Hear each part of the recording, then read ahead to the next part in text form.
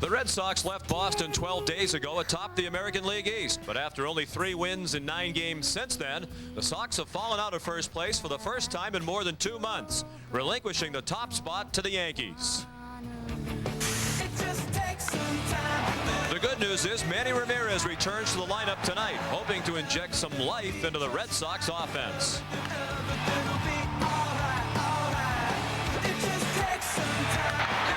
Into the air, toward the triangle, long at the bullpen, goodbye!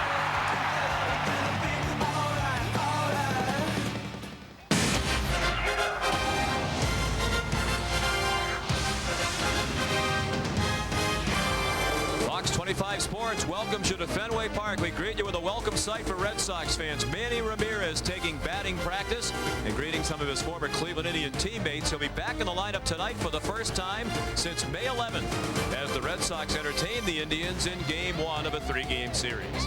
Good evening, everyone, and welcome. I'm Sean McDonough. Delighted to have you with us as the Red Sox and Indians meet for the first time this season. And the Red Sox have Manny Ramirez back in the lineup for the first time in 39 games. They struggled lately without him, certainly losing 10 of their last 15 ball games. Their record over the 39 games that Manny was out, 21-18. When Manny left after 33 games, he was leading the American League in hitting at .372 and hitting an enormous .517 with men in scoring position. Joined as always by Jerry Remy. Not only the roster move today involving Manny Ramirez with Juan Diaz sent back down to Pawtucket, but the Red Sox making moves trying to make the bullpen better too. They sure have. They're revamping the bullpen a little bit. Of course, Alan Embry coming over to the Red Sox on that last road trip reporting today. And one of the reasons they've got him, he's well-traveled, been in the National League, American League, but the job against left-handers, 145 batting average, and that has been a problem for the Red Sox bullpen. El Guapo also back today, hopefully healthy and well-rested, and need him to perform like he did a year ago. Darren Oliver is out. They put him out on assignment. They're not going to use him in the starting rotation, so they had no need for him in this ball club. Casey Fossum also sent back to Pawtucket. They want him to be a starting pitcher, and Grady Littlefields, before the end of the year, he'll be making some starts for the Red Sox. So the Red Sox back home tonight and taking on a Cleveland team that has really struggled after a terrific start to the season. Tonight's starting pitchers are brought to you by Lexus, pursuing perfection. For the Red Sox, it'll be Frank Castillo, who is appealing his most recent suspension, so he will pitch tonight with a record of 5-7. He's allowed 15 earned runs in his last 15 2/3 innings pitched. He'll be opposed by the young right-hander with a very good arm, Manny Baez, a record of 5-5. A spectacular night at Fenway Park. The first pitch coming up in just a moment. Boston Red Sox baseball is brought to you in part by your New England Ford dealers. For the best selection of cars, trucks, and SUVs on the planet, visit your local New England Ford dealers or log on to newenglandford.com. By your New England Toyota dealer. What makes Toyota the best value? Ask someone who drives one. By Budweiser, delivering beer at its best with a crisp, clean, refreshing taste known only to the king of beers. By your friendly New England Dodge dealers. Grab life by the horns. Go Dodge. And by Southwest Airlines, bringing people together with low fares.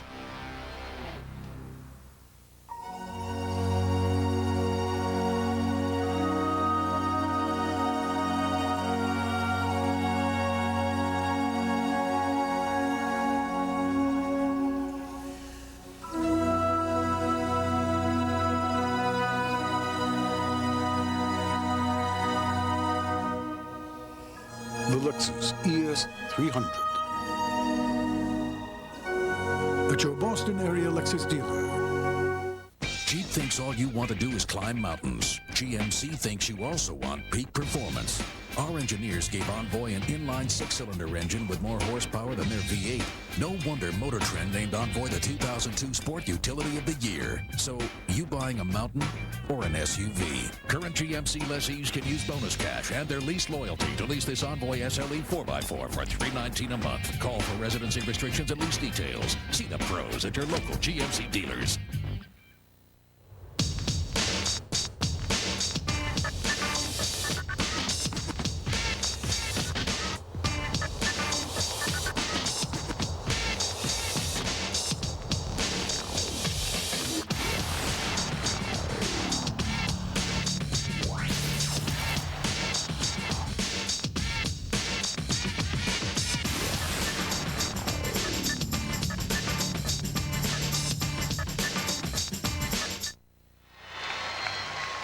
Red Sox return home to the usual big crowd, and Manny Ramirez takes the field for the first time since May 11th. He'll be playing against his former mates, the Cleveland Indians, as the Red Sox and Indians begin a 3-game series. For the Indians, this is the last stop on their longest road trip of the season. 12 games over 14 days. They've already been to Denver, Miami, and Montreal. They come to town under manager Charlie Manuel, having lost 5 of their last 6. They were swept in a 3-game series in Miami by the Marlins and lost 2 out of 3 over the weekend to the Expos in Montreal. So Cleveland is 35-40, and when you consider that they started the season 11-1, they are 24-39 in their 63 games since they come to town. 7.5 games behind the first place Minnesota Twins in the American League Central. It is a rebuilding Minnesota team, and as a result their lineup won't look very familiar to you. What we've seen in recent years when they've had one of the strongest everyday lineups in baseball. Chris Magruder is the right fielder leading off. Omar Vizquel has already hit a career-high 10 homers this season. He's the shortstop. Ellis Burks, the DH, hits third. Jim Thome, the subject of a lot of trade rumors, the first baseman, batting cleanup. Travis Fryman at third base. Milton Bradley, the center fielder, will hit sixth. Ben Broussard is the left fielder. Einar Diaz, the catcher, hits eighth. And Providence College product John McDonald, the second baseman, batting ninth against Frank Castillo. Start number 15 on the season for Castillo. The record stands at 5-7. The .232 batting average, still 8th best in the American League. And of course, remember that last outing against San Diego, he bumped, actually stepped on Bill Welke, the third base umpire, after a balk call and after a base hit. And he was ejected from the ball game. He has been suspended for 5 games, but Frank is appealing that suspension so he can pitch in this ball game tonight. This is the scene in San Diego. There's the balk call, which was a questionable call. It was followed by an extra base hit here to drive in a run, and then Castillo charges Welke and steps on his foot. And for that, he has got the suspension, but he is appealing it, and he starts the ball game here tonight. And he starts it with ball 1 to Chris Magruder. 82 delightful degrees at game time. The first pitch at 7:07. The 1-0 to Magruder is high and away. Magruder in right field tonight. Matt Lawton is not with the Indians this weekend. Magruder hitting .216, 2 homers, 10 runs batted in. For the most part, he's been a backup player. He can play all over the outfield. A strike and a count of 2-1. Lawton has a shoulder injury. He hurt himself earlier in the year diving for a ball that's been bothering him for a while. And he has returned to Cleveland, had a cortisone shot in the shoulder, and generally takes a couple days to bounce back from that. So he is not here. Yeah, Magruder came from the Texas Ranger organization, and when Brady Anderson was released by the Indians, that's when Magruder was called to the big leagues toward the end of May. The 3-1 pitch is outside, ball 4.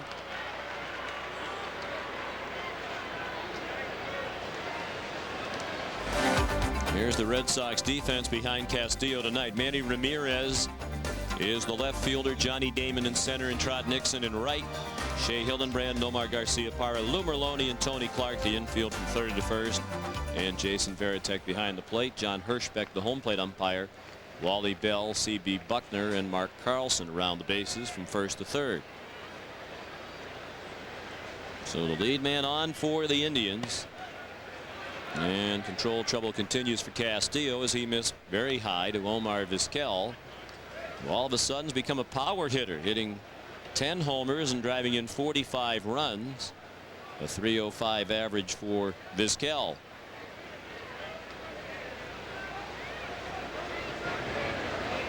For a while he was in the top 10 in the league in hitting, but a recent downward turn has dropped him out of the top 10. As he's hit just .250 on this road trip. Castillo clearly seemed to be aiming that ball, trying to get it down. He did get it down too low. 2-0 on Vizquel. Well, one thing that certainly hasn't been a problem this season for Castillo is the base on balls.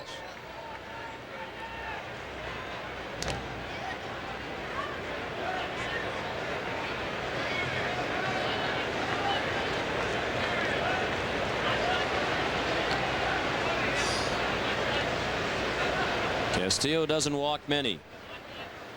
Under 3 walks per 9 innings, but a walk already, and now a 2-0 count on Vizquel.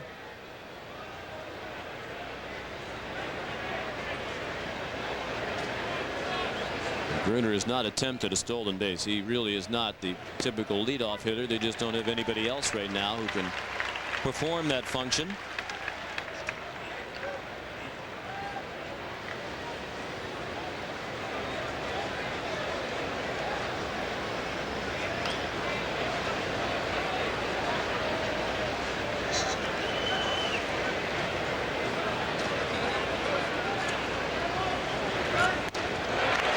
Good change up. Vizquel out ahead of it.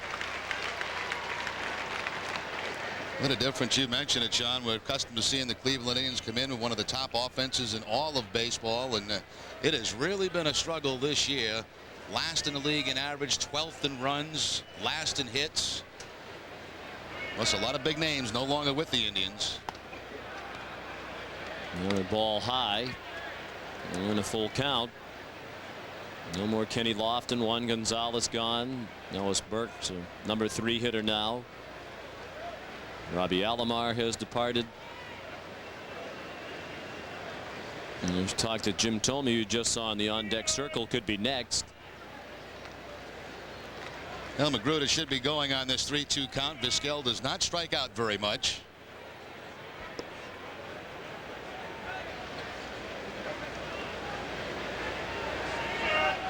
He is running, and Vizquel fouled it back. Last year, Vizquel in 155 games, 611 at bats, hit 2 home runs. He has 10 now. Most he's ever hit in the major leagues, 9 back in 1996.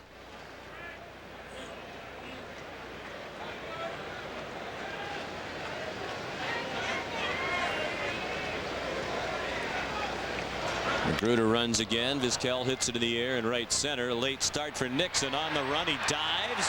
Did he catch it? Yes, he did, says the first base umpire Wally Bell.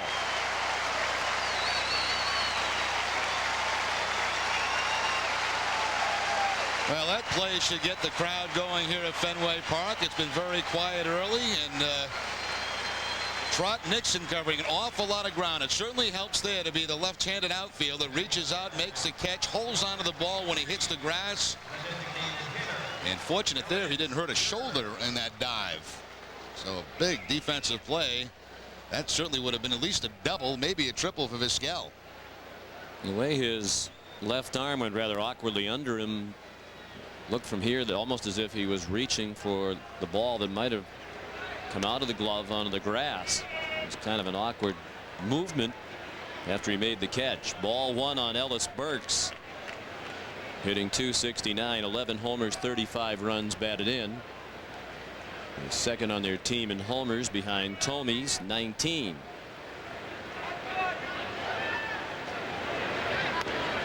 He's been primarily their DH this year. Has started just 6 times in the outfield.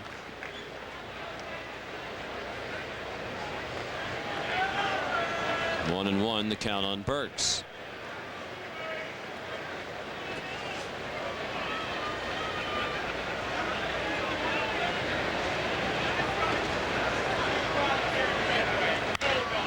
Ripped in the left. That's a hit. Manny started in thinking he might have a chance to catch it, but then realized there was no chance, so he retreated to play it on a hop. Castillo still not sharp with his control. That one was certainly higher than he intended to throw it, and Burks did not miss it. Yeah, when you throw a pitch up in this area, you're fortunate it stays in the ballpark. A top spin line drive by Ellis Burks. Burks has always had good success against Castillo. .333 coming into the game with a couple of home runs.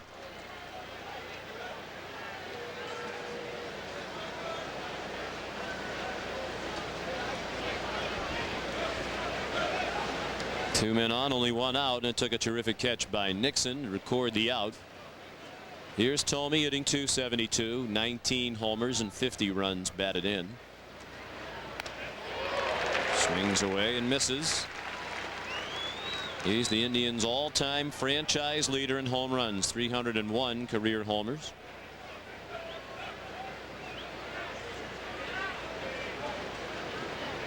Comes to town slumping. 7 for his last 44. That's a 159 average over his last 15 games.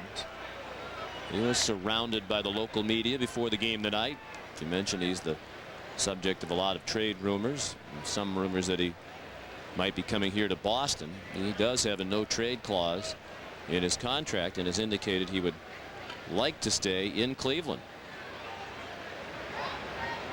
He can be a free agent at the end of the year. You'd have to think he's a $12 to $15 million a year guy at his level of production in today's market, and the Indians are in a steady movement to reduce their payroll. And of course, yesterday played golf with Grady Little. That was the big question in Grady's meeting today, and he said, we didn't talk about baseball, we just talked about how bad we are at this golf game. There's Grady Little, the last few seasons a coach with the Indians under Charlie Manuel. He renewed his acquaintances with a lot of the Indians today, and in a golf outing with Jim Thome yesterday. I was going to say this guy would look great in a Red Sox uniform, but he'd look good on just about any team. There's a couple I can think of, him and Delgado. Yes.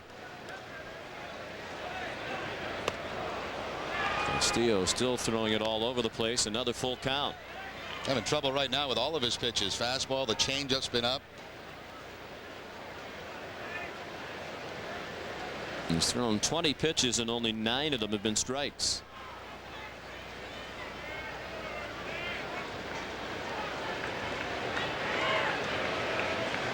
Will the runners go on the 3-2 to Thome? No, he hits it in the air in center field and pretty well hit up into the breeze. That ball's going to go way out of here.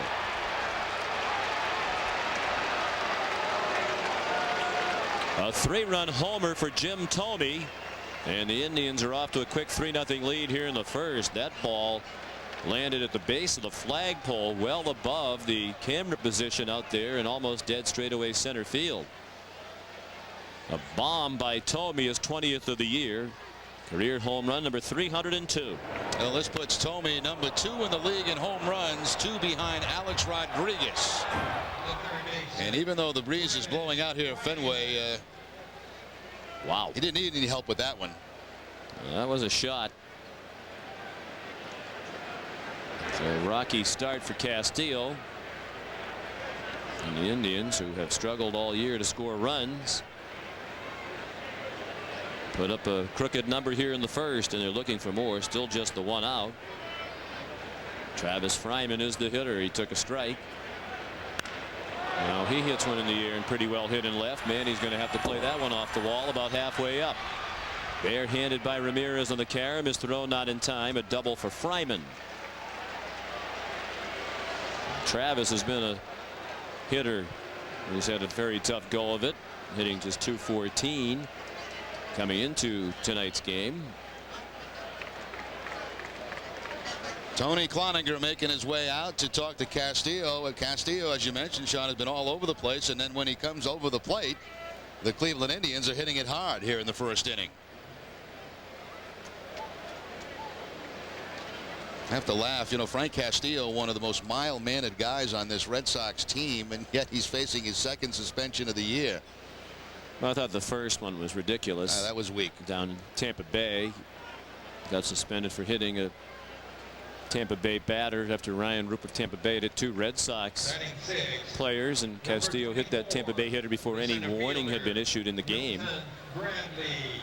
But the one the other night, as a result of the stepping on the foot of the umpire, if you make contact with an umpire, accidental or otherwise, generally you're going to get suspended. Here's Milton Bradley. He chops one foul over by the Red Sox on deck circle. He's the 6th batter of the inning. Center fielder hitting .246, 3 homers and 11 runs batted in. He's a switch hitter.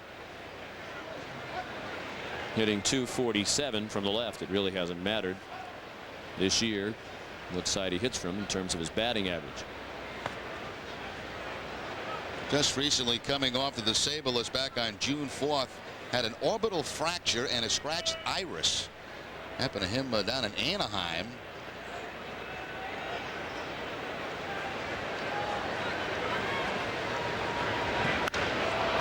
He hits it high in the air and right. Fryman's tagging as Nixon makes the catch. Fryman to third with 2 outs.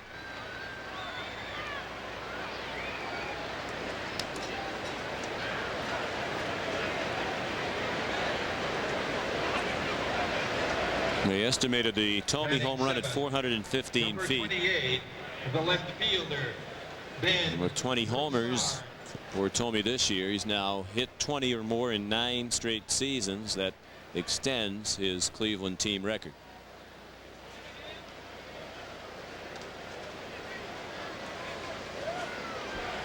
(3-0) Indians in the first. Here's Ben Broussard, the left fielder, newcomer to the Indians. He came over from Cincinnati earlier this month in a trade for Russell Branyan. Broussard was sent down to Buffalo and has just come back 3 days ago. He had been a first baseman there, teaching him to play left field.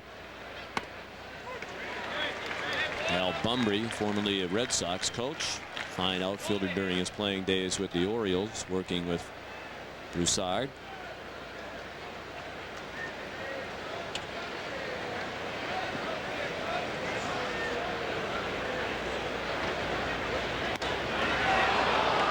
Castillo thought he had strike 3 and missed. 1-2.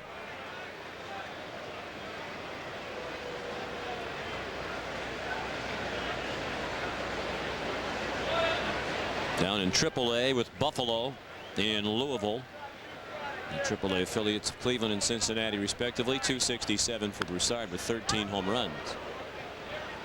Cincinnati had a lot of young talent at first base, and Sean Casey, and in the outfield. But there was some talk when Ken Griffey Jr. came back. Some fans in Cincinnati thought perhaps he shouldn't play because the outfielders who were playing in his absence were playing so well. So a crowded house for Broussard. He wasn't going to break through in Cincinnati, so they've moved him here to Cleveland, where he'll get a chance to play. He strikes out on a changeup to end an arduous first inning for Castillo. Jim Thome with a 3-run homer after a half inning. 3-0 Indians. You're watching the Fox 25 Red Sox television network.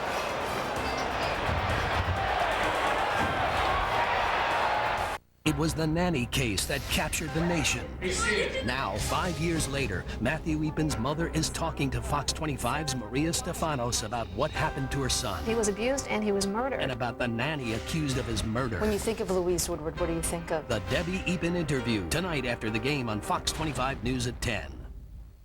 When should you call 1-800-CHAMPION? When your bills get a little out of hand. It can happen, but Champion Mortgage works with you one-on-one to understand your specific needs. They'll help you consolidate your bills into one bill. You could save $300, $400, $500 a month. Call the people who have been helping homeowners for over 20 years. For a no-obligation free consultation, call 1-800-CHAMPION and see just how competitive our rates are. Champion says yes.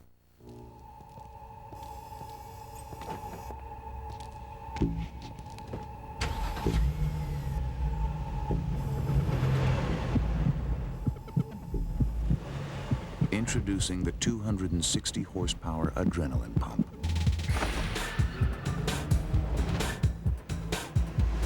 The new G35 from Infinity.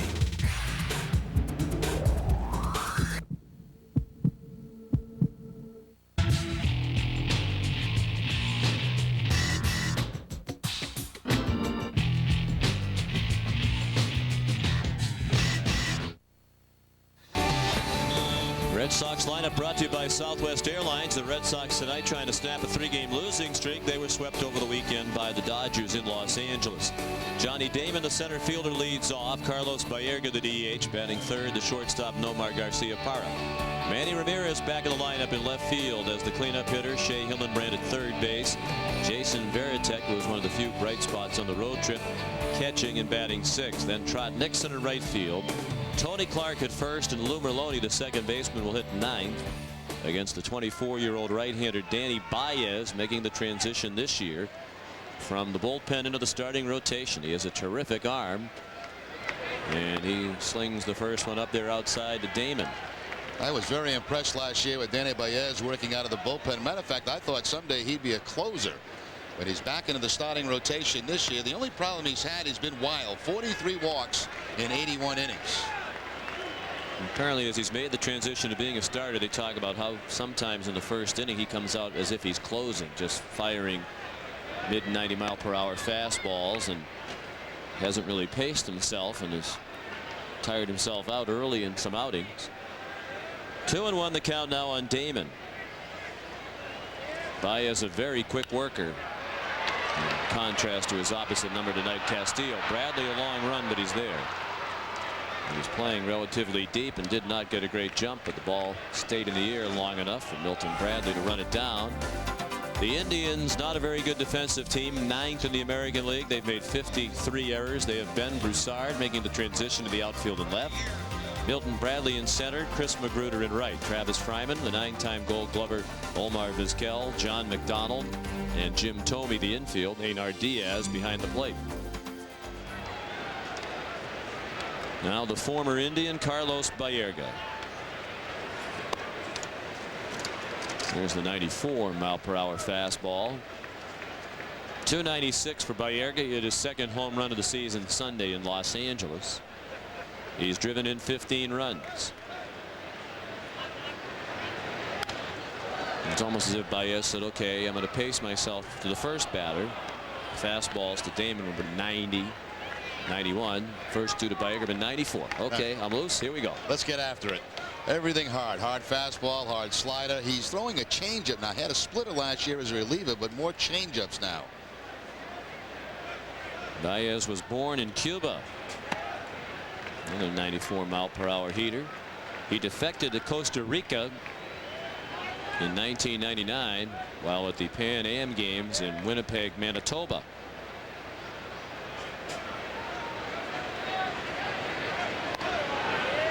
The ball low. 3-1.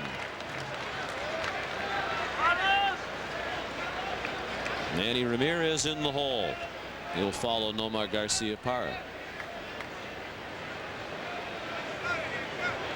The Indians lead 3-0 on a home run by Jim Thome. Baerga nods his head in agreement with the strike call of John Hirschbeck. And it's a full count on Carlos.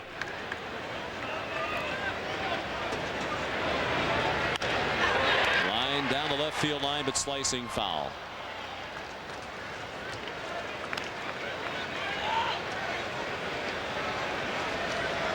Of course, Baerga had his best days as a major leaguer with the Indians.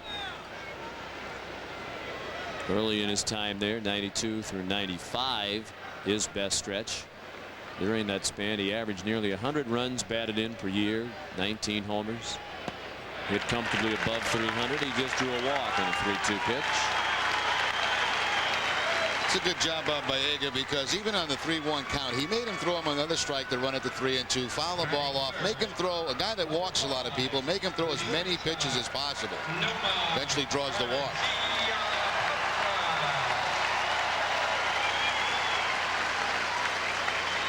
Baerga at first with one out. The batter is Nomar Garcia-Parra. He had a tough road trip. Hit 182 on the trip, dropping his average to 314. 9 homers, 58 runs batted in. He's still 4th in the American League in runs batted in, and only 4 behind the league leader Paul Konerko.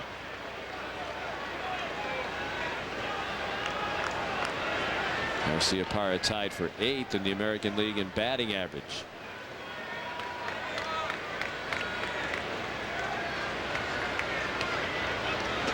A one-strike pitch. He chased a high fastball and couldn't get it. 0-2.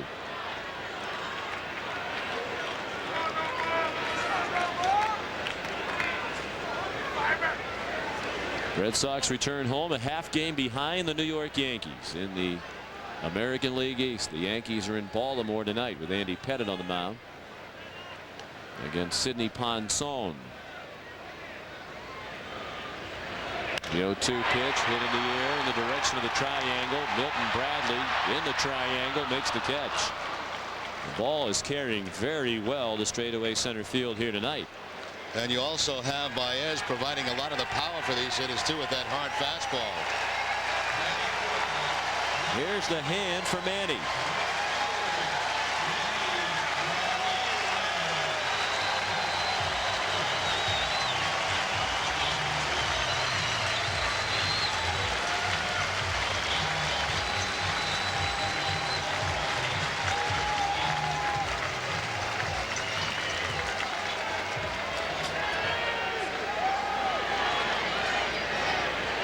Warm applause for Ramirez.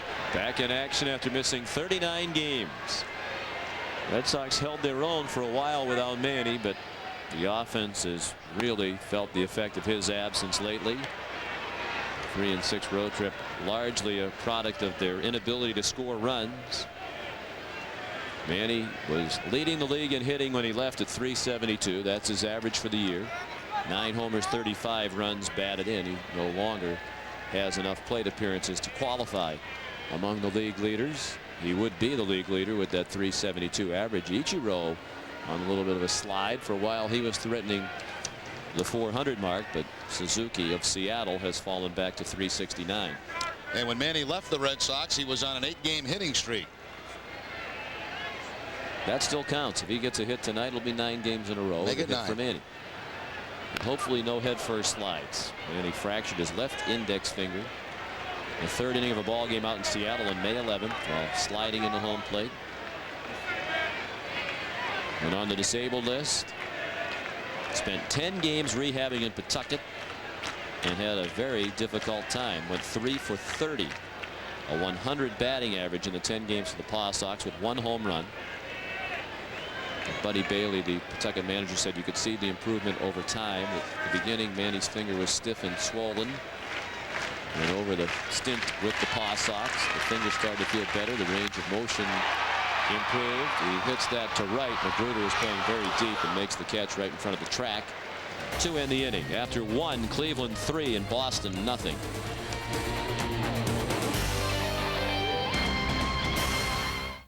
Polyunsaturated. P-O. Gingivitis. G. Pungent. P-U-N-G. Halitosis. A. Hyperventilate. V-I-H-Y-U-T-I-N-N-T-D. Sweet dreams. S-W-E. There's a better way to get to Washington, D.C. Fly to Baltimore Washington International on Southwest. Honey, they got any kumquats? I love kumquats. I don't know what kumquats look like. They got some great looking tomatoes. Do we need tomatoes? No, I just got tomatoes. They got kiwis. They got some red things here. Hey, aren't you that guy? No, sorry, I'm not him. What about bananas? Come on, I know you. I get that all the time. I'm sorry. You're on television. Well, in commercials. Hey, pal, I don't do commercials. Sorry. That's what you say, hon. Is 5 bananas too many? They get brown, you know. Your New England Ford dealer is leading the way with the best deals on the #1 selling SUV on the planet. Right now, get 0.9% financing for 60 months on Ford Explorer. That's right. Save over $6,300 in interest over the next 5 years with 0.9% financing on the SUV that was named the best overall value by IntelliChoice. This is a limited time offer, so hurry in and see your New England Ford dealer today for 0.9% financing for 60 months on Ford Explorer. Tonight on Fox 25 News at 10, it was the nanny case that captured the nation's attention. Now 5 years later, Matthew Eben's mother is talking to Fox 25's Maria Stefanos about what happened to her son and about the nanny accused of his murder. The Debbie Epen interview tonight after the game on Fox 25 News at 10. And then the very popular show American Idol will appear after the news. Ordinarily that would be on within the time frame that we're going to be on the air tonight. We already have one American Idol, Jerry Remy, on in this time span, and then we'll have the other American Idol after the news. Yeah. I'll get home in time to watch that. Yes, you will.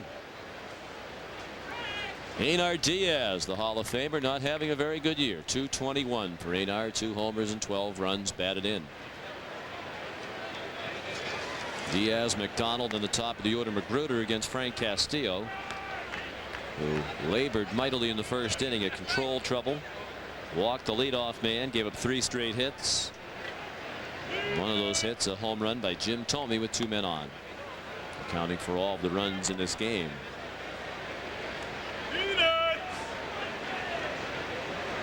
Two and 0 on Diaz.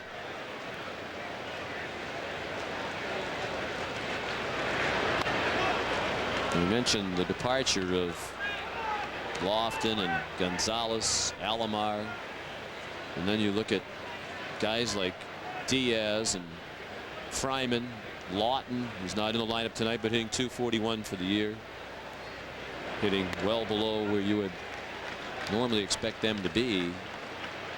There are a lot of reasons why Charlie Manuel's offense has had a very tough time. The 3-1 pitch to Diaz, slashing swing and a pop-up back here. Well, you remember we were in Cleveland toward the end of last season. They had made that announcement they were going to cut some payroll. John Hart deciding to leave Cleveland and go on to Texas. Ballpark not filled up the way it was for so many years. Mike Brown just to the right of Charlie Manuel, the new pitching coach for the Indians, former member of the Red Sox organization. Popped up in play this time for Hillenbrand and foul ground.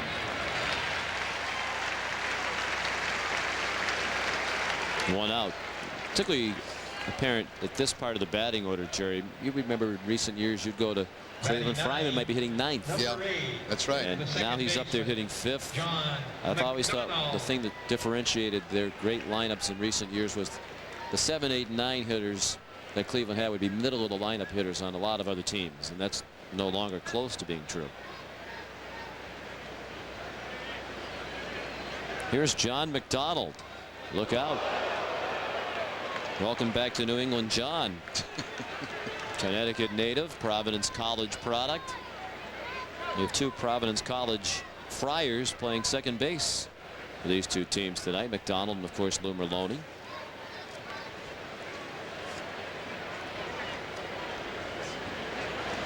McDonald, a very good defensive player. The one question those who follow the Indians have is, will he hit enough? He hit that a long way to center. Damon back at the wall. He leaps and can't get it off his glove and onto the warning track. And McDonald has a double. Well, the wind is blowing out towards center field at about 10 miles per hour, and that was another ball that seemed to get a pretty good push. Now, the higher you hit it here at Fenway with that wind blowing out, the better chance you get for the wind having an effect on it and giving it a push out towards center field. I think that even surprised Johnny Damon. The way he started out after that ball, he felt like he had a chance to make the play and then realized, no, I can't do it. Well, not that it was intentional by any means, that pitch up and in, but that's one way to respond. Hit a double in that same at bat.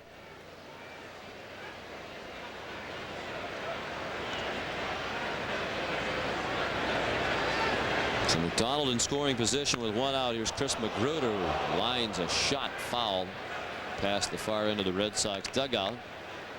Magruder walked and scored on the Thome homer last inning.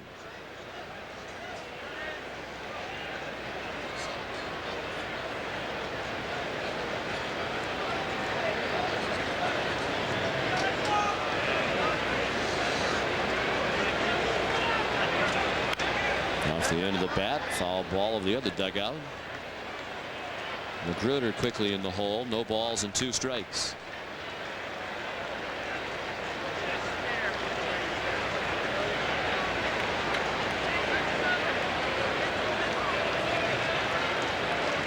He came over, as Jerry mentioned, from Texas right at the start of the season. On April 4th, went down to AAA for about a month and a half.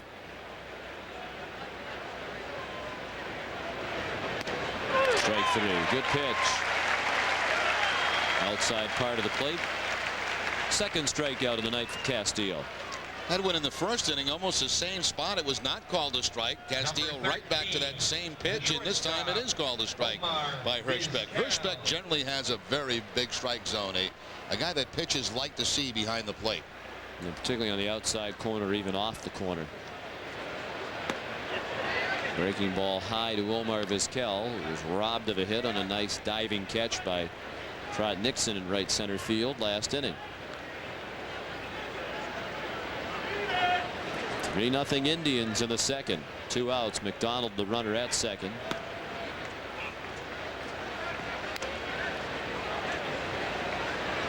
Omar looks like he's bulked up a little bit this year. Might be a reason why he's hit a lot more home runs. That's right, Omar. I think they thought I said Nomar. Omar does look like he has bigger pipes this year. Yes, looks like you. Yeah. Pipes Remy. Yeah, you get the veins sticking out now. I mean, he's definitely added some muscle. Well, he wrote a book, right? Yeah. That helps strengthen the arm anyway, the forearm, holding the wrist. pen or sitting at the word processor. It was a controversial book. Got Albert Bell all upset when Vizquel wrote that everybody knew Albert Bell's bats were corked.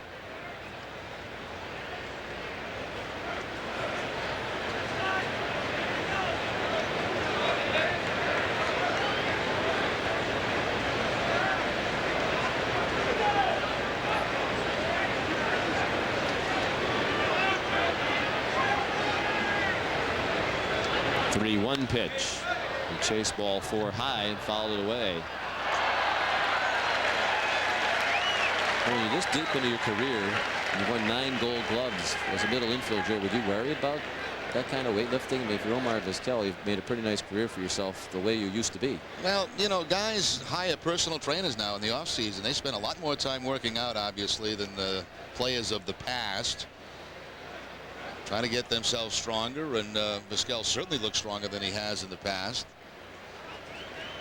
He can still pick it. There's no question about that. Ball 4 is low. Mentioned Sean, 9 Gold Gloves. He's only made 3 errors at shortstop this season.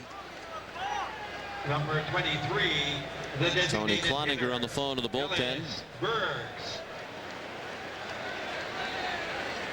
And he's going to get off the phone and go right to the mound. Looks like Willie Banks is going to start to loosen up for the Red Sox, because we talked in the open about the switches in the bullpen. Alan Embry out there now, left-hander, picked up in the trade with San Diego. Haney remains, another left-hander. Banks, Wakefield, Urbina, and Garces from the right side now. You'd have to guess that Banks and Haney were sweating it out a little bit. You know, it's funny too, because Casey Fossum had a brilliant performance Sunday in that game at Dodger Stadium. Actually threw the ball better than we've seen him in quite some time, but they figure they want him to go down and start in Pawtucket because they feel that's where his future is, and maybe even this season with the Red Sox as a starting pitcher. But he's got to build up his arm strength to do that, work on the changeup. And Oliver reassigned, which means the Red Sox have 10 days to either trade him, which isn't going to happen. No, somebody will just wait, and when the 10 days are up, maybe someone will pick him up then. Right. The Red Sox will be on the hook for his salary. Ellis Burke's the hitter, and he takes a fastball over the outside part of the plate. Burke singled to left and scored on the 3-run homer by Jim Thome last inning. We're in the second, and the Indians lead 3-0.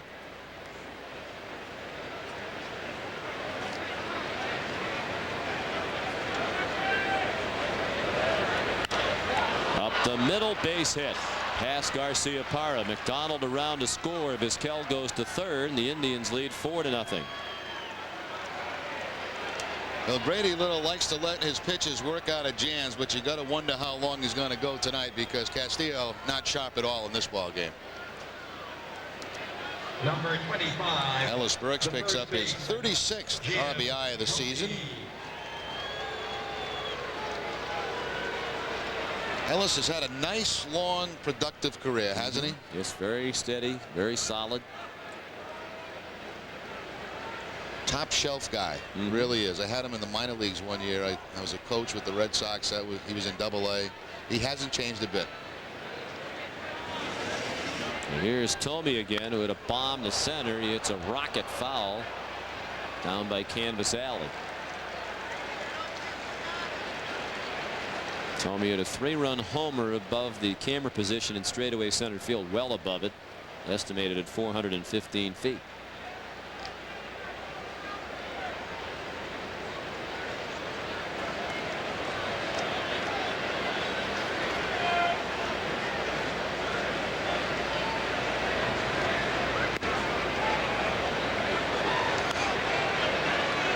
Before, just about everybody in this lineup used to scare you. Now you look at this lineup, and he's about the only guy. Well, there weren't any guys that you could pitch around in this lineup.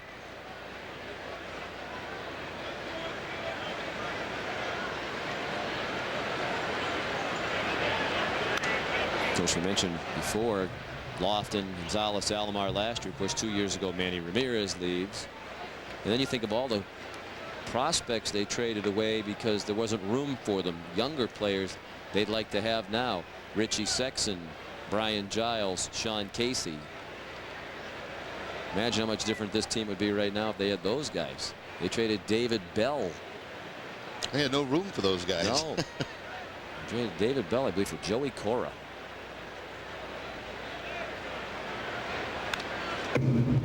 Fouled away. Their payroll right now is still pretty high. It's $80 million. It was 92 last year. They got out from under the one-year payout to Juan Gonzalez, but it's not going to remain at 80. There are questions about whether they'll bring Tomey back. There's also some discussion that they might trade Bartolo Colon, although he has another year left before he can be a free agent. 2 strikeouts in the inning, but another run in for the Indians on 2 hits and a walk. They lead 4-0. You're watching the Fox 25 Red Sox television network. Hello, Imagistics. Our copy machine isn't working.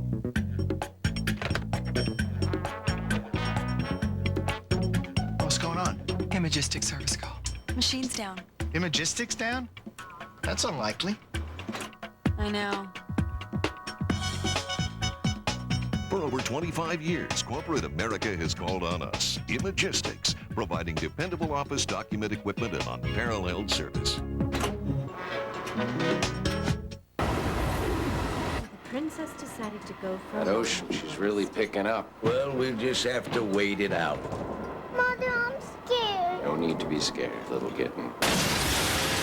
We have to get to safety! Better slam, Grandpa! Hurry, everyone! Get in! Where was I? And so the princess picked up her basket of apples and felt safe once again. For her new friends, the fairies, had shown her the way home.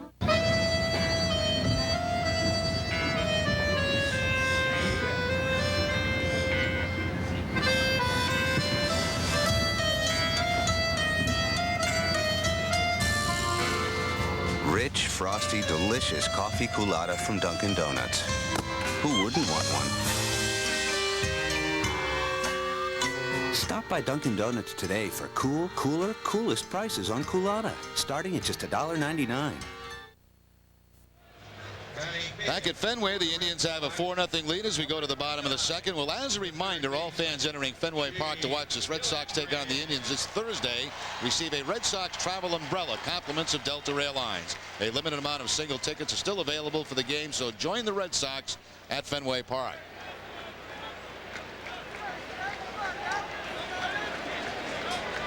For nothing Indians as we go to the bottom of the second. Shea Hillenbrand leads off and takes ball 1. 3:15 for Hillenbrand. Tied for 7th in the American League in hitting. A strike, 1-1. 13 homers, 49 runs batted in for Shea. He had a good road trip, had a couple of big games, had a 4-hit game.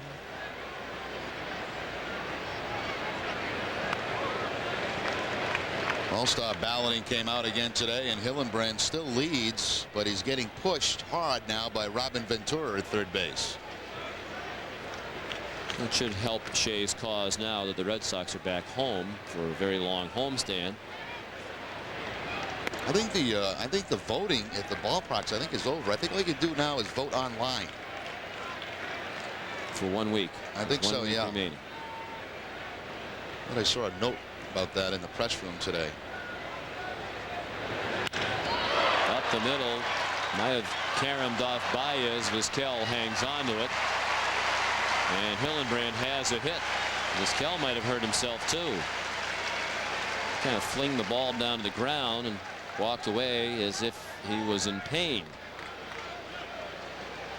Charlie Manuel out of the dugout to check on his shortstop.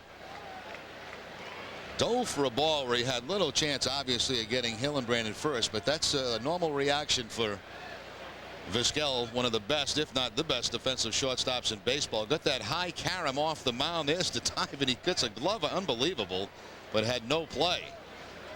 I wonder if he jammed the wrist, the shoulder, knocked the wind out of himself.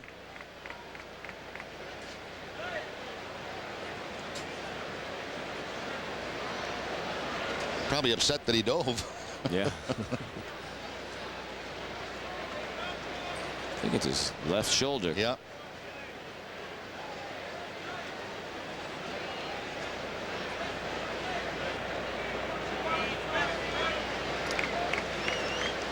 Nine gold gloves for Vizquel.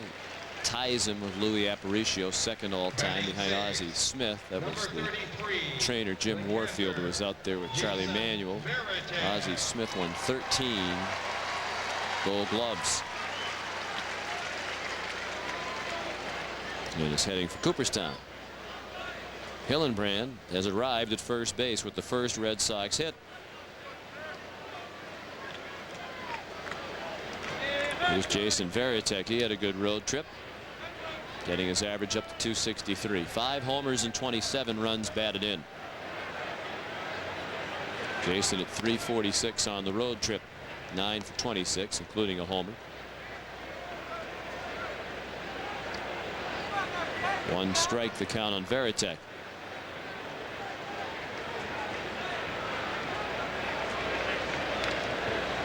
Danny Baez pitching with a 4-run lead. Varitek down the left field line. Broussard makes the running catch. That was the changeup that time from Baez. Certainly as a starting pitcher, you need the 3 pitches. As I mentioned last year, out of the bullpen, he threw a splitter. But now more of a straight change. And Varitek hits it pretty well, but that ball slicing away from Broussard, he's able to make the catch.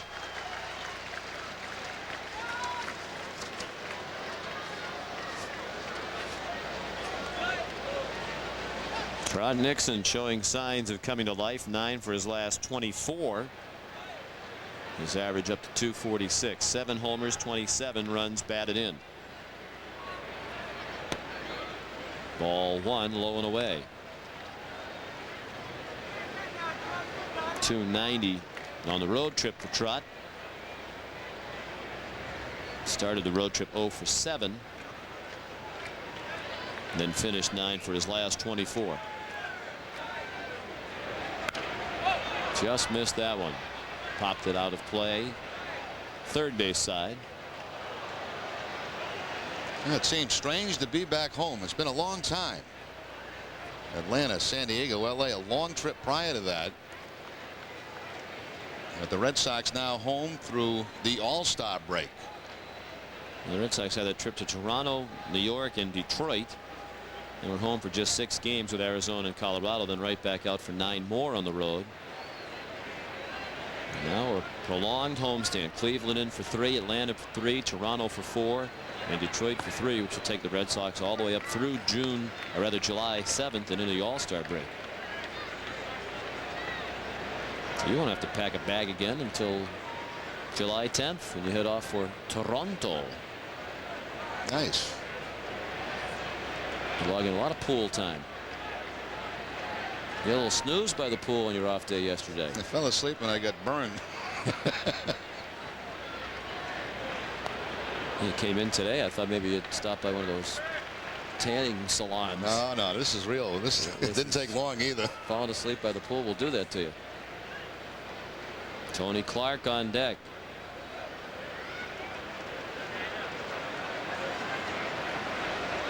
Three and 1 the count on Nixon. 1 out. Hillenbrand at first. Second inning, 4-0 Cleveland. There's ball 4. As Jerry mentioned, Baez has had control trouble this year, and he's also had it in this ball game. He's walked 2 already.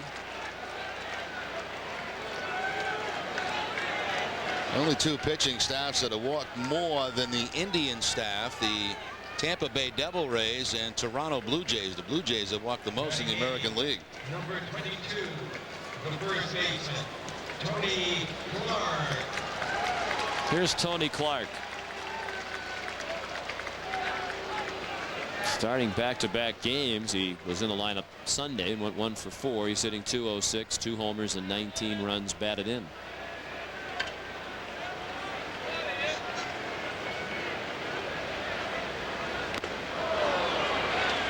Swing and a miss for strike one. I have a feeling that he's going to be in the lineup a lot up to the All-Star break. I think they're going to give Clark here a chance to see if he can get hot.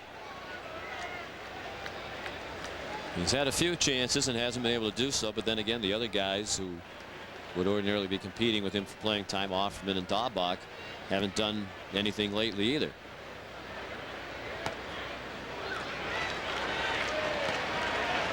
One and one. That's over $13 million worth of salary in those 3 players. Red Sox hoping they don't have to go outside the organization to find somebody to play first base, that one of these 3 guys will step to the fore. Clark hits in the air and left. It'll get a push from the breeze. It's back at the wall, and it's a wall scraper. Coming around to score, Hillenbrand. The ball gets away from Bradley. The throw to second, not in time. It's a double. And the Red Sox are on the board. It's 4-1. On a lot of other nights and in just about any other ballpark, that ball would have been caught. But tonight, a pop fly to left is going to get a push, and that ball clearly did. I think that even surprised Tony Clark. That is the classic Fenway double, a high fly ball that will scrape the wall on the way down. You hope you have enough. You hope it gets enough of a push, and that time it did. Bounces over Milton Bradley's head by the time he tracks it down. Clark into second base with the double.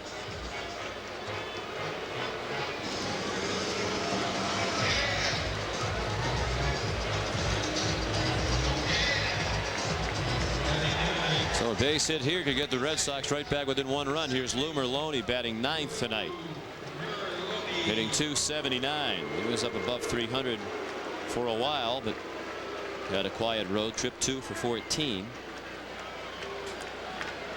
Lou has 1 homer this year and 6 runs batted in. Fastball inside.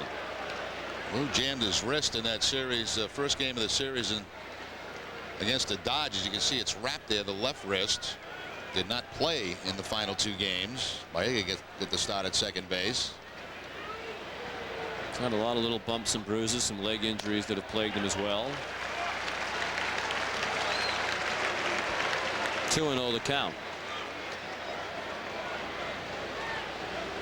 Baez going to ask for time as he goes back behind the mound.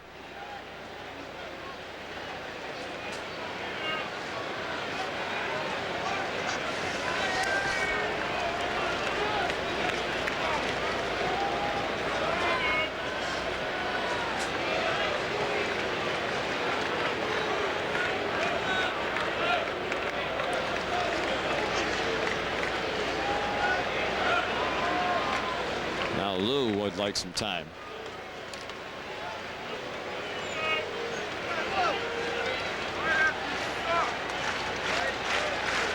Four to 1 Cleveland, with a tying run at the plate for the Red Sox with 1 out here in the second.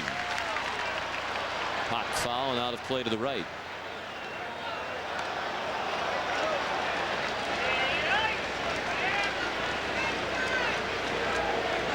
Two balls and a strike now on Merlone. 2 second basemen starting this game from Providence College, McDonald and Maloney, and they no longer have baseball at Providence College.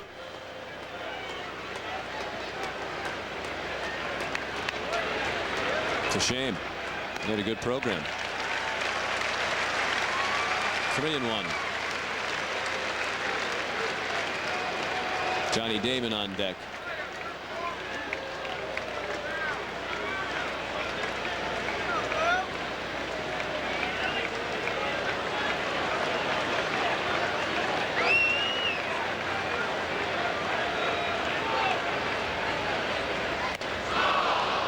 Good pitch there, 93-mile-an-hour fastball. Didn't exactly take a little off to get a strike, did he? No, that was nasty, about knee high over the outside part of the plate. Luke could just put it in play anywhere in the infield that would bring in another run. Baez hoping for the strikeout with the infield back. He overthrew that one.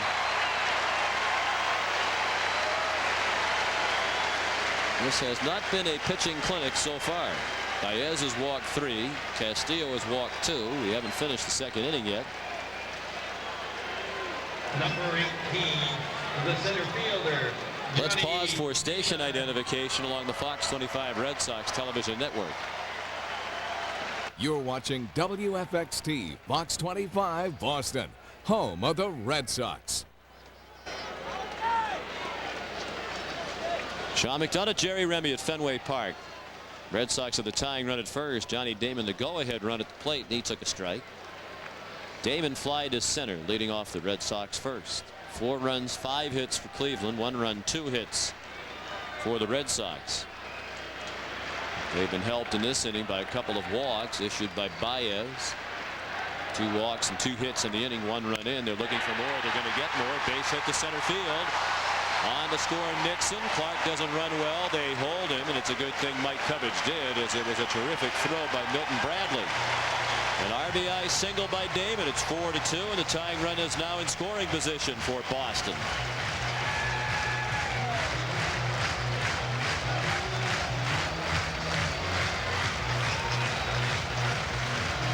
That's quite a sign. 18 in his number. Johnny's his name, and Johnny just picks up his 35th RBI of the season.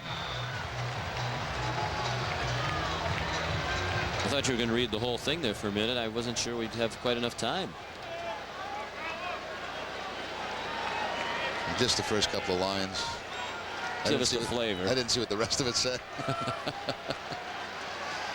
Go ahead run at first. Here's Baerga fouling it away to the left. Carlos threw a walk last inning. Early action down in the bullpen now for the Indians. Chad Paranto loosening up.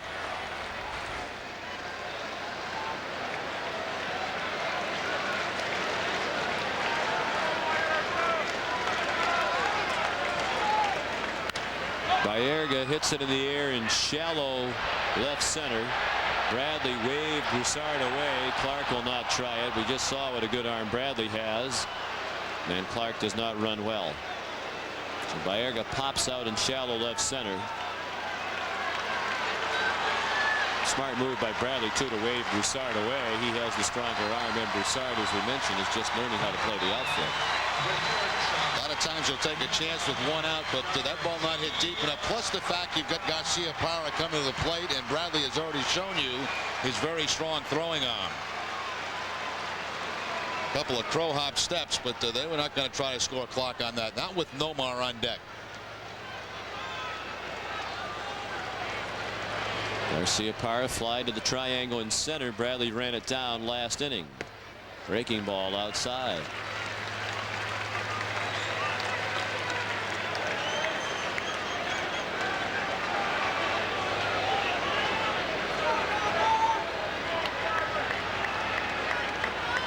Nomar is hitting .392 with men in scoring position. Another breaking ball and a good block by Diaz.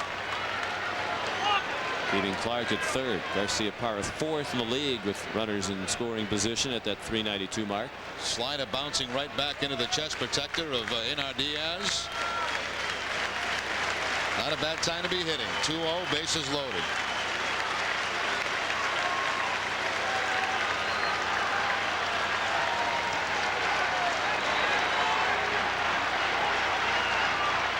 And the 2-0 pitch, strike on the inside corner.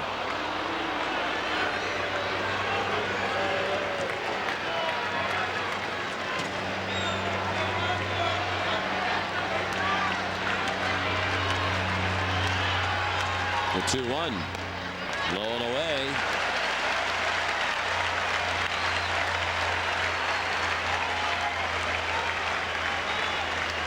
Garcia Parra doesn't walk much, only 20 times all year. He can afford to be selective with Baez struggling to find the strike zone.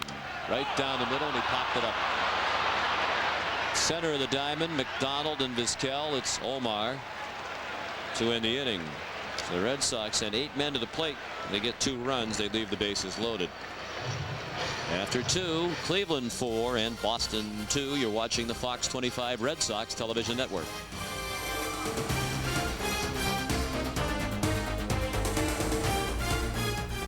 Is it too much to ask for everything? Now lease a luxury-loaded Mercury Sable LS Touring Edition for $299. And for $299, you'll get just about everything. Plus no-charge moonroof, leather seating surfaces, ABS, and a 5-star safety rating. Now through July 1st, lease Mercury Sable for $299 a month with $1897 cash due at signing. And you'll get everything you asked for, if you hurry. There are more great savings on Sable Wagon, too.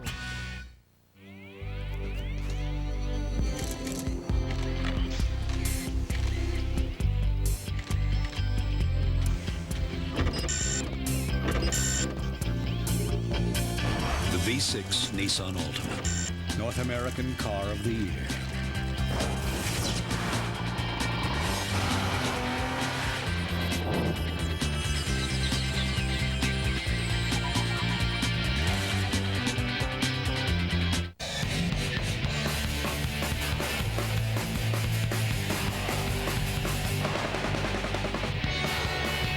Think it? Do it with Dodge Durango SXT. VA power at a price no other SUV can touch. Kicking CD sound system, big wheels and tires, and roof rack. All for just under $27,000. Better get it in gear. Now qualified returning Daimler Chrysler lessees can lease a Dodge Durango 4x4 SXT for just $279 a month for 36 months. Time to go around the bases, brought to you by Budweiser. As we mentioned earlier, only a week of online All-Star voting remains. Here are the leading All-Star vote getters in the American League: Manny Ramirez, Torrey Hunter, and Ichiro, Shea Hillenbrand, A-Rod, Alfonso Soriano, Jason Giambi, and Jorge Posada. We'll check the National League in a moment. At first, the first pitch of the third from Castillo to Fryman. And a ringing line drive, and a terrific play by Damon to grab that one. Started to charge it, realized he couldn't catch it, and it looked for a moment like it might scoot right past him and go all the way to the 379 mark. Johnny was able to stab it when it looked like it was actually a little bit behind him. Hold Fryman to a single. The center fielder. Fryman's 2 for 2. Bradley. That ball almost skipped by Damon. Damon has played errorless baseball out there in center field for the Red Sox this season. 194 consecutive errorless games, the longest among American League outfielders. Chopper foul for Milton Bradley. He fly to right in the first. 6 hits already off Castillo, and he's walked 2. The Red Sox have just scored 2 to get back within 2. We'd love to see Castillo hold off the Indians for the first time in an inning tonight. He gave up 3 in the first and 1 last inning. He's even now with Bradley, 1-1.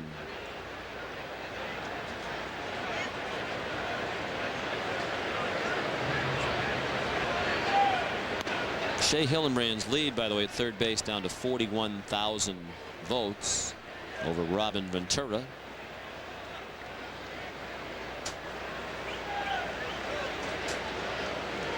Jason Giambi's a lock at first base. He's almost 300,000 votes ahead of John Olderud. Swing and a miss. Soriano leads Brett Boone at second base by 123,000. Jorge Posada, the Yankee catcher, leading Ivan Rodriguez by 34,000 votes. So that one's still up for grabs. A-Rod at short, about 70,000 votes ahead of Nomar, and 116,000 ahead of Derek Jeter. Chopped up the middle, a double play ball. Merloni to Garcia Parra. Everybody just got a little spun around there. Never quite got in sync. Lou had to play it on a tricky hop. Nomar, when he caught the throw, almost had his back to first base. So Bradley's aboard on a fielder's choice. They get the lead man Fryman for the first out of the inning. Second baseman like to be going towards second for double plays, but not when you have to backhand it. And that ball almost stayed down on Maloney. He had to jab at it to make the play, and Bradley runs pretty well down that line, so a little chance of turning over the double play.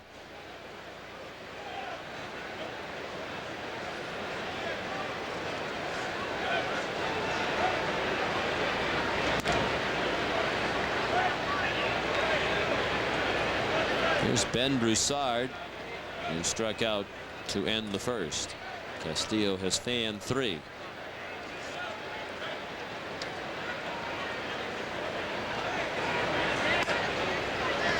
The guy that he got traded for used to strike out a lot. Russell Branyan.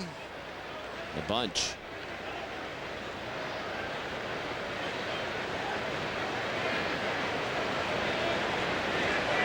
Yankees and Baltimore underway in Baltimore. They're in the 3rd and tied at 2. Ball up and away, 1-1. Let's check the all-star leading vote getters in the National League. Todd Helton leading at first base. Robbie Alomar is having a bad year but still leading. Jimmy Rollins at short. Another Philly. Scott Rowland at 3rd. Bonds, Guerrero, and Sosa, the top 3 outfielders. Runner goes. The pitch chopped foul. I have a feeling at second base in the National League, Jose Vidro may catch Robbie Alomar. He's only about 17,000 behind, and he really deserves a lot more than Alomar. Alomar's has not had a good year at all with the Mets. The third base is not a great position in the National League, is it? Rowland's having a bad year, but he leads. Mike Lowell really deserves it. He's been up there among the league leaders in hitting in the National League most of the year. He's second for Florida. They have Alfonso, David Bell, and Fernando Tatis rounding out the top 5.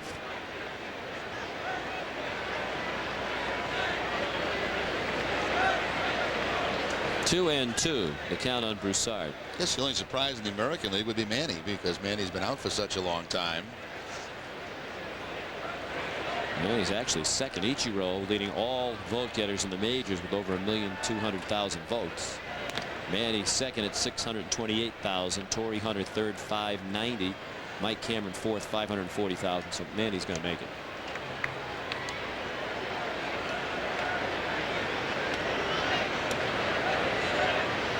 I would say Johnny Damon deserves to be up there. Out of play to the left. Damon is 6th right now in the All-Star balloting, behind the 4 we mentioned and Bernie Williams. Well, if you can't make the All-Star team with the type of season Johnny Damon's had so far, I mean, you'll never make it.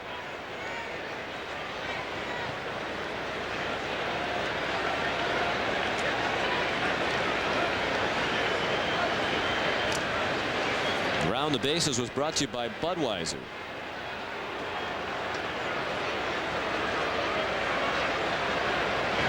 Talk about that all-important runs scored category. Johnny Damon leads in that, 59. He's one better than Ichiro. Solid defense, 300+ batting average.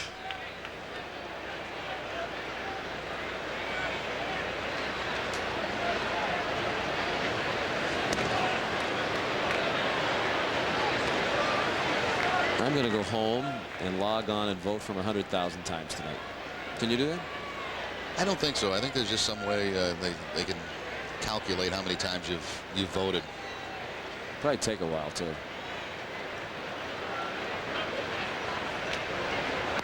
Swing and a miss. With a high changeup. Broussard goes down swinging for the second time in as many at bats. 4 strikeouts tonight for Castillo. 2 outs here in the top of the 3rd. Same pitch that got him back in the first inning. 2 strikeouts for Broussard, both on changeup from Castillo.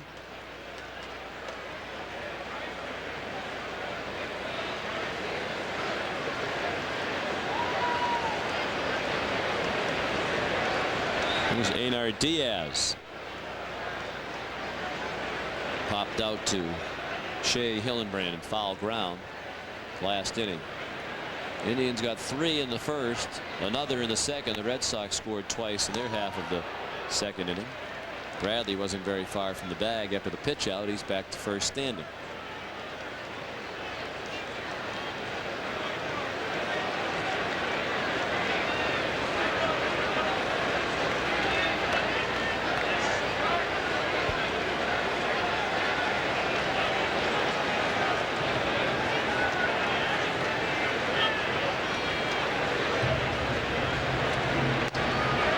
Swing. It is a swing. So John Hirschbeck.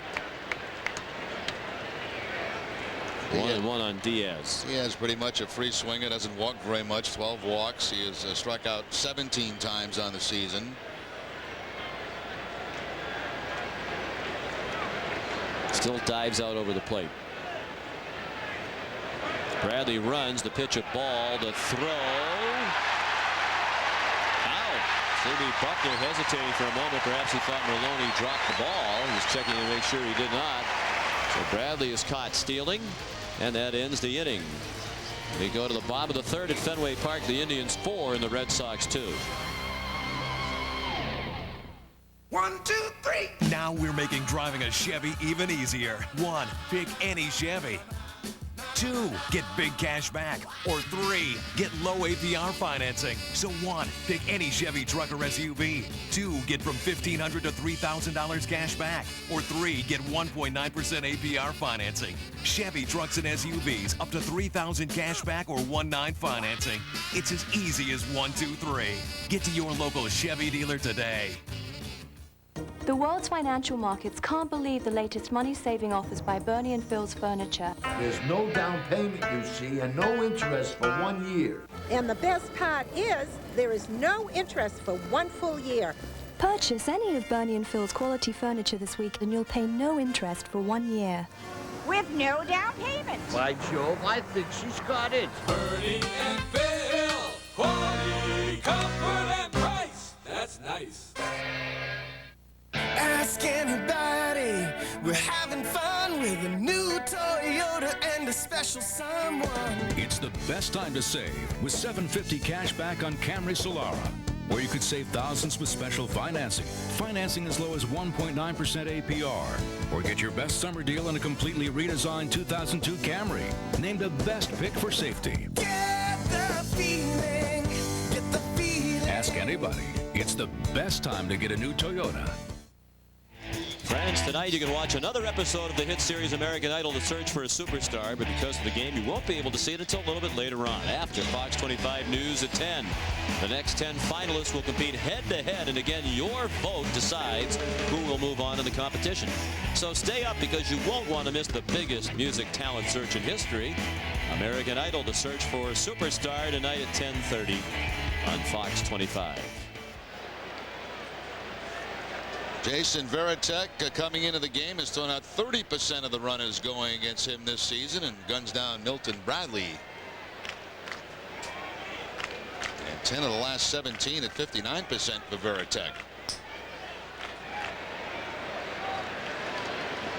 Manny Ramirez begins the third. Takes a strike from Danny Baez. Manny in his first at bat since May 11th. Fly to right to end the first inning.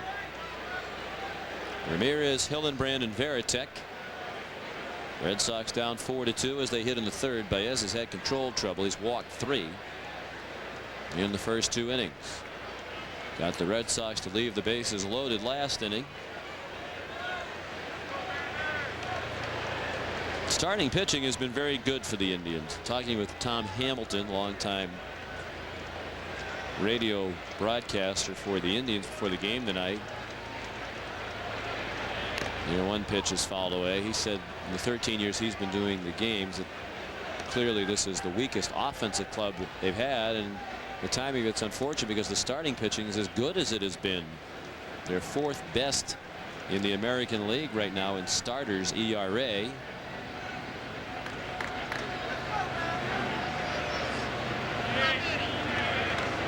Only the Yankees starting staff has thrown more innings than the Cleveland starting pitching staff. They've had at least 5 innings per start in each of their last 16 games, and in 55 of 59 games this year they've had very few early stinkers. Rotation of Baez, Cologne we will not see. Dries we'll see tomorrow night. Chuck Finley will not pitch in this series, and CC Sabathia, the other starting pitcher for the Indians. Outside 2-2. I think Sabathia pitching game 3 of this series. He is. Thursday night. Dries and Pedro Martinez tomorrow night. Then we're back with you Thursday night for the series finale. Sabathia and Burkett. There's Pedro coming off the gem last time out against San Diego. He'll be looking for his 9th win of the season. here tomorrow night against the young right-hander Ryan Drees. Swing and a miss. Ramirez strikes out. That's the first strikeout of the night for Baez.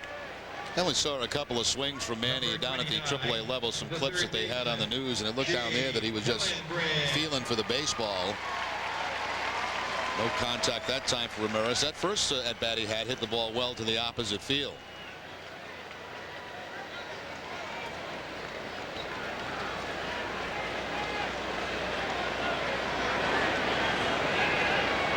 Here's Hillenbrand, who takes a breaking ball that missed. Shea had an infield single and scored the Red Sox first run last inning. He was the leadoff man.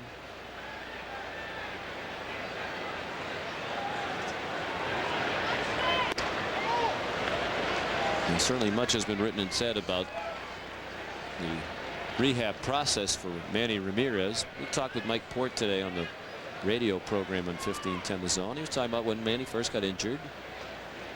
They were talking about it would be a 4 to 6 week process, and that's right about where they are right now, near the end of that time frame. The other thing too is Grady Little, I think, wanted Manny right back in the lineup when he was able to swing the bat, but it showed down at Pawtucket that he wasn't ready to do that. I mean, you don't sit out for 4 weeks and expect to jump back in and have great timing. It takes a while. And apparently that finger was still a little stiff and swollen when he first started out in the rehab assignments. But there would be those who would argue, well, if you can swing a bat in Pawtucket, you can swing it in a major league game, and the Red Sox seem to need him. But then again, they don't need a guy who's hitting 100 at the minor league level. It had 3 hits total down at Pawtucket. 3 for 30. Probably lost an earring sliding. There's a neck first slide. Did you see that slide? Yeah. Swing and a miss. Back-to-back strikeouts. Baez got Hillenbrand with a fastball up and in. 2 down here in the third. Cleveland leads 4-2. Little pop on that fastball that time by Baez. The high fastball about letter high, and as hard as he throws, almost impossible to make contact on a pitch like that. His strikeout high in the season is 7, and he's done that 3 times.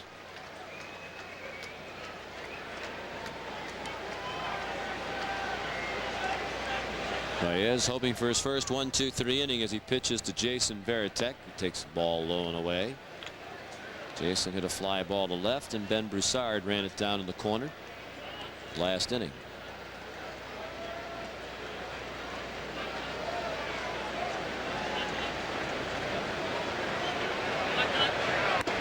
Mm. 1-1. Varitek's throw to second base to end last inning, almost like a pitch out there for Varitek. The tag, and then the question is, did the ball fall out? And when C.B. Buckner found it in the glove, he made the out call. Chop behind the mound. Nice play by Baez, and then a low throw and into the runner. That's the kind that could get the first baseman hurt.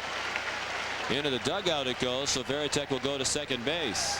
Looked like Baez made the toughest part of that play. A lot of times pitchers will struggle when they have to run back down the back side of the mound, maintaining their balance, keeping their eye on the ball. He fielded it cleanly, but then a low throw to the home plate side. And Varitek's in scoring position. We'll see if the Red Sox can capitalize on the break. Now there's the tough part of the play right there. Now he throws about a 95-mile-an-hour sinker to Thome that goes right underneath the glove. Looked like it could have been caught. It certainly was not a great throw, and it handcuffed Thome. That was a bullet too. Sure was. It's an error all the way on the pitcher Baez.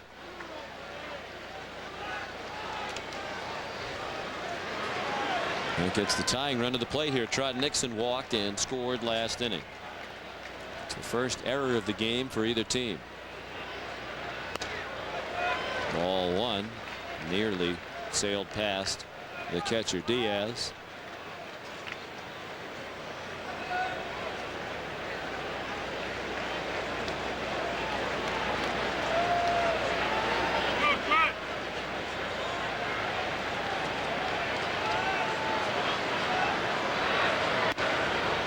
Ball 2 low and away.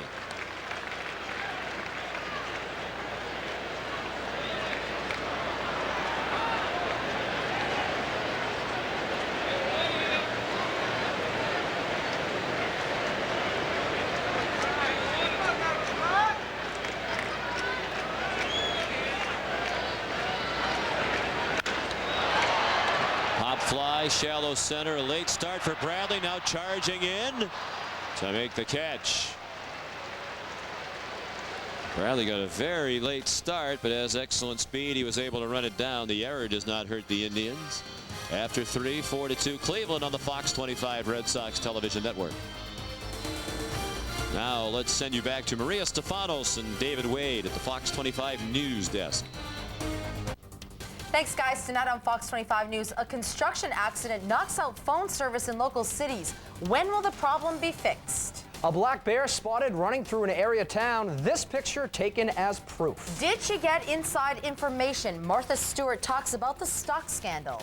It may have been warm and sunny again today, but the hotter and stickier air is inching into southern New England. I'll have the forecast. Thanks, Kevin. I'm Maria Stefanos. And I'm David Wade. Join us for Fox 25 News after the ball game.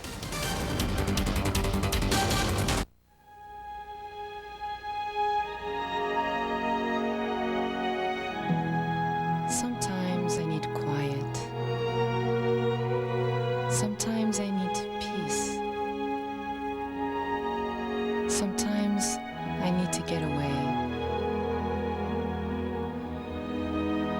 The Lexus ES300, a new world of luxury.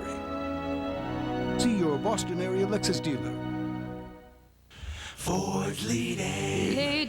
Ford leading the way. Got something to do? How about getting the job done with the #1 selling truck 25 straight years? Ford F-150. Available now with $2,500 cash back or 0-9 financing. Or how about Ford Super Duty? It's got the most conventional towing capacity of any full-size pickup and comes with $1,000 cash back or 0-9 financing. Ford F-Series and Super Duty. Only at your New England Ford dealer. Ford's leading the Time for the league leaders, brought to you by your local Lincoln Mercury dealers. We check home run rate, at bats per home run. Robin Ventura leading the league in that category. He's hit 19 homers, averaging a home run for every 11.8 at bats. Jim Thome next. Manny Ramirez would be second, but he does not have enough plate appearances to qualify. And over in the National League, Mr. Bonds, 1 every 8. Of course, they walk him every time up now. Sammy Sosa, Sean Green, Lance Berkman, and Brian Giles, the top 5. Bonds has walked 91 times. The next highest total in baseball is 63 for Adam Dunn of Cincinnati. So he's walked 28 times more than anybody else. League leaders brought to you by your local Lincoln Mercury dealers. We move briskly to the 4th, and strike 1 thrown to Einar Diaz. He was at the plate when Milton Bradley was caught stealing to end the 3rd.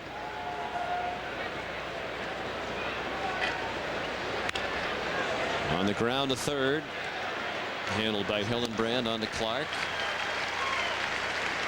1 out. You mentioned talking about the walks. The American League leader is Jim Thome, and he has 60 walks. So Bonds looks like no one's going to pitch to Bonds. You see the highlights every night. He walks 2 or 3 times a night. Yeah, lately he's getting hit a lot too. Well, you're going to walk him, you might as well hit him. And apparently, they're quick in to Bob Watson, you can say you're going to hit him, and it's okay, because that's what Roger Clemens did. I told you there'd be nothing for that. I don't understand that. I know you're saying he's hanging in the strike zone. He's wearing the elbow pad. You know, there's nothing wrong with trying to pitch inside. But there is if you say you're going to do it. I mean, the whole thing of Castillo's suspension against Tampa Bay was because Bob Watson said he deemed it to be intentional. Well, with Clemens, we know it was intentional. He said he was going to do it, and he did it. Castillo, they at least had to figure it out. But it might have been a strike, though, Sean. If he got his elbow out of the way, it might have been strike. Can't intentionally hit the guy. He introduced himself to his elbow pad. Yeah, that's what he said he was going to do. 0-2 the count on John McDonald.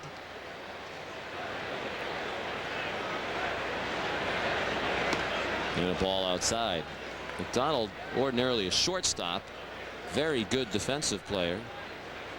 Playing second base, Ricky Gutierrez, who they brought in to try to take the place of Robbie Alomar, is on the disabled list with a left groin strain. He's had a miserable year when he has been healthy. Over by the coach's box, Clark. 2 outs.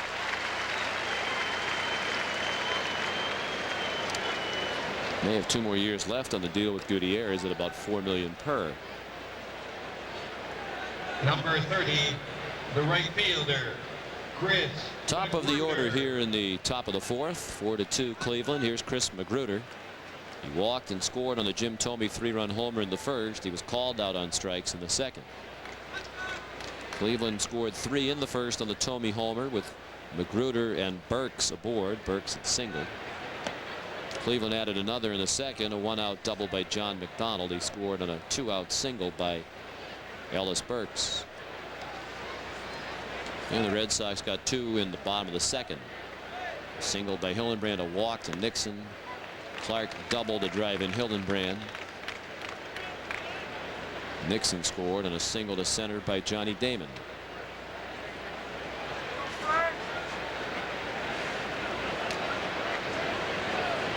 The 1-1 to Magruder. Swing and a miss at the changeup. Castillo starting to find his control after a shaky first couple of innings.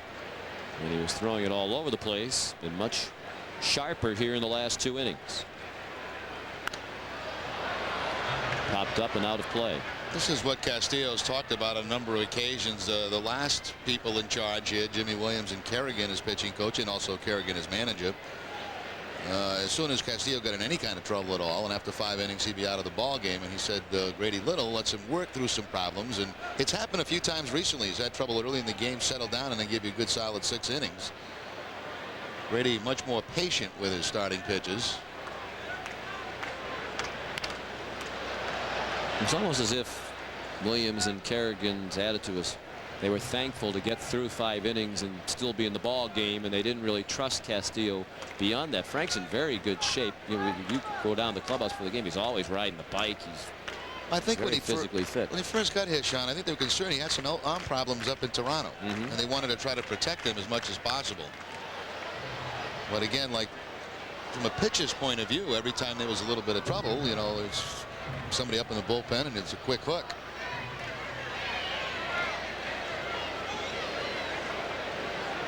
Well, I like Grady Little's approach. It's worked very well, especially with the bullpen having been shaky this year. Makes sense. The ball high. Well, the point that Grady makes is usually our starting pitchers are the best pitchers on our team. That's why they're starting, of course, the exception of the closer. So you try to get as much out of him as possible without overdoing it as far as pitch count goes. Swing and a miss. The 1-2-3 inning for Castillo. He's now fan 5. We go to the bottom of the 4th at Fenway. 4-2 Cleveland.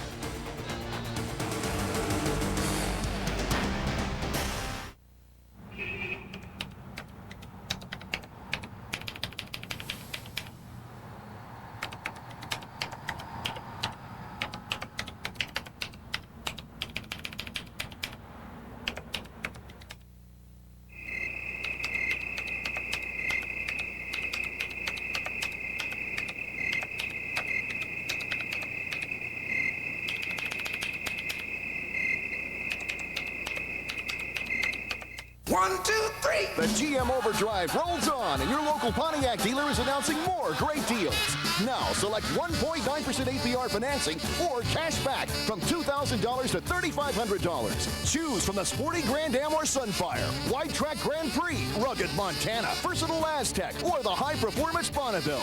Now is a great time to get into a new Pontiac, so come on. Come on, y'all, let's say it one more time. Pontiac's in overdrive, so see your local Pontiac dealer today.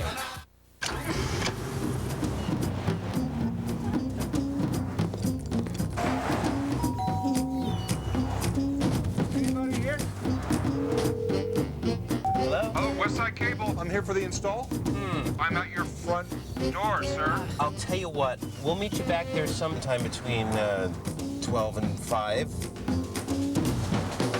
Always wanted to say that. The more powerful Acura RL.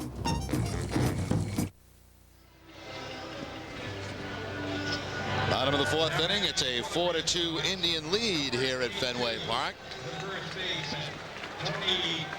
4 quick ones for the Indians. Red Sox battle back with 2. Pitches seem to be settling down in this game a bit. It's Danny Baez on the mound, working now to Tony Clark. Look out.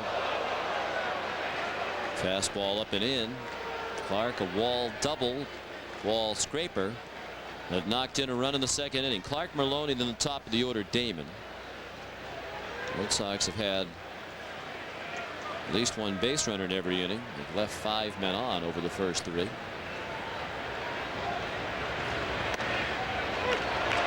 Close. Called a strike. The crowd didn't like it. Leo White in the Fox box had already called it ball 2. He had a 2-0 up there. Certain that that was low. Leo's never wrong. Come on, Leo. Let the umpires make the call. Popped up shallow left center for Broussard.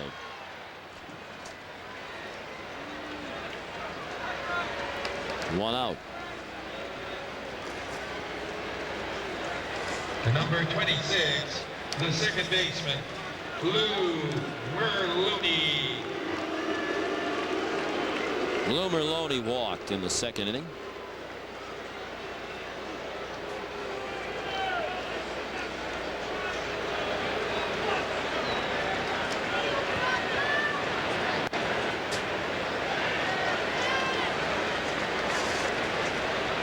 Ball 1.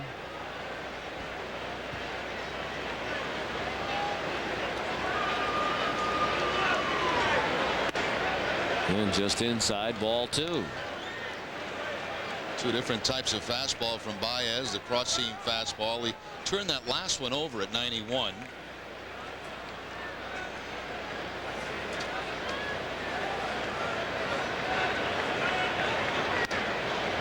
High again. Call that a strike, I think, didn't he? Wow, he did. Leo had it up there 3-0 again. I go with Leo. If I see 3-0 in the box, it's 3-0.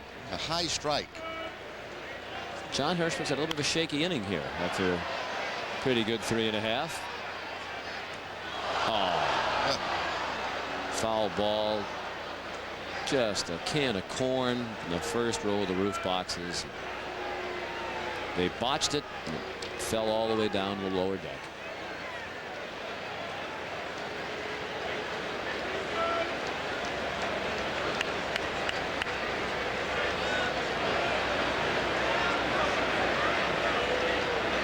Now the 2-2 pitch.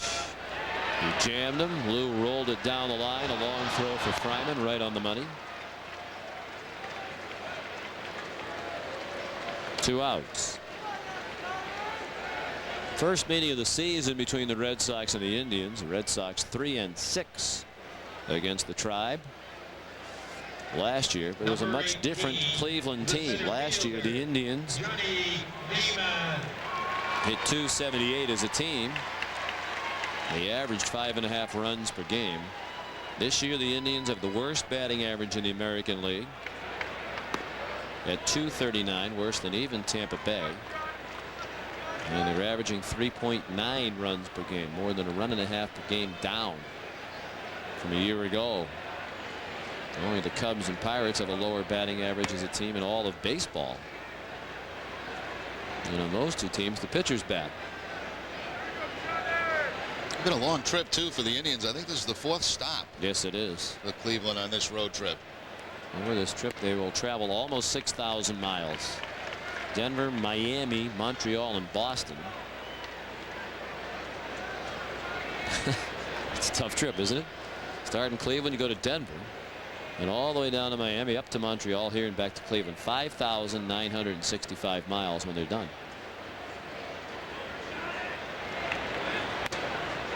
And also a stop through customs on that trip. Which makes it a little longer.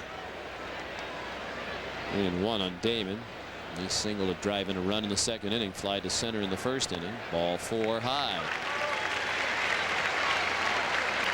4 walks issued by Baez.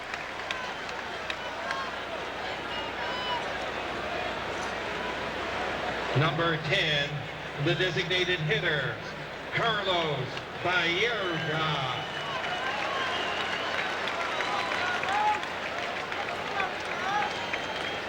There's Carlos Baerga, who walked in the first and flied to center in the second.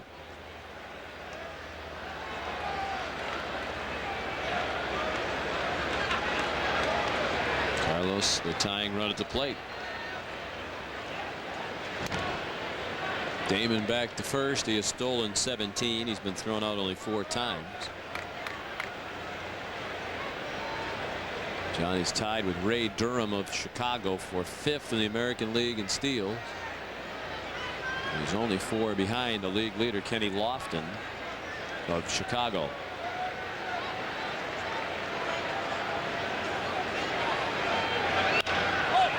Popped up, shallow left center. Vizquel out, Broussard in, and it is on the ground. They're going to hold Damon at third.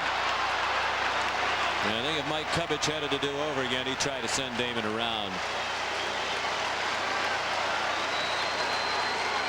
Baerga wound up at second base. Well, what happens here, Vizquel's looking for help, but his outfielder had already slowed down and stopped. Then Omar tried to make the play himself. There's Damon slowly rounding second. Now he sees it drop in, and he starts to pick it up from there, and I think that's why Cubbage stopped him. Why isn't he running hard the whole way? They're 2 outs. Got to go hard all the way, and if he was going hard all the way, then Cubbage probably could have scored him. Yeah, that's unlike Johnny Damon, not to be hustling all the time, but that might have cost the Red Sox in this situation.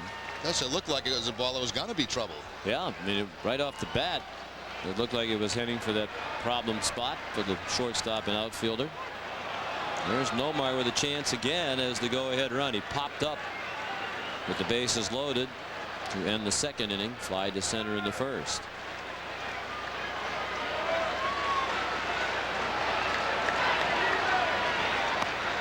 Tried to check a swing and could not. I thought at the end of that play, when I saw Mike Cubbage slapping his hands together, he was upset with himself, and maybe he was frustrated that Damon didn't run harder. Mike realizing that if he had, there'd be another run on the board right now. Cubbage has done a very good job as the Red Sox third base coach. Omar pops it up and left. Broussard makes the catch. And a tough couple of at-bats for Nomar. He's stranded 5 men. You're watching the Fox 25 Red Sox television network. It was the nanny case that captured the nation. Now, 5 years later, Matthew Eapen's mother is talking to Fox 25's Maria Stefanos about what happened to her son. He was abused and he was murdered. And about the nanny accused of his murder. When you think of Louise Woodward, what do you think of? The Debbie Eapen interview, tonight after the game on Fox 25 News at 10.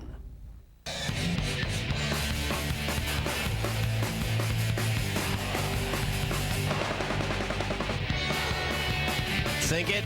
Do it with Dodge Durango SXT. VA power at a price no other SUV can touch. Kickin' CD sound system, big wheels and tires, and roof rack. All for just under $27,000. Better get it in gear. Now buy or lease a new Dodge Durango through Chrysler Financial and get a debit card for $500 worth of gas. This is the TD Waterhouse investment site. A crystal ball, it isn't. But the research and information you find here will help you make an investment decision you could be confident in. You want a fortune teller? Go to the circus. You want information you can trust? TD Waterhouse. TD Waterhouse. You're in control. Where else can you go swimming with sharks, sneak inside a world-famous spa, or hunt ghosts in a haunted town? You guys hear that? Only one newscast, Fox 25 News at 10. Back at Fenway Park, 4-2. Cleveland has the lead as we go to the 5th. Red Sox fans celebrate the 90th anniversary of Fenway Park by taking a behind-the-scenes tour. Visit the press box, sit in the dugout, and measure yourself against the Green Monster. To schedule groups of 15 or more, call 617-236-6666 or log on to redsox.com for more info. Do they have those lines on the wall? Like when maybe you're a little kid in the house, you have the little markings on the wall to measure how tall you are, if you've grown since the last time you stood up against the wall. They have those out there. You can measure yourself. They must. What is it? 37 feet to the top? Yeah, that would be easy. If you're 37 feet tall, you Yeah. can say, I'm 37 feet right here looking at the top of the wall. If you're Dave Bauman, our stage manager, you stand out there, you basically lean up against the light that lights up the balls and strikes. Ooh. Dave has maintained all year long. For 3 years now, he's taller than me. And that's just not true. And he always wears those shoes that have. Well, I recall. Basically, high heels for men is what they are. Didn't we a year ago have a measure off between you and Dave Bauman? I thought it was about equal. Yeah, it is about equal. I'm a little taller, but then he foofs up the hair, which clearly he has an advantage there that I do not have. He has to be nice to his girlfriends here.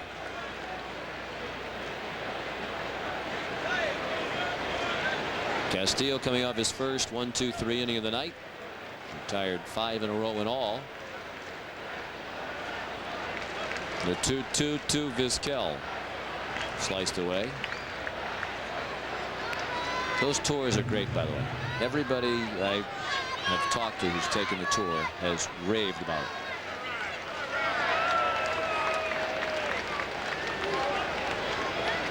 Well, you get a behind the scenes look. Stuff Yes, you don't normally see. Foul back here. You can look in there, that little hole where they have a camera position. He's on the phone. You know what he's saying right now? Yep, Bauman came and stood out here, and he was almost as high as that little opening, which isn't that far from the ground, really. I don't know if we can tilt down there using director lingo.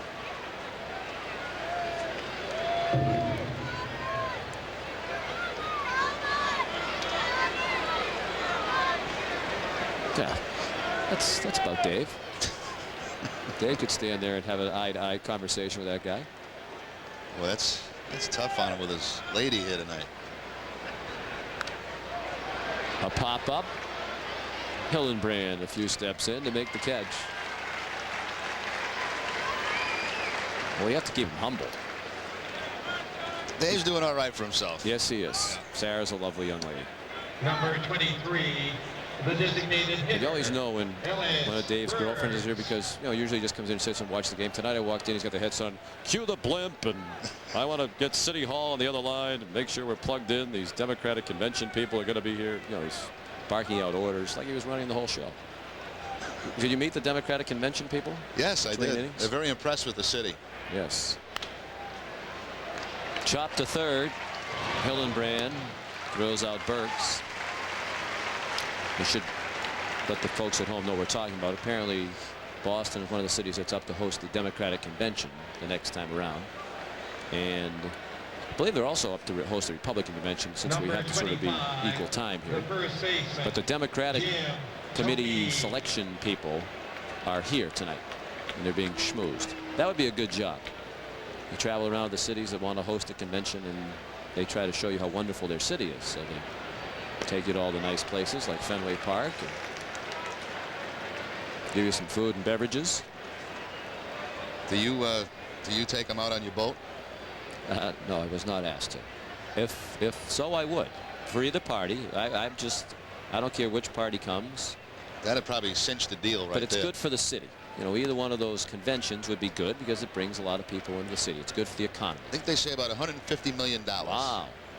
I'll throw in a boat ride. Plus about $50 million to get them here, and they bring in about $150. Why don't you have a pool party at the mansion? I'm independent. 1-2 the count on Tomey. He had a 3-run homer in the first and struck out in the second. I like our chances. They seem to be having a nice time.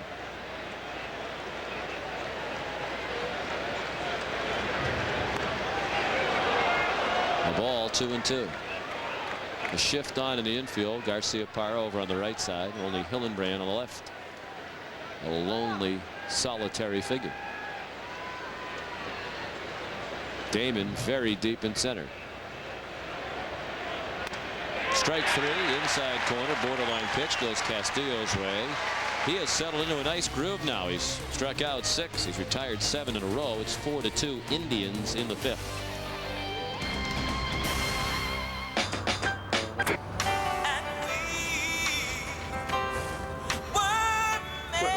you trying to do to me with this? But I like this song. Nah, come on, get my CD case.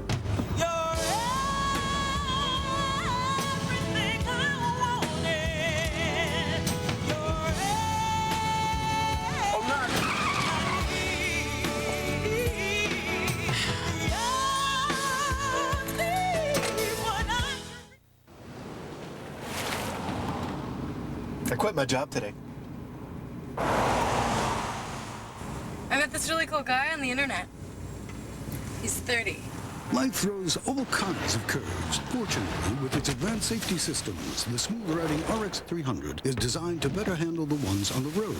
Hey, Mom, you know that tattoo we talked about? How you manage the rest is up to you. All for just $34,530. Test drive one at your Boston area Lexus dealer.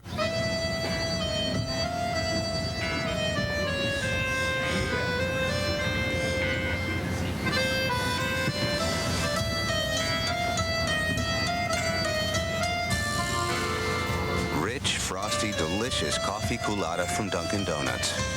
Who wouldn't want one? Stop by Dunkin' Donuts today for cool, cooler, coolest prices on culotta, starting at just $1.99.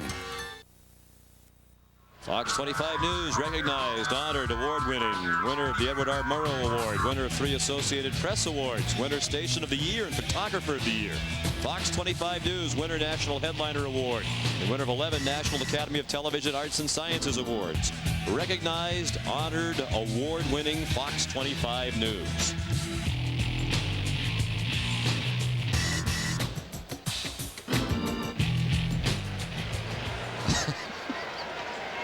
What have you been up to? I don't think so. You better hope not. Somebody's telling that young person a tale that's not quite accurate.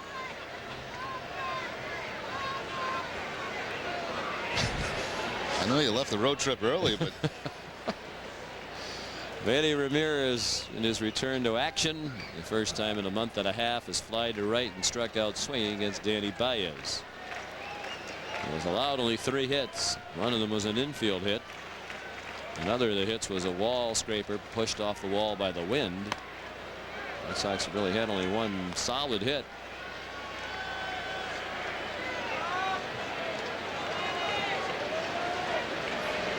One and one on Manny. Then Hillenbrand and Veritek. The Orioles have taken a 3-2 lead against the Yankees in Baltimore. They've gone to the 5th inning. I believe Mariano Rivera was due to return to the Yankees tonight.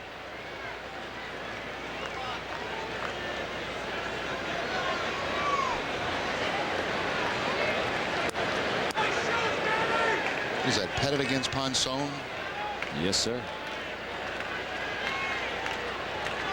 We'll update the scores, the entire scoreboard a little later on.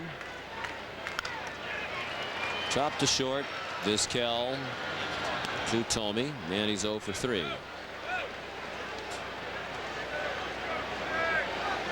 Friends, this copyrighted telecast is presented by the authority of the Boston Red Sox. May not be reproduced or retransmitted in any form.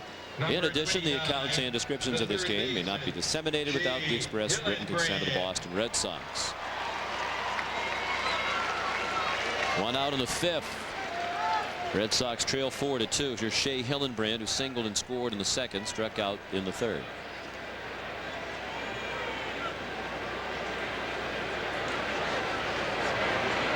The ball high.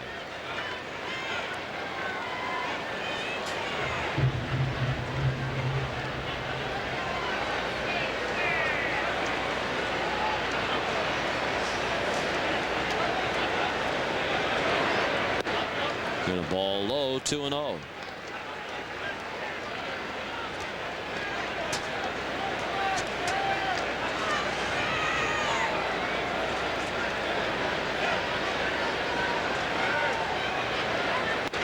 There's a strike. Now the Red Sox have played the Indians. That leaves only 3 teams in the American League the Red Sox have not yet faced this season: Minnesota, Anaheim, and Texas. Minnesota's opened up a 7-game lead. in the American League Central. 10 games above 500 for new manager Ron Gardenhire. It's the only team in that division playing 500 baseball. They have the largest lead of any division leader right now. Wouldn't that be great? The season after there were all those rumors of contraction all winter long, they went out and made the playoffs and drew big crowds. Jason Varitek on deck.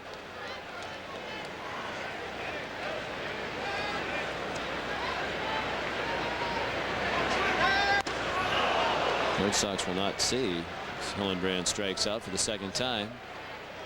The Twins, Anaheim or Texas until well after the All-Star break.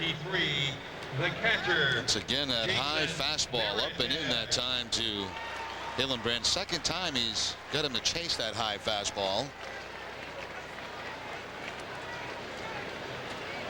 Now we see Anaheim and Texas in the same trip, and that comes into July. Into July, yeah. Into early August. That's Ball high to Varitek. It's a lousy trip, Sean. You know, you play Anaheim a night game, and then you fly to Texas, and that's a good 3.5 hour flight. Plus you lose an hour. Lose an hour. Lose 2 hours. And play that night in Texas. Varitek pops it up in the left field corner for Ben Broussard.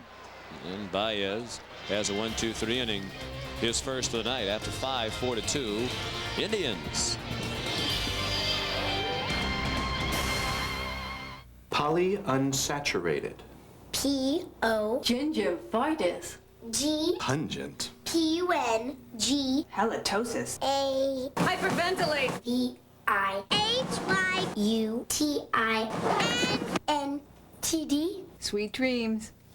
S-W-E. There's a better way to get to Washington, D.C. Fly to Baltimore Washington International on Southwest. Ask anybody. We're having fun with a new Toyota and a special someone. It's the best time to save on 2002 Tundra pickups. It's one of the toughest, most powerful, and safest full-size trucks on the road. And now you could save thousands with special financing. Financing as low as 1.9% APR. Or get your best summer deal in a tough Toyota Tacoma. Get the feeling. Get the feeling. Ask anybody. It's the best time to get a new Toyota. Hey, how you doing? I'm looking for something a little... Not so tight in the shoulders. Yeah. Looser in the hips. Definitely, yes. A little less constricting in the legs. Oh, yeah. I may have just what you're looking for. That's my car. Exactly. Took me right in, dog. Introducing the all-new 2003 Lincoln Town Car. Introductory lease rates are now available. See your local Lincoln dealer for details. There are those who travel, and those who travel well. Friends, do you know the difference between Independent George and Bizarro Jerry? Does the phrase master of your domain mean anything to you? Either way, you should be watching Seinfeld. Still the funniest show on television. Weeknights at 7 and 11. Right here on Fox 25. And we pause so that Fox 25 and our wonderful stations along the line can identify themselves, if stations can do that, on the Fox 25 Red Sox television network. You're watching WFXT Fox 25 Boston, home of the Red Sox.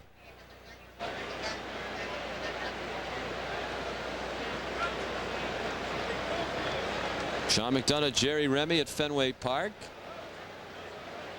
One of the best weather nights of the season. One of the best weather days of the year that we'll have in America's greatest city. El Guapo back and active and warming up in the bullpen. 6th inning. Frank Castillo has settled into a nice groove. He's retired 8 Indians in a row.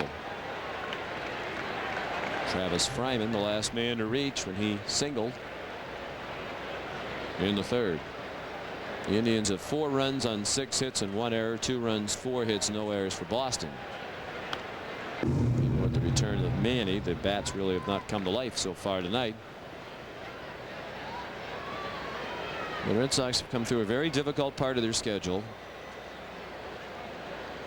and it should get considerably easier. The Indians here. Atlanta is in on the weekend. That'll be tough, obviously. But then Toronto for 4 and Detroit for 3 to close out the homestand. Toronto, Detroit, and Tampa Bay to open the season after the All-Star break. So that's a lot of Torontos and Detroits and Tampas coming up. The Red Sox have done a very good job feasting on the lesser foes in the American League. Be happy to see interleague play go after that series with Atlanta. Again this year, Red Sox just have had a very tough go of it against the National League. Red Sox against the National League 5-10. New York 9-6. Baltimore 8-7, and both Toronto and Tampa Bay below 500 against the National League. How about Oakland? Well, 14-1. 14-1. By contrast, Cincinnati 2-10.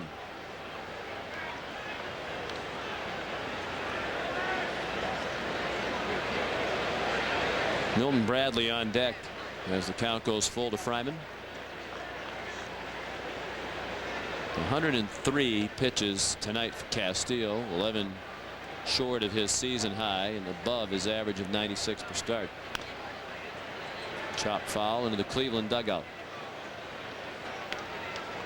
Not only have the Red Sox fallen behind the Yankees now in the race in the American League East, but it looks like there is going to be a wild card race this year too. Anaheim and Oakland playing outstanding baseball.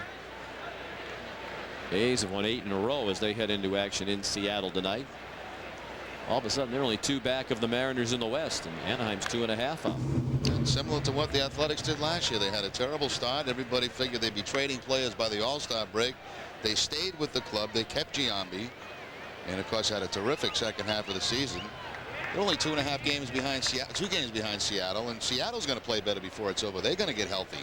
They're going to get some people back in their bullpen. Here is the 8th pitch from Castillo to Fryman. There will be a 9th.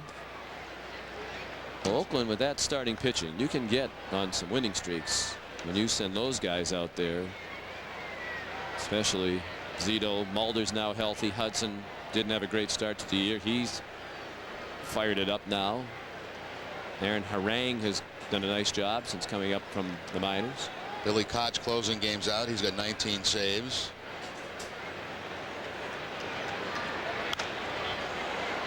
A little pop fly shallow right. Nixon is there. And after a lengthy battle, Fryman is put down by Castillo.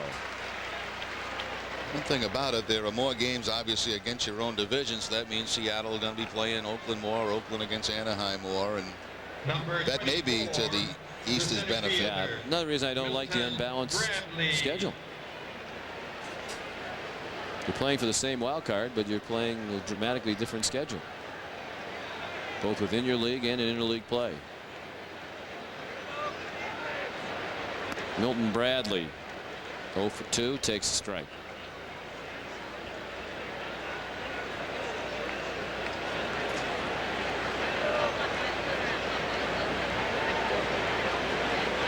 Bradley only 24 years old.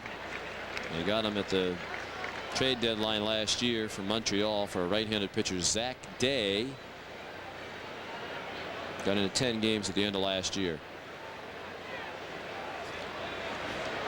But they got him apparently with the thought in mind that Kenny Lofton was not going to be back this season. And that turned out to be true. Milton's from Long Beach, California. Originally a second-round draft pick of the Expos back in '96. 2-2 now on Bradley. Let's talk about all the players that the Indians have let go. You could add Dave Roberts to that. You know, he looked like just a spare part with Cleveland, but he's had a very nice season for the Dodgers. Heading toward the gap in left center. Damon racing to cut it off, but could not. He plays it off the wall. Bradley has a double. With 1 out in the 6th. The first hit given up by Castillo since the 3rd. Nice job, too, by Bradley staying back on a changeup from Castillo, finding that gap in left center field. Ben Broussard.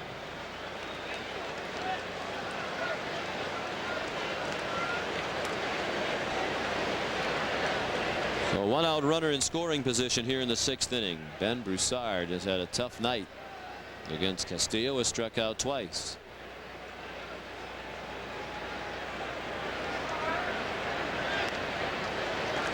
Ahead of the changeup, Broussard, 1 strike.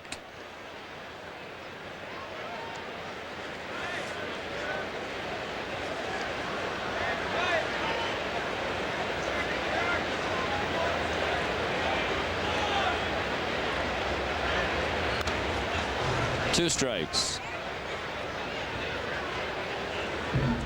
Son has a similar swing to Branyan. Slight uppercut swing.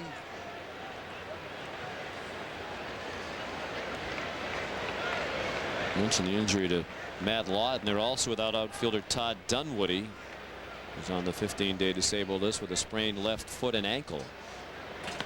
He went on the DL. Broussard came up from Buffalo. 1-2 now.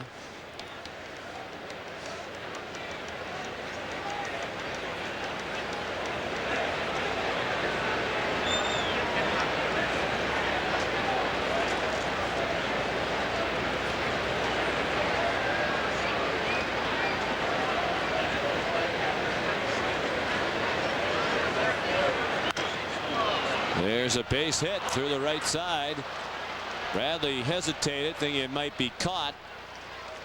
So he advances to third, and Broussard has a hit. And Grady Little's on his way to the mound. Castillo right around his season high in pitches.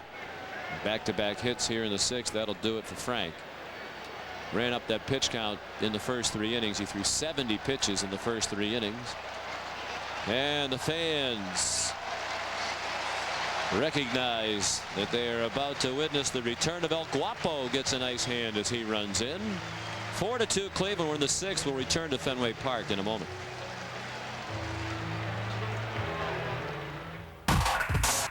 Gonna do it my way, my way. Gonna do it my way.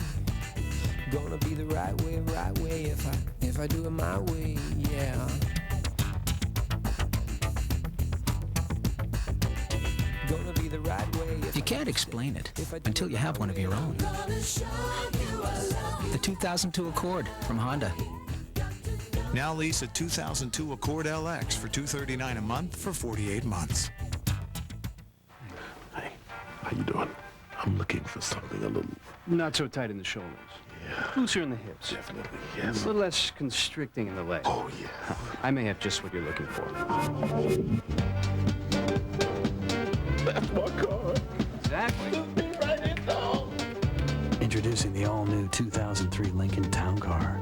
Introductory lease rates are now available. See your local Lincoln dealer for details. There are those who travel, and those who travel well. Hello, Imagistics. Our copy machine isn't working.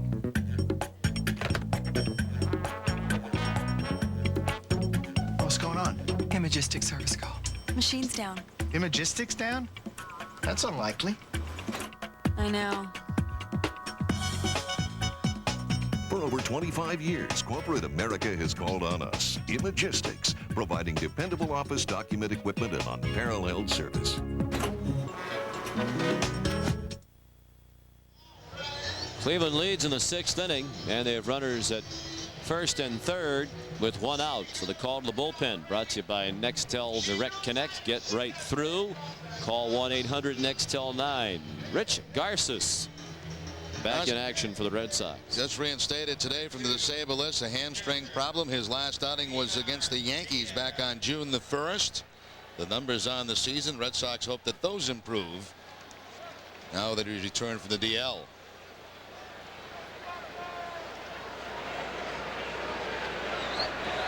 He inherits Bradley and Broussard at third and first. And then the batter, Einar Diaz. The Red Sox are back at double play depth. Outfield straightaway, relatively shallow. El Guapo's first pitch. A strike. Diaz is popped out to the third baseman Hillenbrand in foul ground and grounded to third.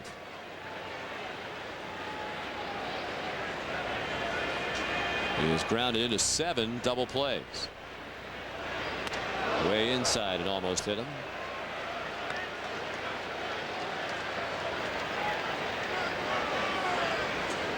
He joined us late. Rich Garces activated today, and Alan Embry was added to the active roster. He's joined the Red Sox after being acquired in a trade in San Diego. Casey Fossum optioned to Pawtucket. They're going to stretch him out, try to transition him back to a starting role, and Darren Oliver designated for assignment, likely marking the end of his time with the Red Sox organization. 2-1 now. And Diaz.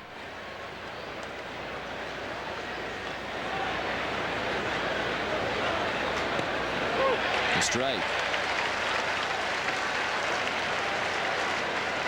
2 lefties departed today. Fossum to Pawtucket. Oliver designated for assignment. Only the 1 left-hander added, but when we chatted with Mike Port today, he talked about how Garces, when he has pitched well, which has been the case for most of his time with the Red Sox, has been very effective at getting left-handed hitters out too, and they hope he can revert back to that form. And we'll see here if the Indians send the runner at first base on the 3-2 count and 1 out. Diaz generally makes contact, as we mentioned, does not strike out very much.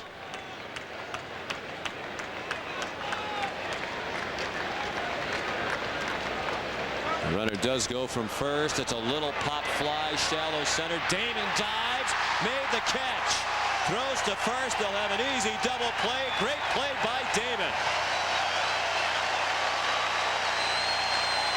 Nixon made a beautiful play earlier in the ball game, and now Garces out of the jam.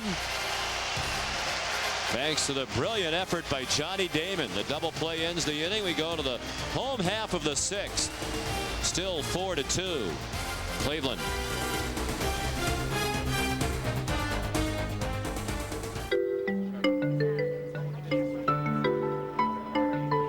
America's best-selling luxury SUV now has a stylish limited edition. The Lexus RX 300 Coach Edition with 2 complimentary coach bags, a premium leather-trimmed interior, and bird's eye maple accents.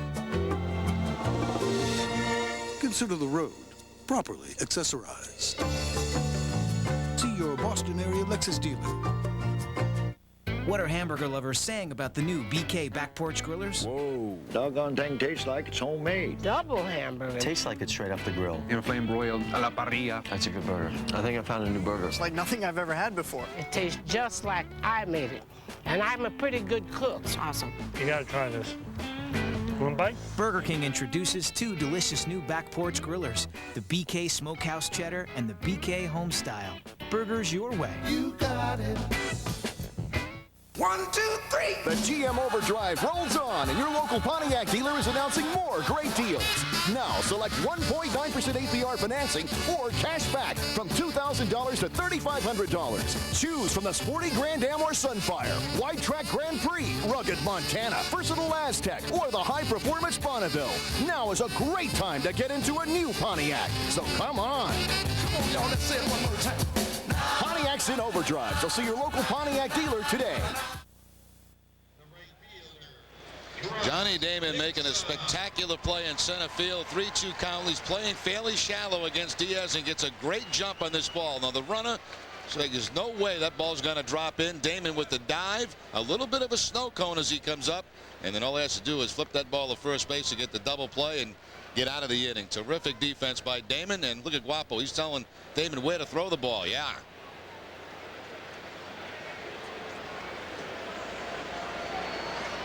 Another sensational play by Damon.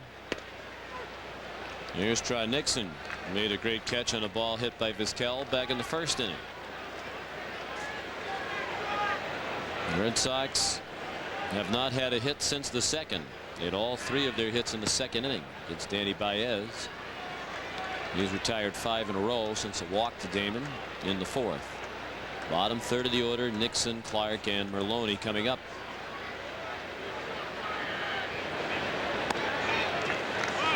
Ball high, 2-1.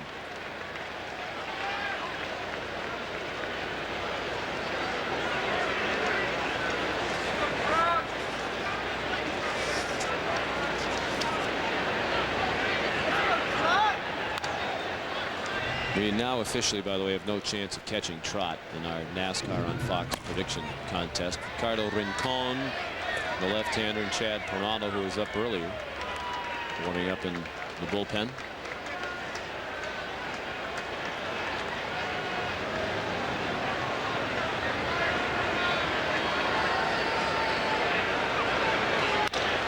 Nixon delivers a base hit.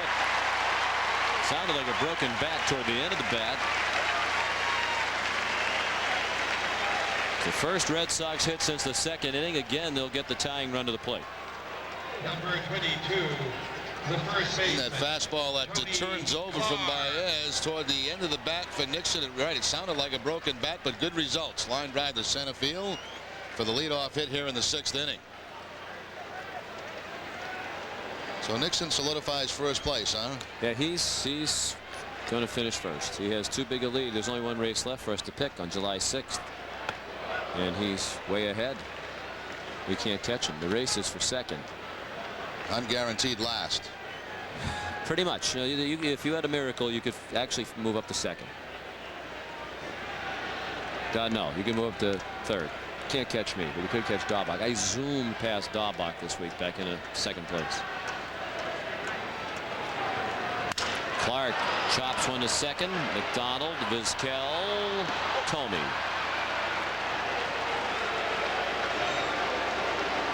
A little bit of an athletic move at shortstop that time by Omar Vizquel. He'll take the quick flip from McDonald, a second baseman. He'll just leap over Trot Nixon for the double play. Almost like he threw while he was in midair. He did. He threw the ball as he was up in the air. Watch this Vizquel coming across the bag. Here's the flip. And watch Vizquel. Tags the bag, the jump, and the throw.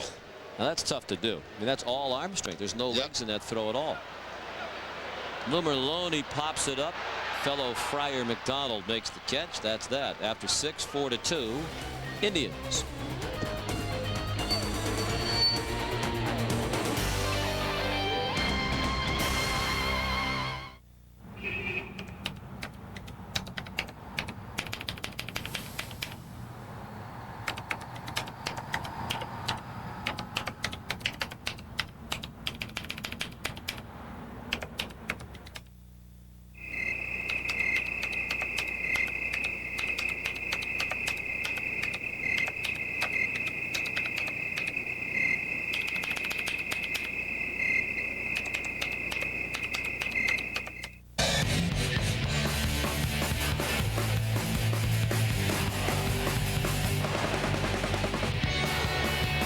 Think it? Do it with Dodge Durango SXT. VA power at a price no other SUV can touch. Kicking CD sound system, big wheels and tires, and roof rack. All for just under $27,000. Better get it in gear. Now qualified returning Daimler Chrysler lessees can lease a Dodge Durango 4x4 SXT for just $279 a month for 36 months.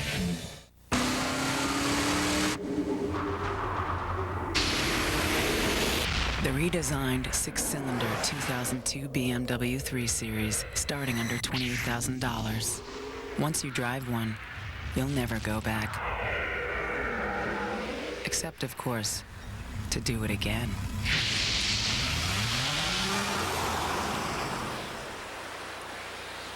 Visit your authorized BMW center for a test drive.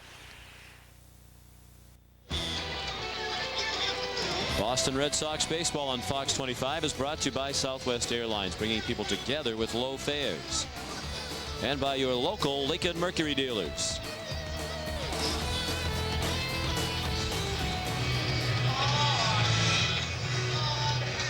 On to the 7th inning here at Fenway Park.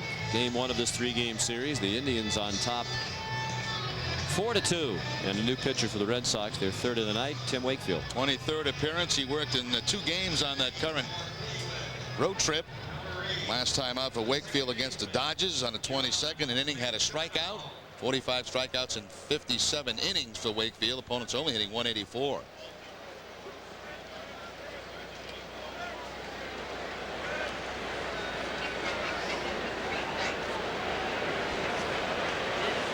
John McDonald, the number 9 hitter, begins the 7th inning. He doubled and scored in the 2nd.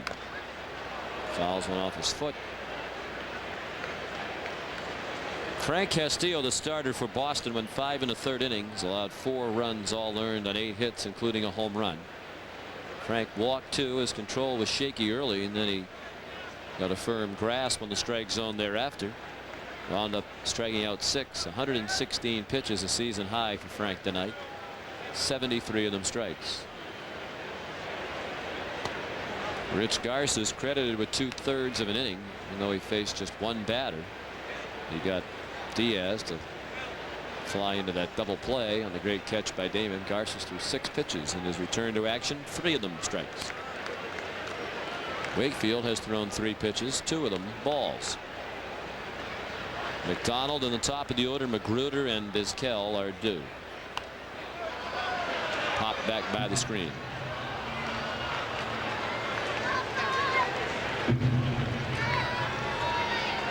McDonald is from Connecticut. Born in New London, Connecticut. Went to East Lyme High School. Still lives in East Lyme. All-state in baseball his senior year in high school in Connecticut. He's out in the fly ball to Nixon and right.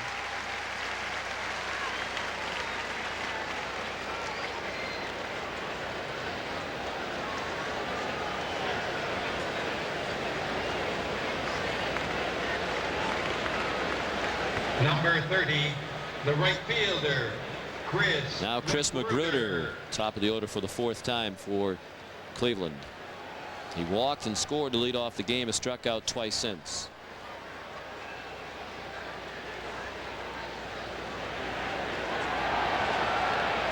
Yankees in Baltimore in the 7th inning, tied at 3. Magruder took a ball down and in.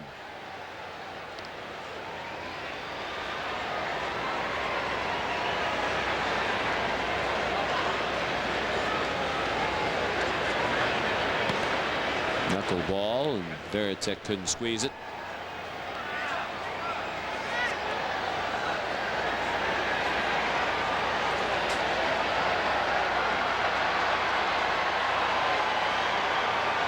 Fans are getting the wave going.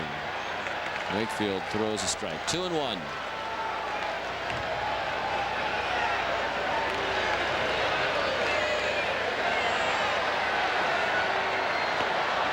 Just outside, 3-1.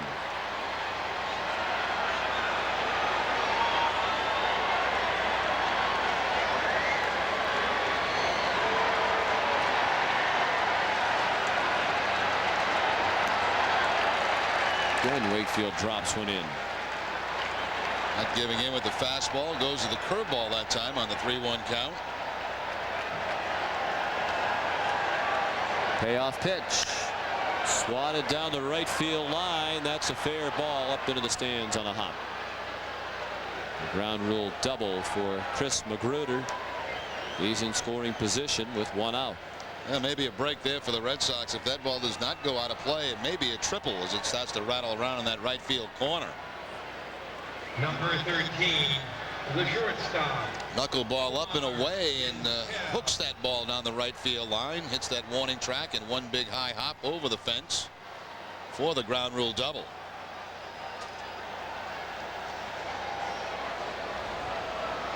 It's Magruder's 4th double of the year.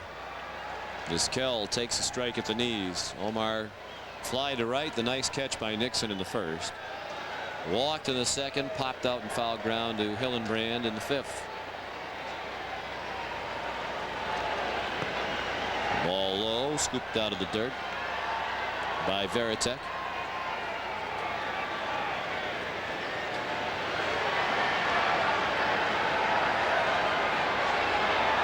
The Indians have 9 hits now. Fouled back to the backstop, 1-2.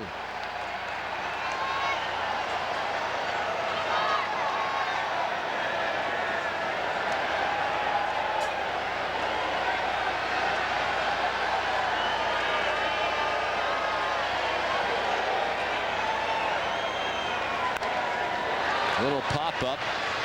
That'll be close. About 4 or 5 rows back.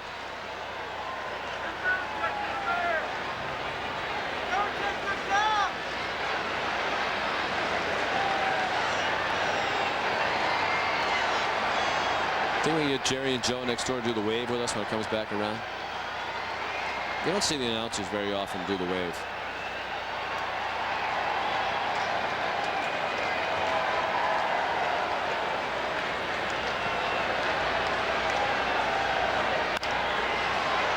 Line in a center. Here comes Damon. You know he'll catch that one.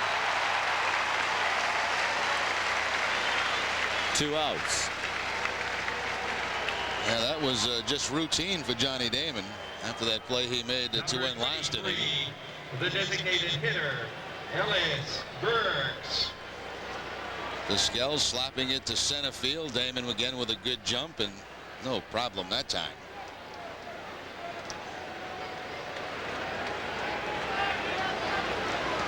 At the start of the year, we started talking to people around baseball about Damon as Burks takes a strike.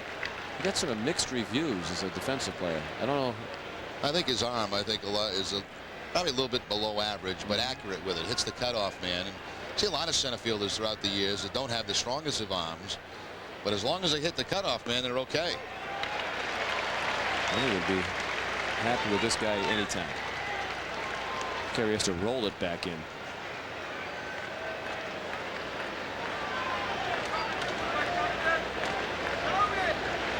Burks quickly in an 0-2 hole. Ellis has had a good night. 2 for 3, a couple of singles, has scored a run and knocked in one.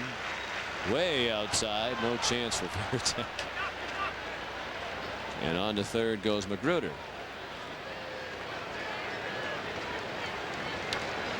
And Wakefield dropped down a little bit more to the side, and that knuckleball just took off on him. And I think Veritek could sense this ball was going to get by him as soon as it left his hand.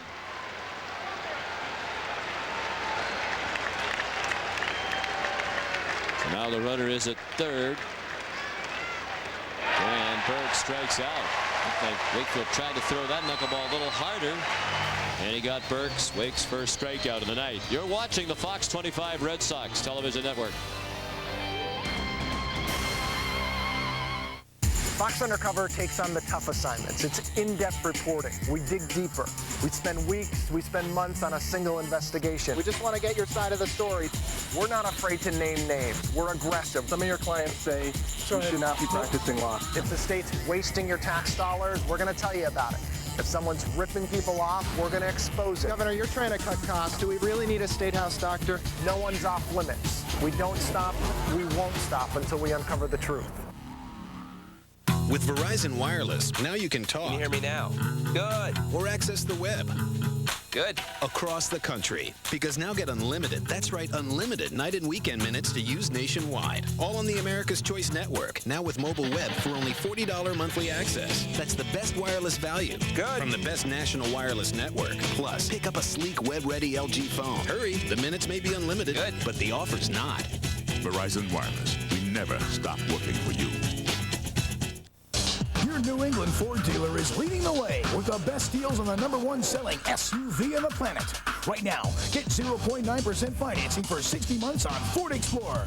That's right, save over $6,300 in interest over the next 5 years with 0.9% financing on the SUV that was named the best overall value by IntelliChoice. This is a limited time offer, so hurry in and see your New England Ford dealer today for 0.9% financing for 60 months on Ford Explorer. Back at Fenway Park, 7th inning stretch. Indians lead 4-2.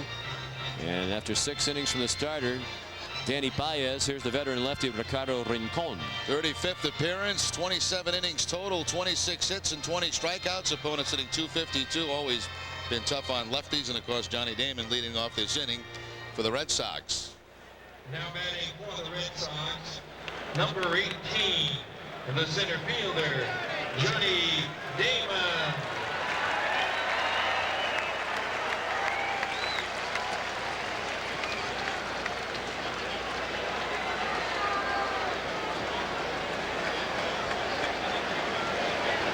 There's Johnny Damon, the top of the order to greet Rincon. 1 for 2. He had an RBI single in the second, walked in the fourth. Baez went 6 innings, allowed 2 runs on 5 hits, walked 4 and struck out 3. And 17 straight starts from an Indian starting pitcher that went at least 5 innings.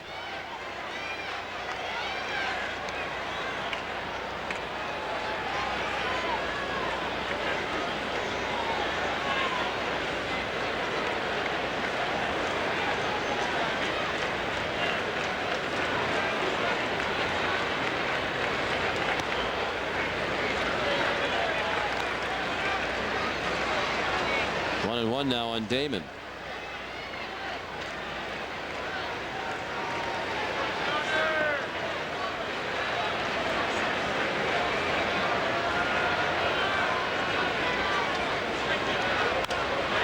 Popped up behind the plate. Diaz.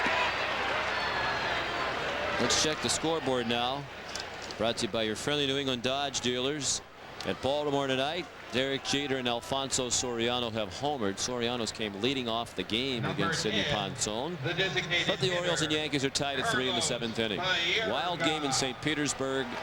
It's a football game. Blue Jays 14, Devil Rays 7. Jose Cruz Jr. a 3-run homer. He's starting to heat up. It's his 10th. Royals 5, Tigers 4, 4th inning. Rob Fick and Brandon Inge hit back-to-back homers in the 1st inning. Mike Sweeney's gone deep for the Royals. White Sox 3, Twins 1. Check that. Twins 4. We get updated. White Sox 3. Burley and Milton the starters. Good matchup there. Angels 4, Rangers 2. Rafael Palmeiro, Ryan Ludwig have homered for Texas. First major league homer for Ludwig. Nice pickup by Vizquel to throw out his old double play partner Baerga.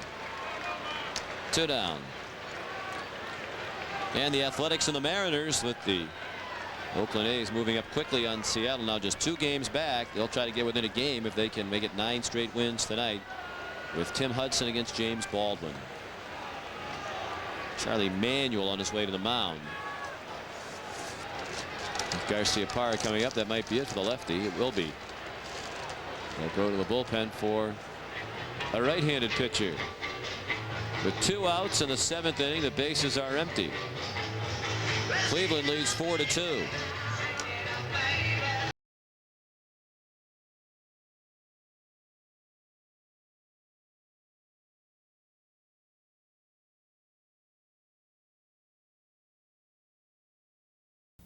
Polyunsaturated. P-O. Gingivitis. G. Pungent. P-U-N-G. Halitosis. A. Hyperventilate. V-I-H-Y-U-T-I-N-N-T-D. Sweet dreams. S-W-E. There's a better way to get to Washington, D.C.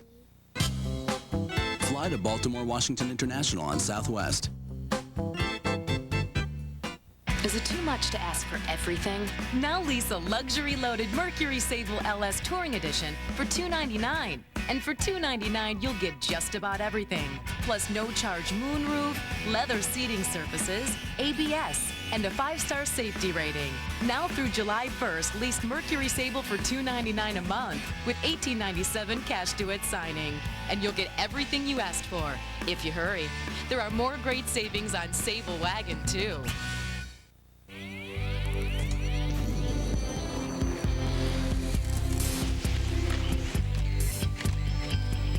To Nissan, it's a fusion of performance, styling, and innovation.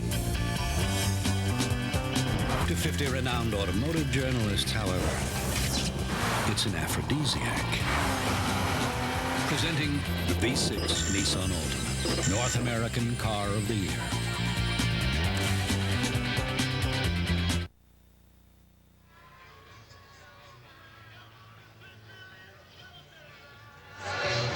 Back at Fenway Park, where the Indians lead 4-2.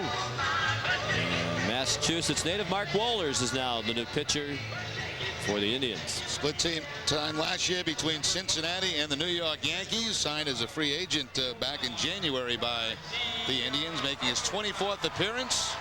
29 1/3, 35 hits, 13 walks, 26 strikeouts. Opponents hitting .304 against Wohlers. Born in Holyoke, went to Holyoke High School, now lives in Alpharetta, Georgia, near Atlanta, where he spent several seasons with the Braves. And Cohn went 2/3 of an inning. Retired both men he faced. Here's Nomar. 0 for 3. He's left 6 men on base, 4 of them stranded in scoring position.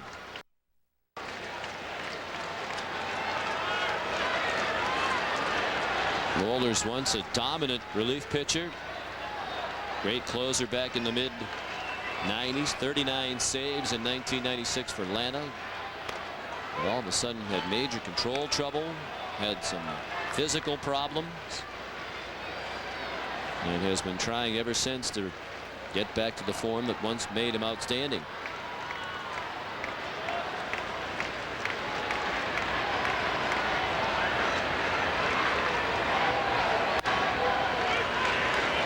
Pitched well over his last 6 appearances, 7 1/3 innings, no earned runs, and 8 strikeouts in that 7 1/3. Missed almost all of the 1999 season on the disabled list, first with an anxiety disorder, then with a torn ligament in his elbow. Appeared in just 7 games that year, only 2 at the major league level.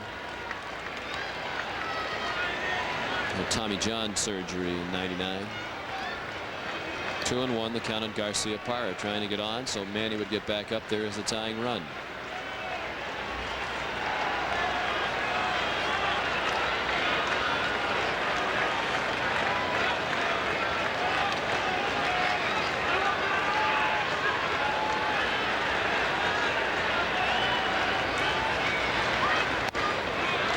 Ball 3 high. 97 miles an hour on that fastball.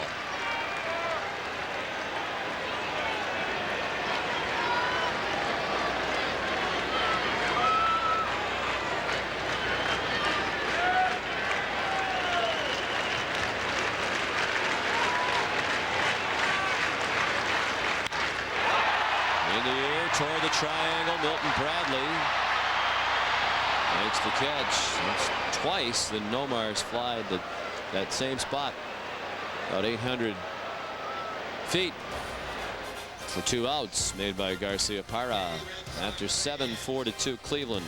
This is the Fox 25 Red Sox television network. Alan Embry will make his Red Sox debut in a moment, but first we checked in with Maria and David at the Fox 25 news desk. All right, thanks, guys. Tonight on Fox 25 News, Providence Mayor Buddy Cianci back on the job after a guilty verdict in the city's corruption scandal. Will he seek re-election? A 60-pound dog attacks a pregnant woman. Find out what will happen to the animal. And new action to keep Amtrak service up and running. Hear what's being done. Even hotter days ahead and stickier, too. I'll have the forecast. All right, thank you, Kevin. Join us for Fox 25 News right after the game. Ask anybody, we're having fun with a new Toyota and a special someone. It's the best time to save with $750 cash back on Camry Solara, where you could save thousands with special financing. Financing as low as 1.9% APR. Or get your best summer deal on a completely redesigned 2002 Camry. Named the best pick for safety. Get the feeling, get the feeling. Ask anybody. It's the best time to get a new Toyota.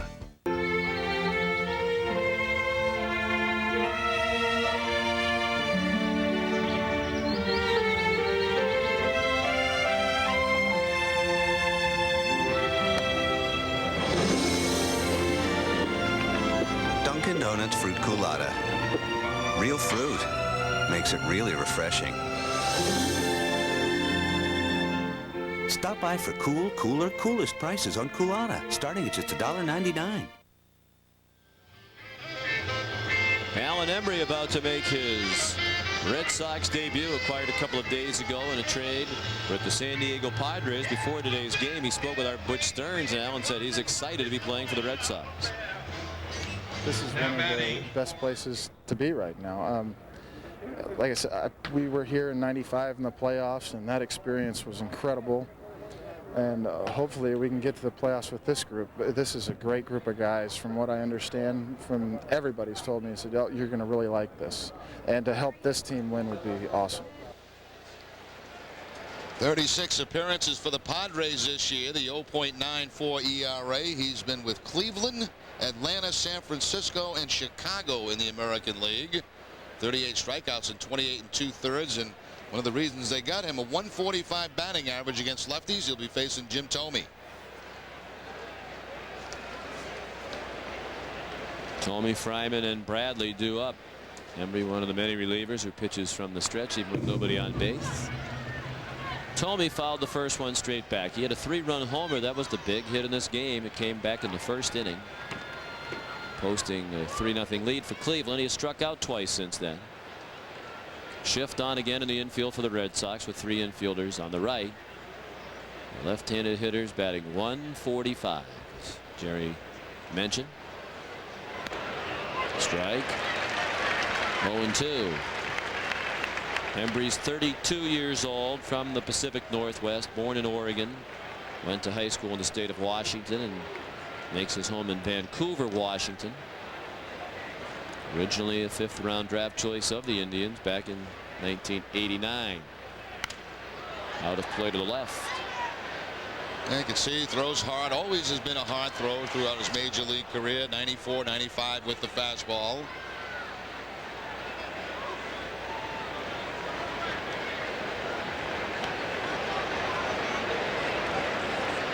.400 major league games.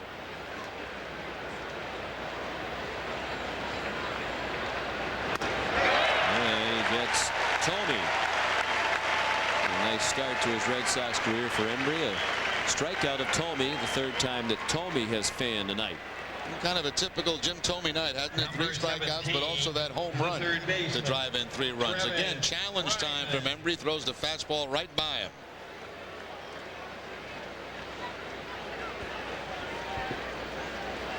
Embry came over 2 days ago from San Diego, along with minor league righty Andy Scheibelo, for 2 minor league pitchers, including Brad Baker, who was once considered a top prospect in the Red Sox organization. Travis Fryman, the batter, 2 for 3 tonight, a double and a single. When we spoke with Mike Port on 1510 The Zone today, he talked about how, even though the trade seemed to go against a lot of what the Red Sox have talked about doing since this new ownership group took over, that being not trading away prospects, building up the farm system.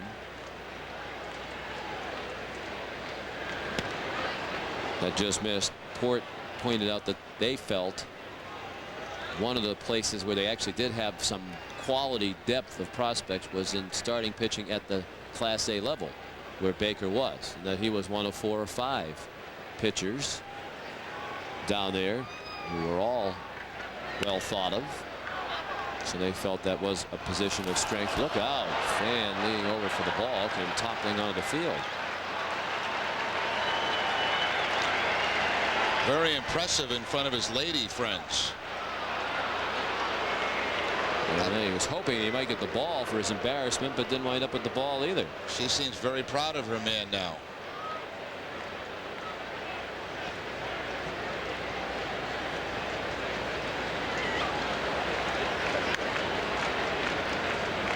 The 2-2 from Embry. Wow. 96.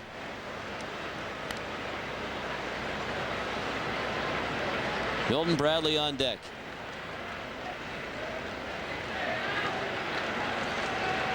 A full count on Fryman with 1 out and the bases empty here in the 8th. Time running out on the Red Sox.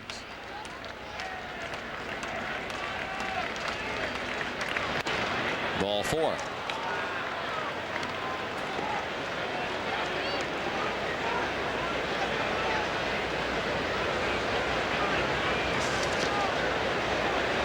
Number 24, the center fielder, Milton Bradley. Red Sox bullpen is quiet. Milton Bradley is the batter. He's 1 for 3. He doubled against Castillo in the 6th inning.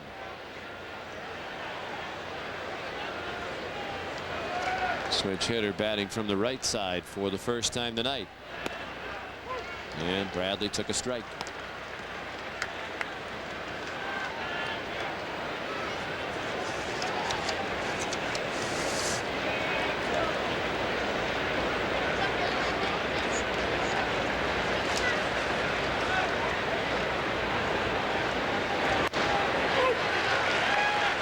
strike 0-2.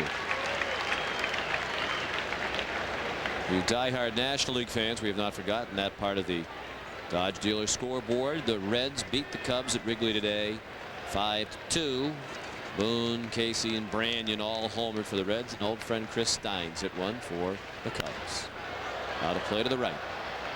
Pirates defeated the Expos 4-1. Montreal's only run on a homer by Lee Stevens. The Phillies and Marlins tied at 4. The pitcher A.J. Burnett has homered for Florida, his first of the year. The Mets lead the Braves 7-4. In the 7th inning, Javi Lopez and Roberto Alomar with home runs in that ball game. Astros lead the Diamondbacks 3-2. Chop back to Embry. He throws to Clark for the second out. On the second base went Fryman.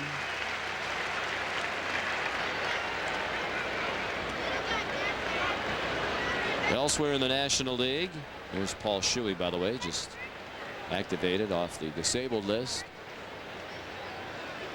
Padres 5, Giants 3. Barry Bonds, a 3-run homer. Ladies and gentlemen, your attention, third inning, his 25th of the year. Brewers and Cardinals. It's 2-0 Milwaukee behind Glennon Rush. There's Holbert Cabrera. He's going to hit for Broussard with a lefty out there. Rockies and Dodgers shortly. Thompson and Perez will be the starters. That's your scoreboard, brought to you by your friendly New England Dodge dealers.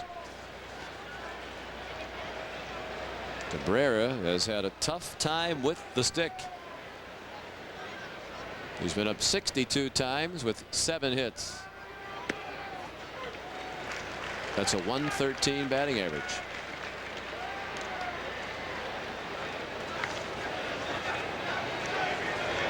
Broussard went 1 for 3 tonight. And a single in his last at bat. 8th inning, 4-2 Cleveland. 2 outs, a man in scoring position. The 0-1 from Alan Embry. Popped out of play to the right into a big crowd. 34,064. The attendance here tonight. Another sellout, 34064. And they could not have asked for a nicer night to be out at the old ballpark.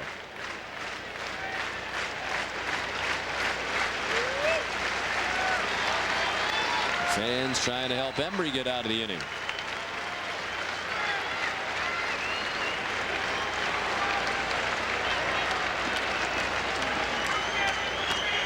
His 0-2 pitch to Cabrera is fouled out of play to the right again.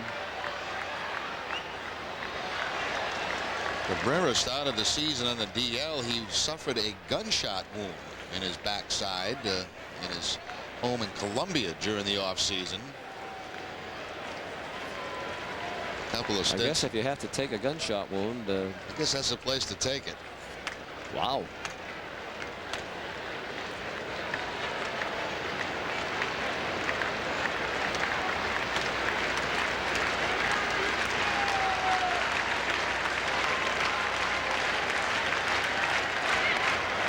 The ball high.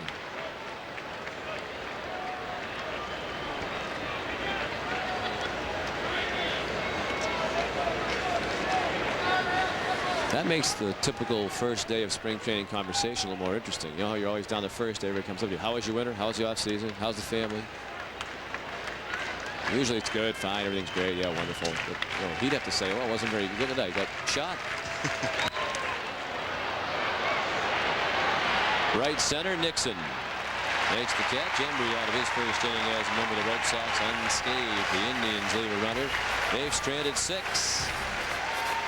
Manny Ramirez leads off when we come back.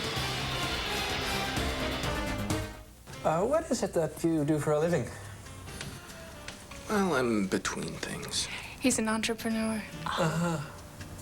Well, I hope that you are planning on treating our little Julie well. At least as well as I treat her mom.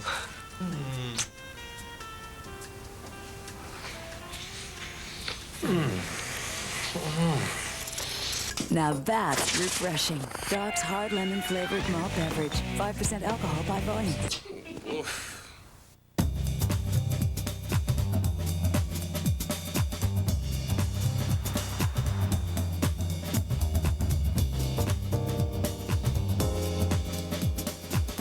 You can either fight the wind, or you can make it your friend. Zero lift aerodynamics, 0.26 drag coefficient. The new G35 from Infinity. Jeep vehicles are known for capability, and now during the Jeep Challenge, we rule on a whole new level, starting with our 70 or 100,000-mile powertrain pledge on engines and transmissions. Plus, choose Grand Cherokee and get a $2,500 cash allowance, or financing as low as 0%. So take the Jeep Challenge. You'll see we're hard to beat. Hey, you guys got to give me a head start next time. Great products, great protection, great values. Take the Jeep Challenge. Get an additional $500 cash allowance on all Jeep vehicles. Boston Red Sox baseball on Fox 25 is brought to you by Bernie and Phil's. Come in and try or go online and buy at burnphil.com. And by Dunkin' Donuts. Escape to a cooler place with a cold, refreshing iced coffee from Dunkin' Donuts.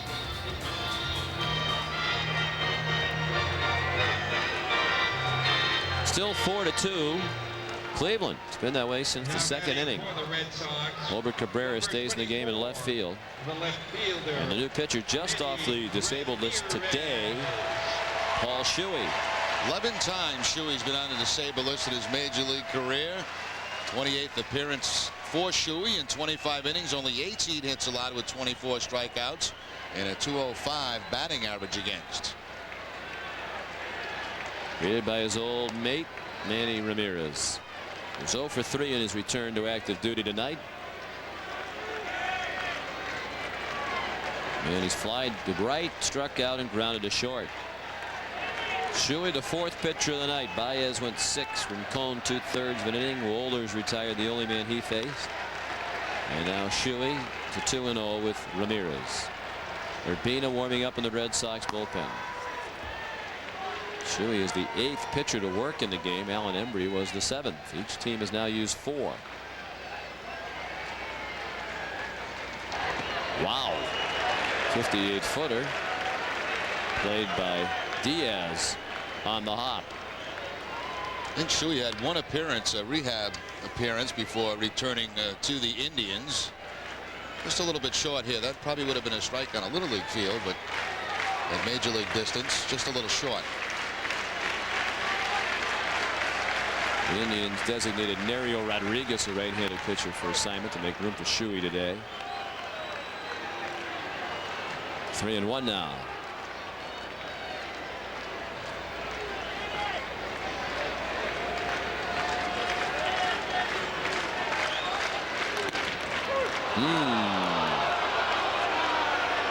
Joe Hirschbeck thought it was high enough. Many of the umpires in the stands did not agree. And they may have had a point.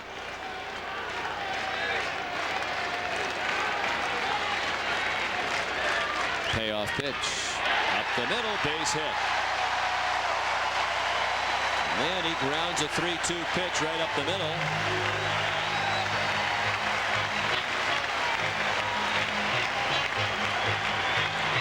And he's 1 for 4. In his first major league game since May 11th.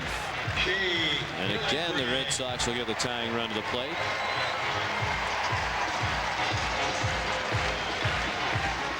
Here comes Shea Hillenbrand. He singled and scored in the second inning. Has struck out twice since then. That's the 6th hit for the Red Sox. They're being out hit 9-6. Hillenbrand turning away from the breaking ball. That was a borderline strike. Red Sox will see the fastball, the curveball, that last pitch a curveball, and a splitter. The splitter is what Ramirez hit for the base hit up the middle. Chopped slowly down the third base line. Fryman bare hands, and it squirts out of his hand. Fryman, one of the best in baseball at making that bare hand play. That ball had a lot of spin on it. It's the second infield hit of the night for Hillenbrand. He's 2 for 4.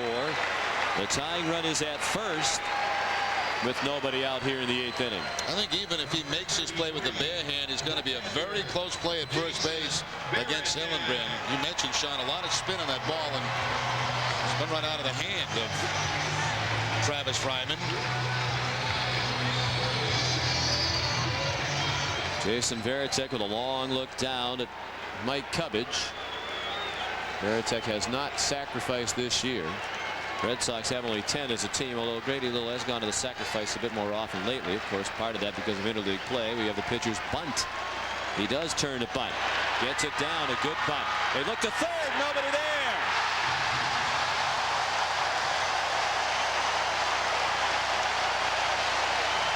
Fryman was charging on the bunt. Nobody covered third. The shortstop, Vizquel, went to second. Charlie Manuel can't believe it.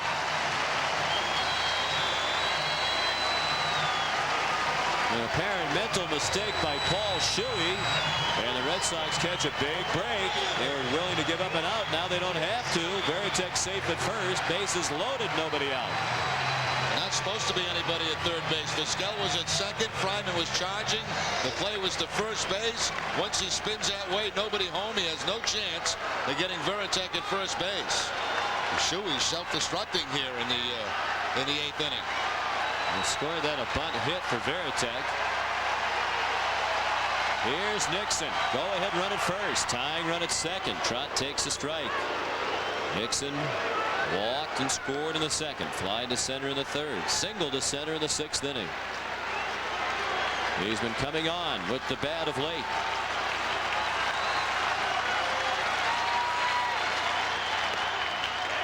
Inside. 1-1.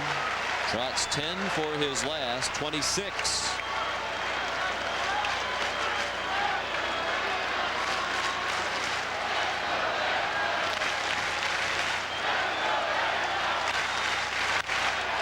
Popped up.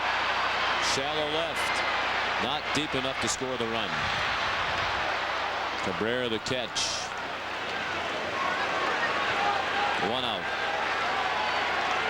Clark has been called back. It looks like Daubach coming up to pinch hit. They do have a lefty warming up in their bullpen. Daubach really has been struggling recently. Ladies and gentlemen, your attention, please. Well, it's not a great choice either way for Grady Little. Daubach went 2 for 19 on the road trip. He's 15 for his last 91. That's a 165 average. But Clark is just 4 for his last 20. And has been stuck around 200 for most of the year. And Daubach 0 for 3 in his career against Shuey. Well, this would be a great time for Brian to come out of it. 2 for 19 on the road trip. That was a 105 average, dropping a season mark to 251. 9 homers and 31 runs batted in. Foul out of play to the left.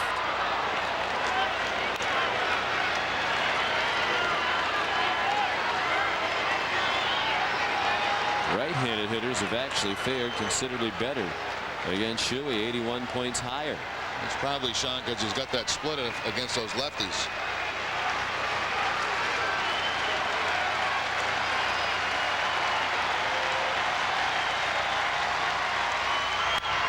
Hit hard, but right to Tomey.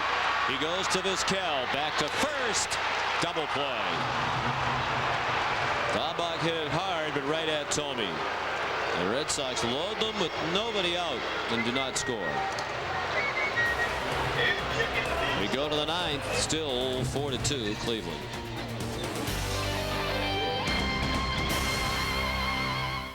It makes a good defense is good pitching, but what wins is the sport. The average American family has its share of disagreements. She wants to get her belly button pierced. No. But there is one thing they can all agree on. Ford Focus. It's anything but average. Just ask Car and Driver. They say it's one of the 10 best cars 3 years in a row. With 4 distinct models, Focus has something for everyone. And they're all available with 2,000 cash back or 0-9 financing. The Ford Focus at your New England Ford dealer. I know everything. I'm your dad. Yeah, right.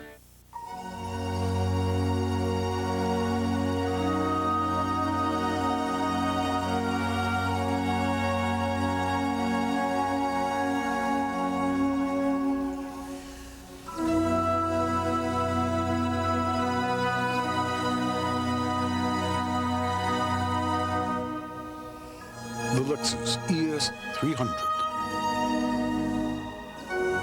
At your Boston area Lexus dealer. 1, 2, 3. The GM Overdrive rolls on, and your local Pontiac dealer is announcing more great deals. Now, select 1.9% APR financing or cash back from $2,000 to $3,500. Choose from the sporty Grand Am or Sunfire, wide track Grand Prix, rugged Montana, versatile Aztec, or the high-performance Bonneville. Now is a great time to get into a new Pontiac, so come on. Come on, y'all, let's say it one more time. Pontiac's in overdrive, so see your local Pontiac dealer today.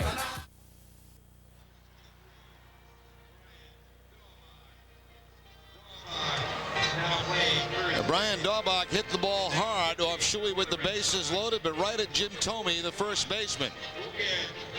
Good, hard, solid contact, but one hop to Thome, who takes his time in turning a double play. Daubach does not run all that well, and again, Vizquel jumping right over the head of Veritek, and Shuey appreciates that, gets the double play to get out of trouble.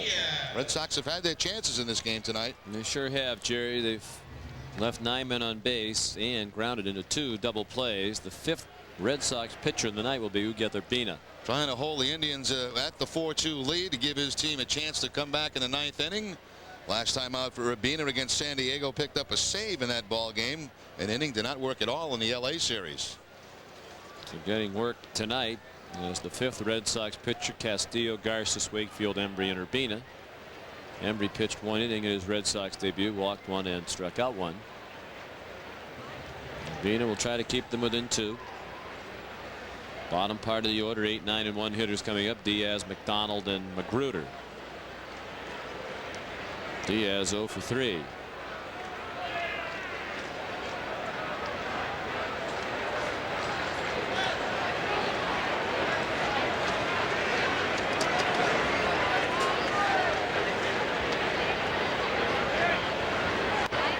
Late swing of the 94-mile-per-hour fastball. For those of you tuning in for Fox 25 News at 10, we'll have the news with Maria Stefanos and David Wade right after the ball game. We're in the 9th.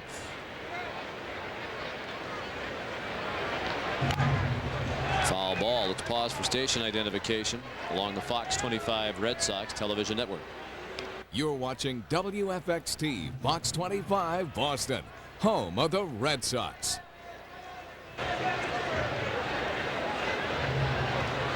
With Jerry Remy, Sean McDonough at Sold Out Fenway Park. Our telecast produced by Russ Ken, directed by John Wilson, associate producer Dave Corris. Foul tip. First strikeout for Urbina. Red Sox pitchers have now fanned 9. Urbina continues on that pace of more than a strikeout per inning pitch. 28 strikeouts now and 26 2/3 innings for Urbina.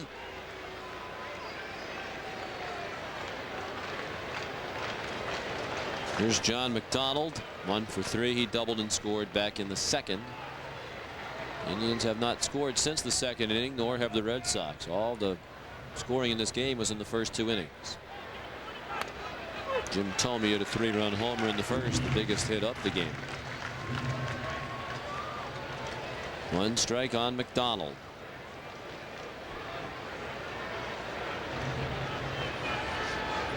Outfield shifted around just a little bit toward right.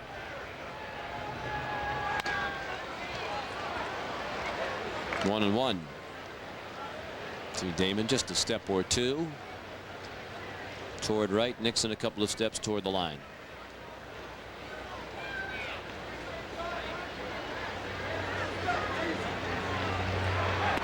Inside. Baltimore has taken a 4-3 lead from the Yankees. They're in the 8th now in Baltimore.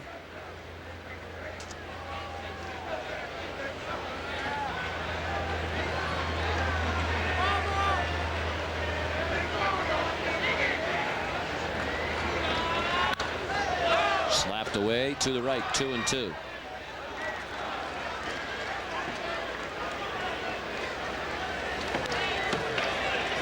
When we talk about all-star candidates, here's another one.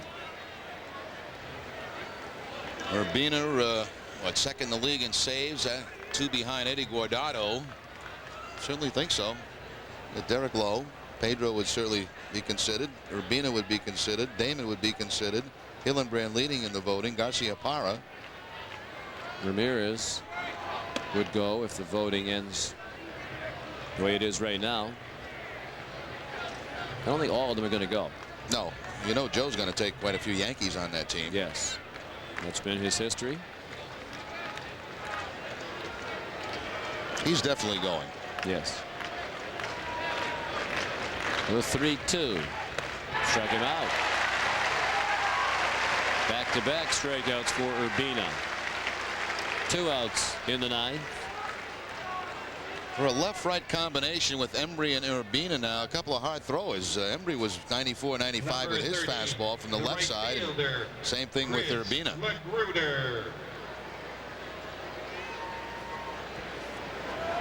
In the bottom of the 9th, Merloni, Damon, and Baerga due up. The 9-1 and 2 hitters. Garcia Parra would hit 4th.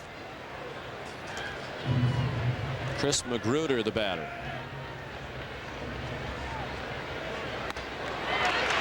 Strike 1. He walked and scored in the 1st. Struck out twice, then doubled in the 7th against Tim Wakefield.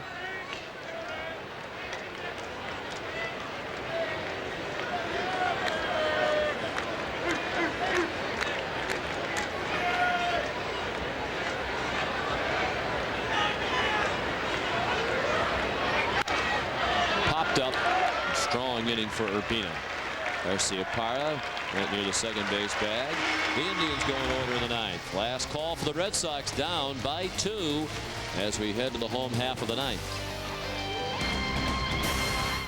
The best I ever had. The 2002 Nissan Altima. Best in its class. Best of the year.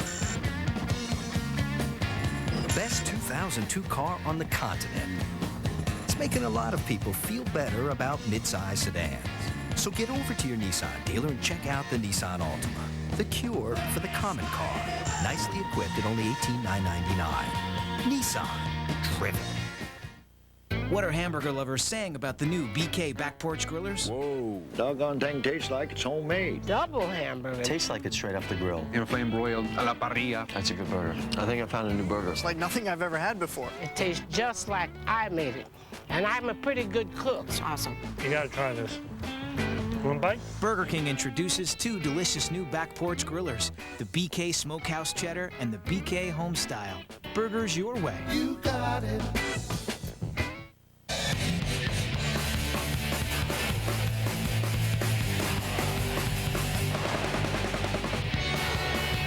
Think it? Do it with Dodge Durango SXT. VA power at a price no other SUV can touch. Kicking CD sound system, big wheels and tires, and roof rack. All for just under $27,000. Better get it in gear. Now qualified returning Daimler Chrysler lessees can lease a Dodge Durango 4x4 SXT for just $279 a month for 36 months. Boston Red Sox baseball on Fox 25, brought to you by Southwest Airlines, bringing people together with low fares. By your friendly New England Dodge dealers, grab life by the horns, go Dodge.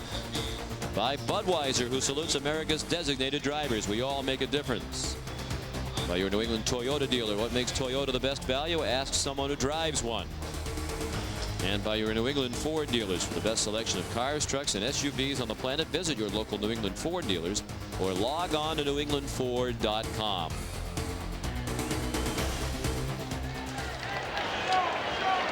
Save situation for the Indians, so they turn to their closer to try to save it. The 5th Cleveland pitcher of the night and the 10th pitcher of the night in all, Bob Wickman. 17 for 18 in save opportunities this year. High batting average against, 293, more hits than innings, 34 to 26 at a third. But he does have 30 strikeouts and only 9 walks. Lou Merloni was scheduled to lead off. And Jose Offerman is hitting for Lou. Lou was 0 for 2 tonight with a walk. Wickman throws ball 1. Offerman hitting .225, batting .239 left-handed. He's 1 for 7 this year as a pinch hitter. He takes a strike. Johnny Damon on deck, then Carlos Baerga.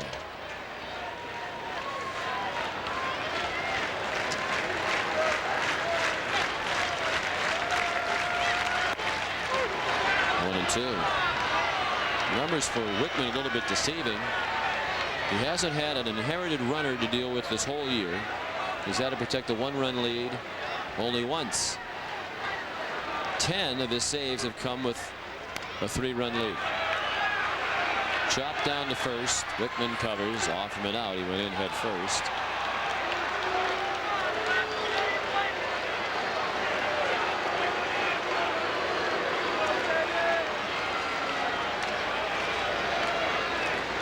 But it's just tough to go to that bench to pinch hit, Jerry, because all the guys over there are in enormous slumps. Staubach, Clark was in the lineup tonight, but when he's on the bench, it's hard to go to him as a pinch hitter.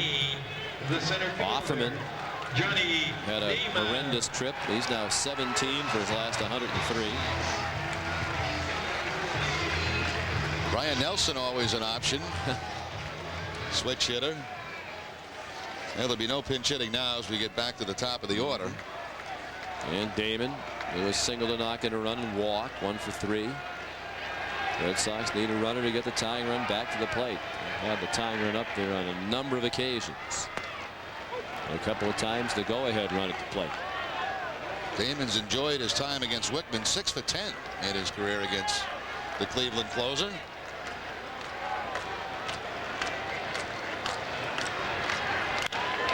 And they will get the tying run to the plate. Now 7 for 11 against Wickman is Damon with a base hit to right. Another 2-hit night for Johnny Damon. Their hits are even in the game now. Each team has 9. Number 10, the designated hitter, Carlos Baerga. Here's Carlos Baerga. 1 for 3, a bloop double in the 4th inning. He walked in the 1st.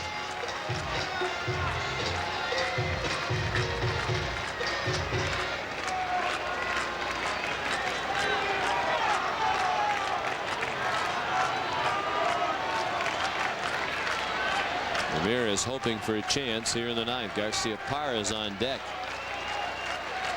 You know, Nomar would love another shot at it.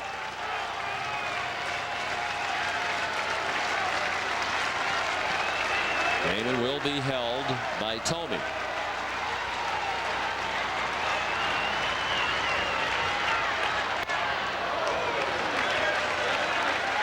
Ball 1 inside on Baerga.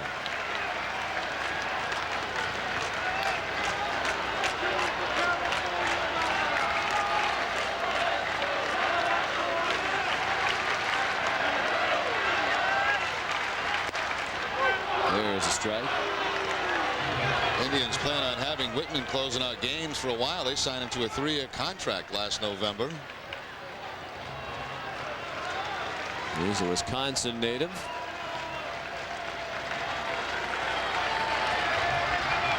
Here's 1-1 pitch. Tied up by Baerga inside, 1-2. Coach Baerga playing against his former club where he had many good seasons for the Indians.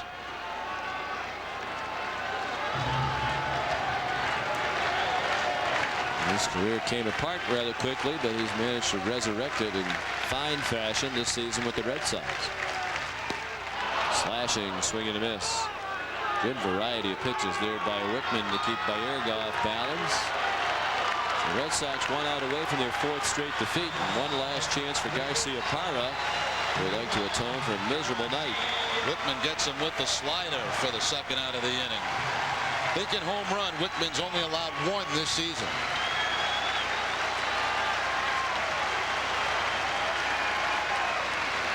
Nomar's 0 for 4. He's hit it in the air all 4 times, twice to deep center into the triangle. He came up with a man on and 1 out of the 1st and flied out.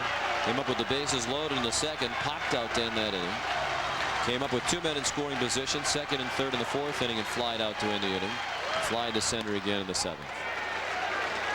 He's hit with 6 men on base, 4 in scoring position, hasn't advanced any of them. He looked at ball 1. He's 2 for 6 in his career against Bob Wickman. Tying run at the plate.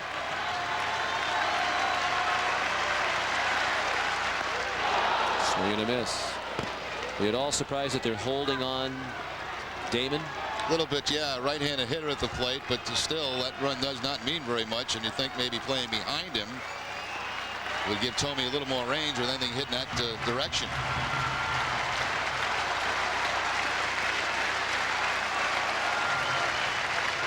One pitch. Inside and low. Outfield very deep, trying to prevent the extra base hit. Ramirez on deck, hoping to get a chance to hit.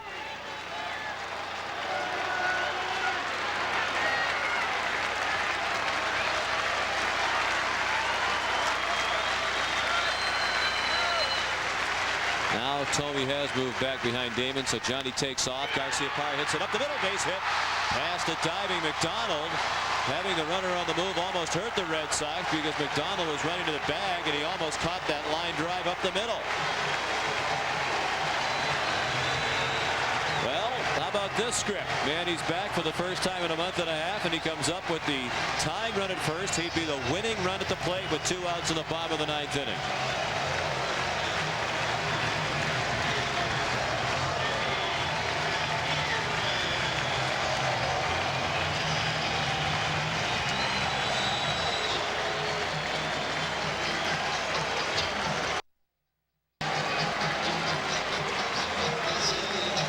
To Cleveland. 2 outs, runners at the corners. Bottom of the 9th. Here's Ramirez, 1 for 4 in his first major league game since May 11th. He singled to center last inning against Paul Shuey. 6 for 18 in his career against Bob Wickman. Outfield extremely deep all the way around. Fryman very deep at third and close to the line. Tomey will hold. Garciaparra at first. Fans on their feet at Fenway. Wickman wants a new ball. Like every time we see Wickman come into a ball game, it's never clean. It seems like there's a couple of base runners, a couple of hits. He doesn't have dominant closer stuff. He's not like a Rivera or Bina who can stand out there and just blow it by you. Gives up a lot of base hits.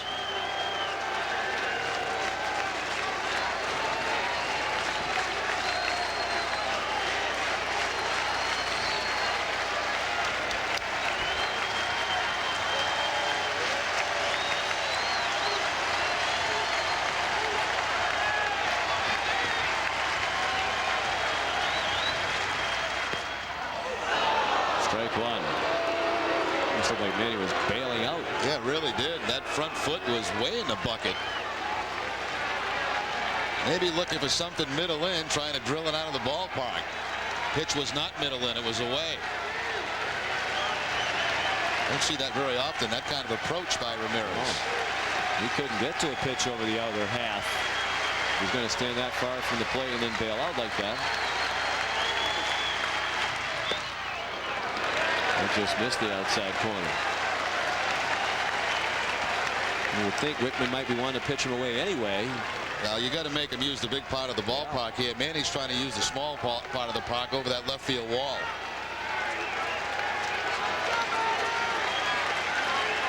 Ramirez does have great opposite field power. Used that particularly effectively in Cleveland. Looked like a pretty good pitch to hit, and Manny let it pass over the heart of the plate for strike 2.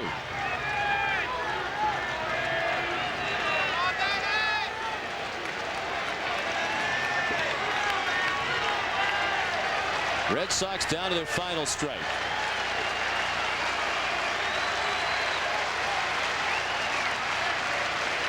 Bob Wickman to Manny Ramirez in the dirt.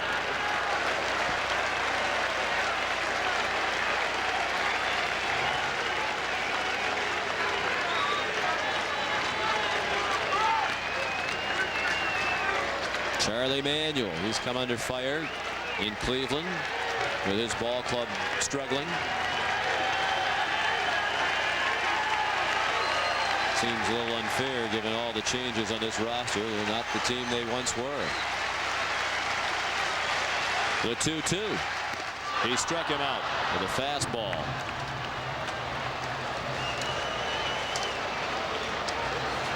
So the Red Sox have now lost 4 in a row. The good news for them, the Yankees have just lost. That game's gone final. They lose to Baltimore tonight. So the Red Sox remain a half game behind New York in the American League East. Ramirez 1 for 5 in his return to action tonight.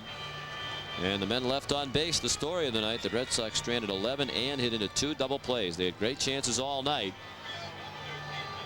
Jim Thome's homer, the big hit in the game, all the way back in the first inning.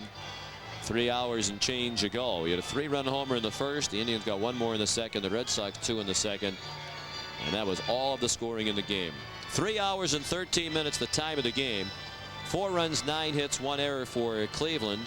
The Indians left 6 men on, 2 runs, 10 hits, no errors, and the 11 men stranded for Boston. Danny Baez, the winner, 6-5 is his record. Frank Castillo, the loser, 5-8. 34,064 the attendance. Bob Wickman with save number 18. Once again, the final score: Cleveland 4, Boston 2. This is the Fox 25 Red Sox television network. Play of the game is brought to you by New England Ford dealers. With the bases loaded in the 8th inning, Brian Daubach against Paul Shuey hits the ball hard, but right at Tomei. The 3-6-3 double play. Huge inning right there. For the best selection of cars, trucks, and SUVs on the planet, visit your local New England Ford dealer or log on to newenglandford.com. Our next telecast here on Fox 25 is Thursday night, when the Red Sox and Indians will be wrapping up this 3-game series. John Burkert scheduled to make the start for Boston. CC Sabathia for Cleveland. Game time 7 o'clock Thursday night, right here on Fox 25. Till then, for Jerry Remy, Sean McDonough saying good night from Fenway Park. This has been a presentation of Fox 25 Sports. Now let's join Maria Stefanos and David Wade at the Fox 25 News Desk. Thanks, guys. Fox 25 News is coming up next. Here are some of the stories you'll see. What a nightmare. A construction accident knocks out phone service in several area cities. Is a black bear on the loose in a local town? One homeowner says this picture is proof. Will Amtrak trains come to a halt? There's new action to keep the rail service up and running. It's going to be even hotter as this air moves our way tomorrow, but look, more moisture and humidity is coming with it too. Did she get inside information? Martha Stewart comments on the stock scandal while mixing a salad.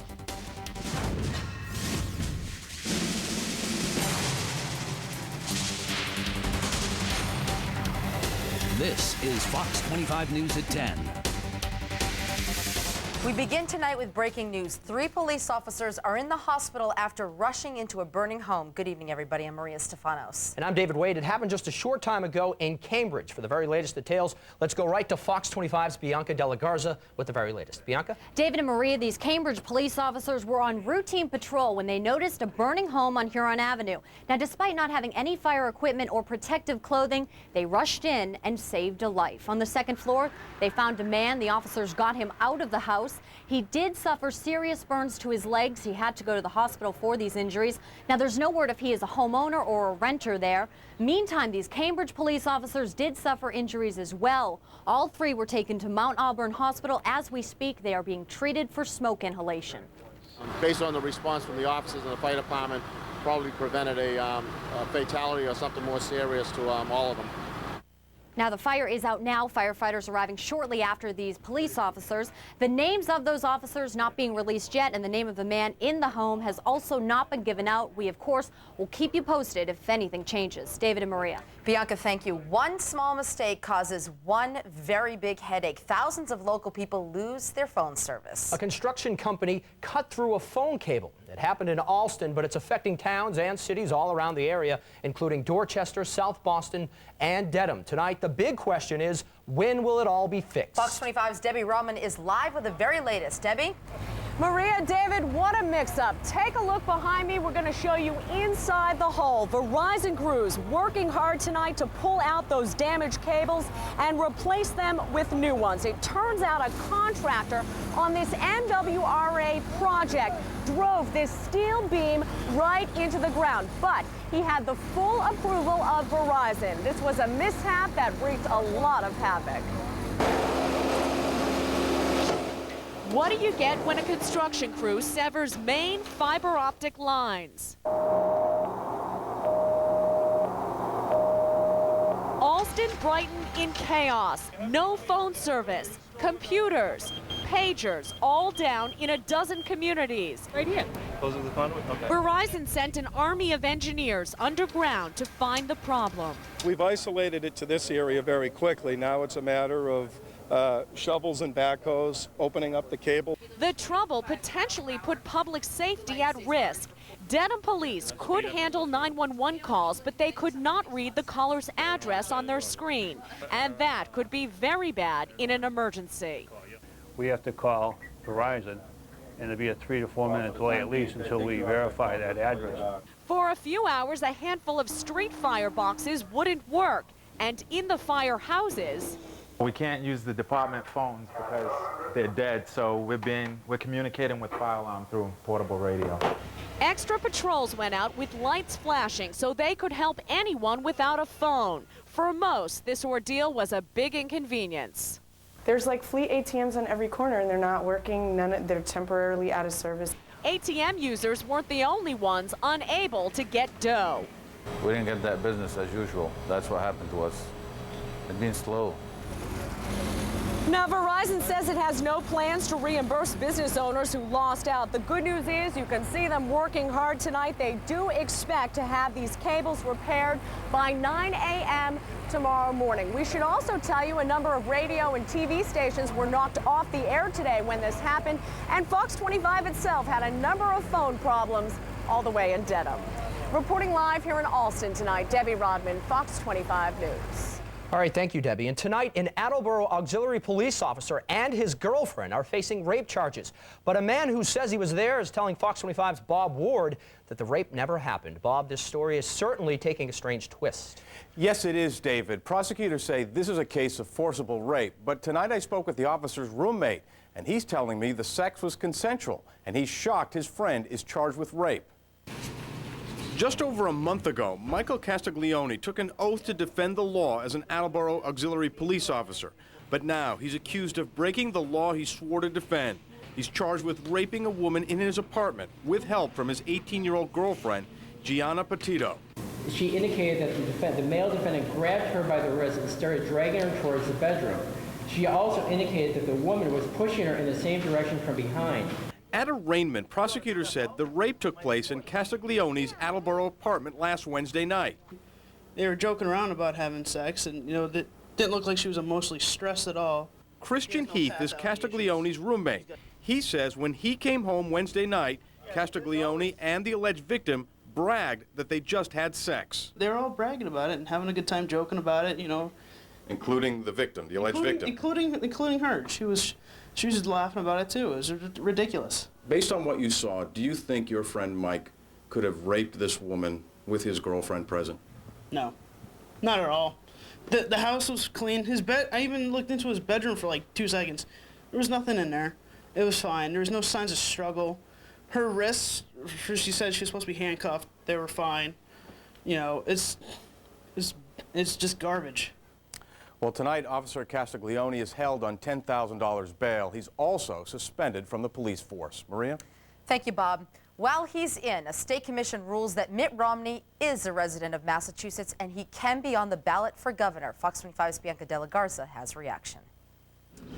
Oh, I think anytime you get in a campaign, you know there are going to be good days and bad days. This was a good day for Mitt Romney. The State Ballot Law Commission unanimously deciding Romney's name will appear on the November ballot.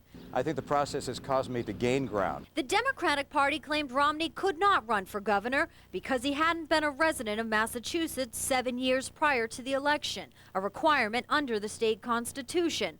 Party lawyers argue Romney listed Utah as his primary residence on income tax forms, only to change them this year. I think it's been documented quite clearly that he hasn't told the truth on a number of occasions. The Ballot Law Commission didn't make a determination about his truthfulness. They made a determination apparently on his residency. Tonight, just hours after the commission's decision, several Democratic candidates seem to be done with the residency challenge. And I think it's time for us to move forward. At this point, I think we should put it behind us. We should move forward. I say let's now get on to the real debate. I think it's a waste of party money and a waste of energy. I think it's politics as usual, and I think people in Massachusetts are just tired of the old-style politics. the fear and smear, the attacks. They want to talk about issues. Romney's ready to debate, as are the Democrats, who say unlike residency, there are other topics they will win. I wish the Democratic Party had come to me, because I could have told them that Mitt Romney lived in Belmont. I used to deliver UPS to him. So. In Boston, Bianca De La Garza, Fox 25 News. Attorneys for the Democratic Party say they're not going to appeal this decision. Maria, a handyman who worked in Elizabeth Smart's home is now in the spotlight, and police in Utah are asking for the public's help in checking out his alibi. Richard Reese has a 29-year-long criminal record. Right now, he's being held on parole violation. Police have released pictures of 3 cars that Reese drives. They want anyone who may have seen him in those cars to call them. Elizabeth's father actually gave Reese one of the cars as payment for work he did. Ed Smart says he knew nothing about Reese's criminal background when he allowed him in their home. I had absolutely no knowledge of his background whatsoever. I never would have ever hired him had I known that. It has now been 20 days since Elizabeth Smart was taken from her bedroom. Amtrak says it won't be shutting down at least through the start of July 4th weekend. Transportation Secretary Norma Mineta believes a deal is close to help out the struggling railroad. Amtrak says it's close to bankruptcy because of a $200 million budget cap.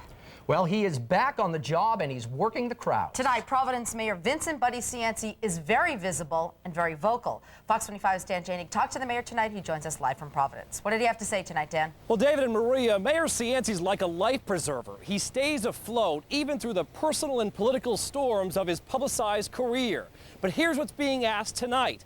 How much longer can he stay afloat after this storm? Fashionably late, the Teflon mayor in his chauffeur-driven Lincoln. A second night in a row, a standing O from high school graduates whose keynote speaker is the convicted felon himself, weighing heavily on his mind tomorrow's filing deadline for re-election. I think I have another term left in me. The question is whether or not the city of Providence is something that I can leave now with a great deal of nostalgia. A day after his federal conspiracy conviction, a sea of microphones as he shows up at the office, one he can hold on to till September 6th, sentencing day. But while the 4th of July may be a big date on your calendar, the legal fireworks here heat up July 3rd, when a judge will rule if Cianci's conviction will stick. Welcome back. I'm Arlene Violet. You're listening It's the talk of the town. Camped out at the courthouse, radio talk show host Arlene Violet, a former Rhode Island Attorney General. On July 3rd, I think it's about a 50-50 on the legal question. July 3rd, one date that will decide his fate. Do you think the judge would throw it out July 3rd? I would never speculate. I had a very fair trial. You doing a lot of praying? I always pray. So 3 dates to watch for. Tomorrow, will he file for re-election?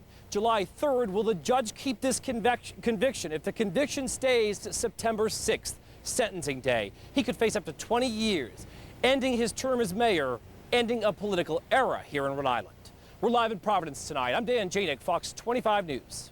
Thank you, Dan. It is a mystery tonight in Rhode Island. 2 bodies found inside a burning home, but police aren't sure if they died in the fire or before.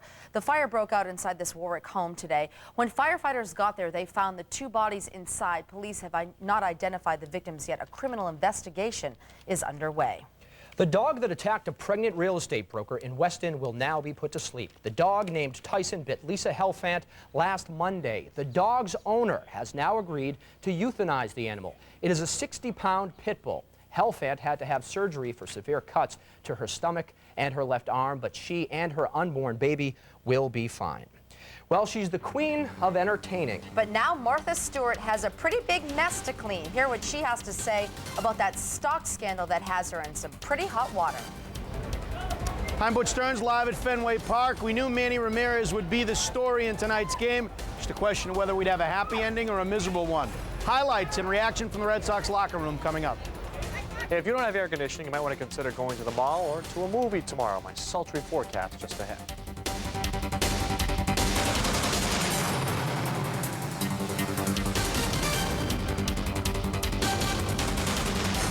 Sarah bought a new Kia Sportage. It came with 3 airbags and 24-hour roadside assistance. Trish bought a Honda CR-V. 2 airbags, no roadside assistance. Sarah's Sportage came with a 10-year warranty. Trish's Honda, just 3. And yet Sarah paid thousands less than poor Trish. Jill, will you shut it? Oh, Trish is upset. Is it because Sarah's been dating her ex-boyfriend? The 2002 Kia Sportage. Visit your Eastern New England Kia retailers through June 30th. Hey, he isn't with Men in Black. Poser. What happened? So I says bring home some tangerines. This genius is. That's gotta hurt. Trampoline. Clean up on aisle 3. It's the cellular static. Here, Sprint built the largest all-digital, all-PCS nationwide network from the ground up, so your calls are clear. Thank you. That ain't gonna grow back. Men in Black 2 in theaters July 3rd. 4,000 minutes for $39.99 from Sprint. Oh, that was rich.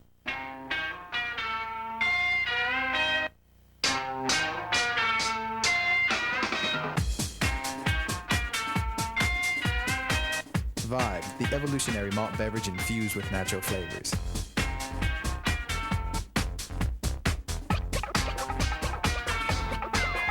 DJ.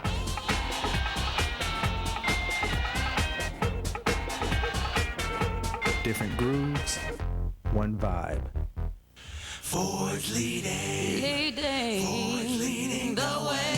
On the move? Well, keep moving with a car that earned a double 5-star safety rating 4 years in a row. Ford Taurus. Now with savings over $3,000 between cashback and no charge options. Or how about Winstar? It's got an exclusive personal safety system, a quadruple 5-star safety rating, and comes with $3,000 cashback or 0-9 financing. Ford Taurus and Winstar, only at your New England Ford dealer. Ford's leading the way. You're watching Fox 25 News at 10. A contentious lunch hour in Harvard Square as anti-abortion protesters and pro-choice advocates came out in full force. And this time, the protesters lining the streets made a point to drag everyone into the fights. See pictures of bloody babies. Anti-abortion protesters brought oversized pictures of aborted fetuses to the rally. They say it is their only right to show what they call the truth. When you walk by these pictures, I hope that you are appalled. I've had an abortion. It makes me feel shocking. I don't want to see it. I know it's out there, but it doesn't affect my opinion. The pro-choice ralliers contend that the pictures are not of aborted fetuses. They claim the pictures show fetuses who were killed in accidents like car crashes. The search is on tonight for a black bear running loose on the North Shore. Now take a look at this photo of the bear. The picture was taken by a man installing a new driveway in the Lake Attitash area of Amesbury. The construction crew said the bear came about 12 feet away from them. We see the animal guy down there with a rifle, with a scope, chasing him up through the back. Police everywhere. I guess they went down through the back road there and they lost him. The bear is believed to have been the same one spotted running right through backyards in Merrimack and Haverhill. Police say it may have taken off towards Plastow, New Hampshire. A nice, dry, sunny day out there, David. But I think tomorrow we better be prepared to sweat. Isn't that right, Kevin? That is correct. The humidity will definitely be on the rise. 84 may have felt warm to you today, and that's what we had here in Boston. But look off to the southwest. D.C. was 93 once again today. It seems to be the wild card number. Maybe they should play the lottery down there. 93 degrees the last few days in D.C., and that's the kind of air that's moving on in here. Even hotter than we had today and more humid. Now, you see Atlanta 79. That's a little misleading. Remember that. We're going to talk more about that in just a moment. 72 right now, so it's nice and mild. The dew point's crept up since last night, so humidity has too. Remember, it was only about 28% last night? If you don't, I'm telling you, it was 28%, 53% tonight. So it's definitely climbing up there. And tomorrow you're going to feel a big difference in the air. Southwest winds bring in the more humid air from the southwestern part of our country and also the southeastern part of our country from the southwesterly direction. 72 in Boston, but 60s all around in the suburbs and cooler out in the Cape Chatham. You're at 64 at this hour. Check this out. Look at all of the bright colors popping up in here. That's the humid air mass moving toward us. When you have that tropical air mass, you tend to get thunderstorms. That's what they've been dealing with from the Ohio River Valley all the way down to the Gulf of Mexico, and that's what we're going to be contending with the next couple of days. Just a few thunderstorms around the area late tomorrow, I think, just popping up here and there. Thursday, a more organized set will be coming on through and perhaps stronger, too. This is the warm front that's by us now. It's going to stay to our north, at least here in the Boston, Worcester areas in southern New Hampshire, and eventually move further northward on Thursday. That brings us into the more sticky air, especially on Thursday, with the thunderstorms coming through Thursday evening and into the first part of Friday morning. So it's a forecast something to keep a close eye on because it looks like there will be some severe weather eventually from all of this. Tonight, just partly cloudy skies and 60 to 66 degrees for low temperatures, but it will get stickier as the night wears on. That's why you probably want that air conditioning or be someplace air conditioned during the day tomorrow, because tomorrow I'm looking for 80 to 90 degrees with southwesterly breeze. If you're going to Fenway, 85 at game time with lots of sunshine. And for the next 5 days, here's how it's looking around here. Humid through Thursday, then we dry out for Friday and the first part of the weekend. But look, it stays warm right on through. Try to stay cool, will you? Coming up, 5 years later, Debbie Eapen speaks out about the nanny accused of her son's murder. Next on Fox 25 News at 10. Mike Sullivan must escape the only life he has known. For his son. You saw everything? They're gonna come after us. Get down! For his soul. I'd like you to turn a blind eye to what I have to do. Road to Perdition is the best crime drama since The Godfather. Tom Hanks, Paul Newman, Jude Law, from the director of American Beauty. Road to Perdition, rated R, starts Friday, July 12th. Not all superheroes wear tights and capes. What? Some wear pretty dresses. That's so cool. Ready? Ready! You dare to challenge me? Tad, you're it! They are little freaks, aren't they? And they're out to save the world before bedtime. Tad, you're it! The Powerpuff Girls movie. You rock! Rated PG. Starts Wednesday, July 3rd. I believe that you and me last forever. The only time I feel alright is by your side. Girl, I want to be with you all of the time, all day and all of the night.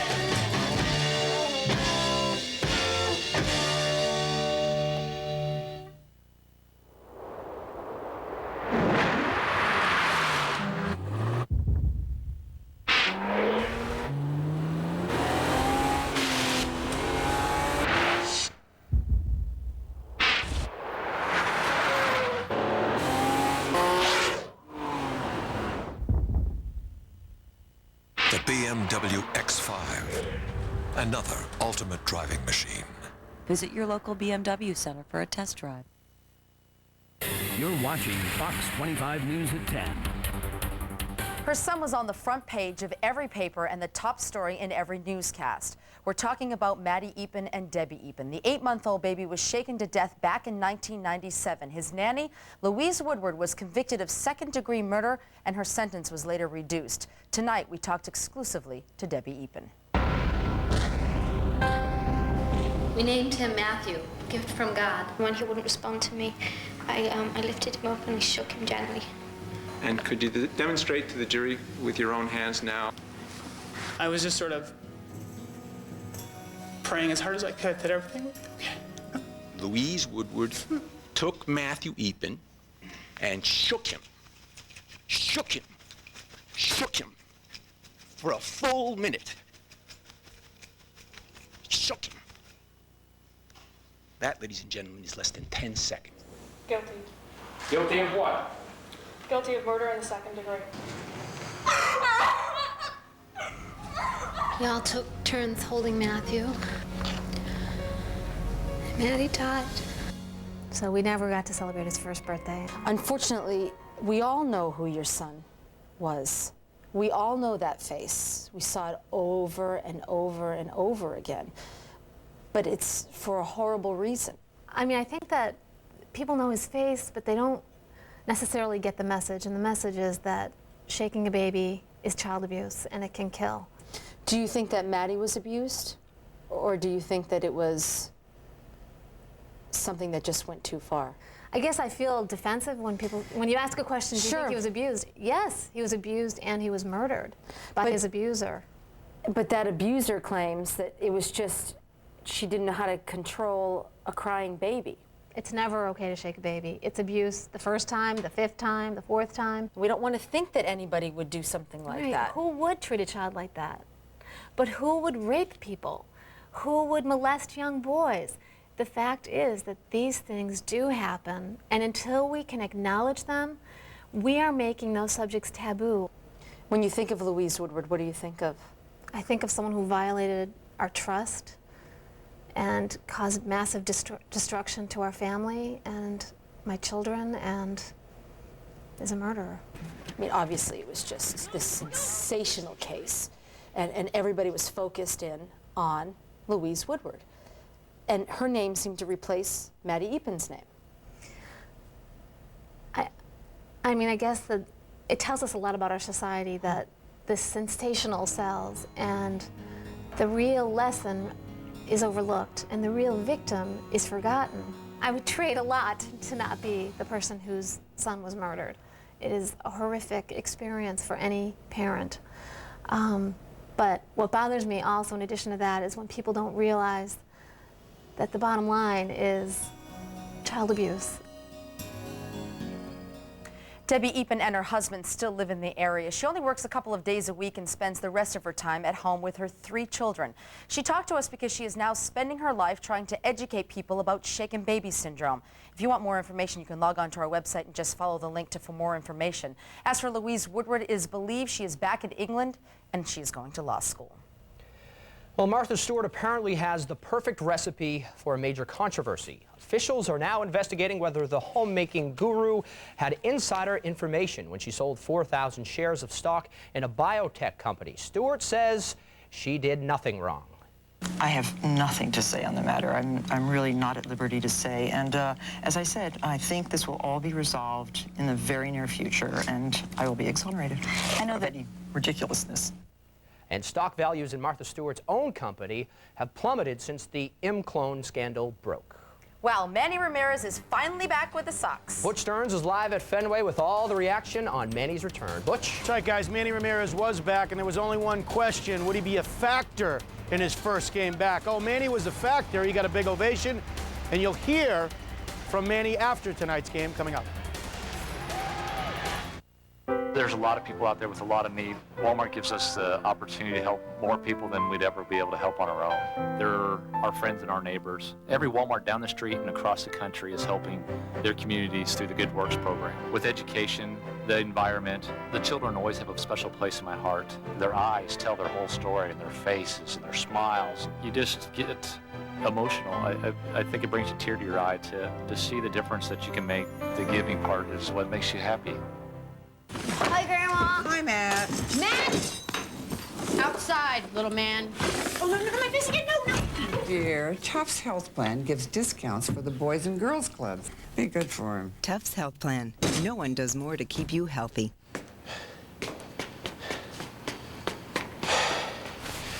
You know, Tufts Health Plan members save quite a bit at health clubs. Ciao. Tufts Health Plan. No one does more to keep you healthy. We had purchased a new home.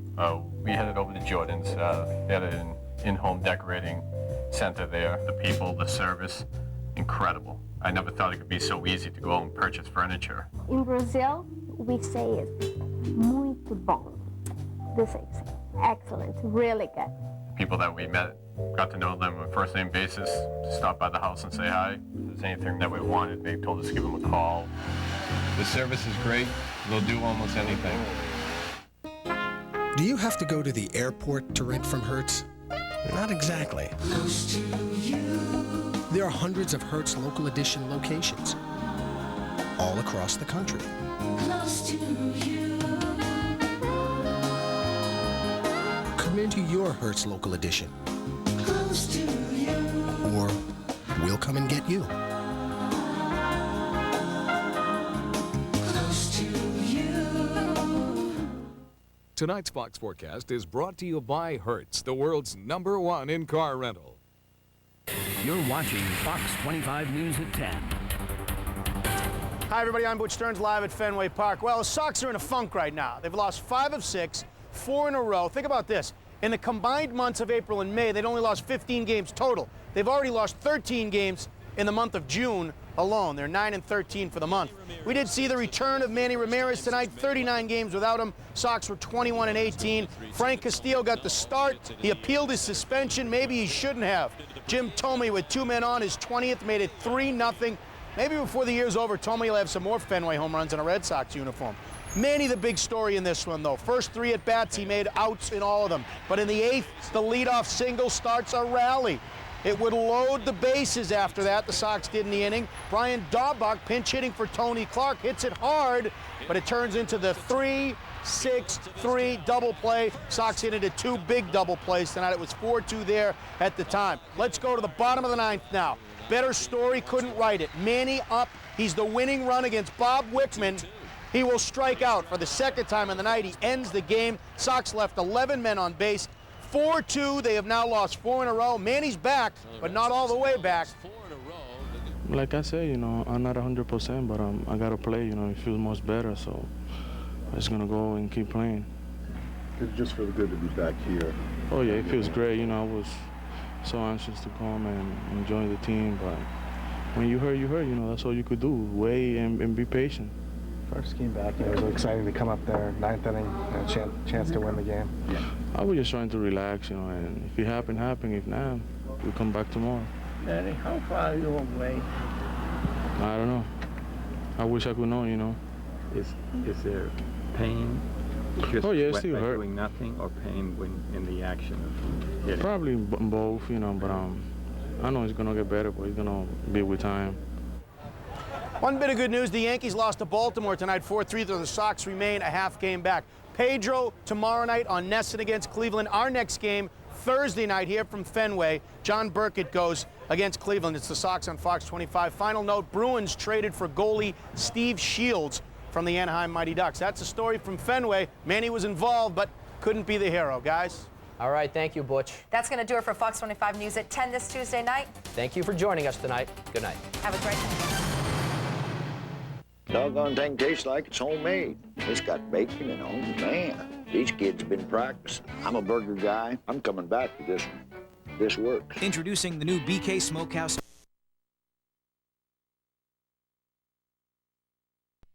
Think it? Do it with Dodge Durango SXT. VA power at a price no other SUV can touch. Kicking CD sound system, big wheels and tires, and roof rack. All for just under $27,000. Better get it in gear. Now qualified returning Daimler Chrysler lessees can lease a Dodge Durango 4x4 SXT for just $279 a month for 36 months. Stay tuned after every game on Nesson for Extra Innings, Nesson's expanded post-game show. And recap the game with studio hosts Bob Rogers and Jim Corsi, field reporter Tom Caron, and broadcasters Don Orsillo and Jerry Remy. You'll get live, exclusive manager interviews and locker room reactions, viewer phone calls, and some pretty surprising post-game guests. After the last inning, the action's just beginning with Extra Innings on Nesson. It's July on Nesson, and we're in mid-season form as the Red Sox face divisional rivals, head north of the border, and close out the month on the West Coast. Stay tuned for Diamonds in the Far East, Baseball in Japan, July's one-hour front row special. Nesson keeps an eye on the farm in July with more Paw Sox coverage. Nesson is your sports news and information leader with Sports Desk at ESPN News. It's Nesson in July, and we're in mid-season form. Welcome back to Red Sox Digest, everybody. You know, before we went to break, the previous caller making the point about the Red Sox acquiring Alan Embry, upset that the team would give up on Baker. But, Jimmy, that's one of the things everybody has to understand. When you make a trade, you have to give up some talent. You got to give to get, and they got a good quality left-handed pitcher. You never know if a guy's going to pan out starting in the minor leagues and A-ball, and you take a shot. They want to win now.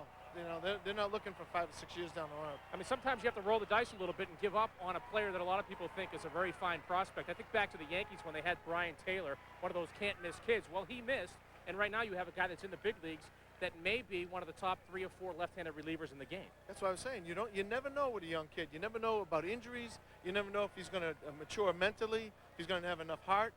So they made the move, and I think it was a great trade. All right, so Pedro Martinez on the hill tonight trying to stop this 4-game slide. He has done very well against Cleveland over the years. Yes, he's been a great competitor against them. They have a very tough time, you know, catching catching up to his heat, and their changeup really mystifies those guys. All right, and that is Red Sox Digest for tonight. Thanks for watching, everybody. And now stand by for Boston Red Sox baseball. It's the Red Sox and Indians next on NESN.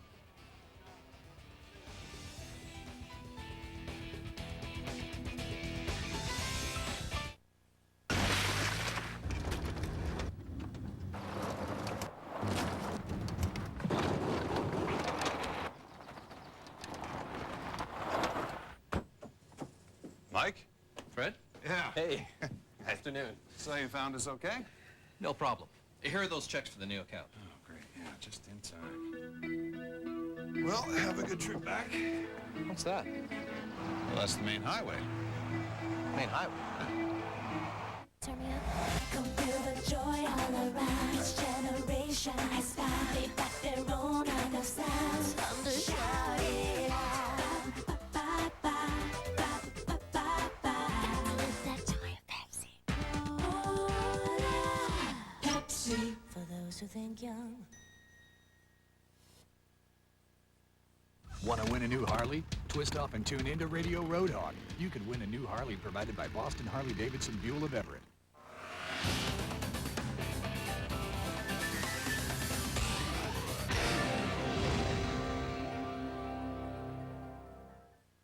Closed captioning for Red Sox baseball on NESN is provided by Verizon, the Yawkey Foundation, Dunkin' Donuts, and Aflac.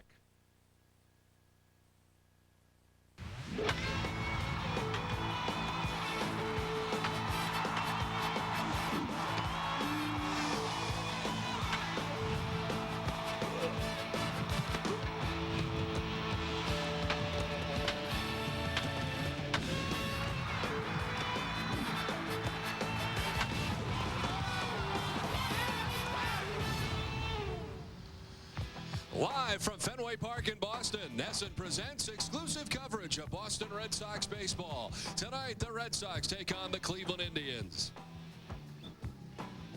Hi, everybody. I'm Don Orsillo, as always, joined by Jerry Remy. Welcome to Red Sox baseball, the middle game of the three-game series between the Red Sox and Indians. The Red Sox have lost 4 straight, and as they have so many times before, look to the stopper, Pedro Martinez. Every start that seems like Pedro makes in this first half of the season, people have their fingers crossed, and at times even Pedro himself. But when you look at the numbers for Pedro, it is remarkable. I mean, here he is with 110 strikeouts. That's second best in the league. Only Roger Clemens leads with 113. The .210 batting average against Derek Lowe is a little bit better in that category, and a 2.92 ERA, which is coming down, is now 4th best in the American League.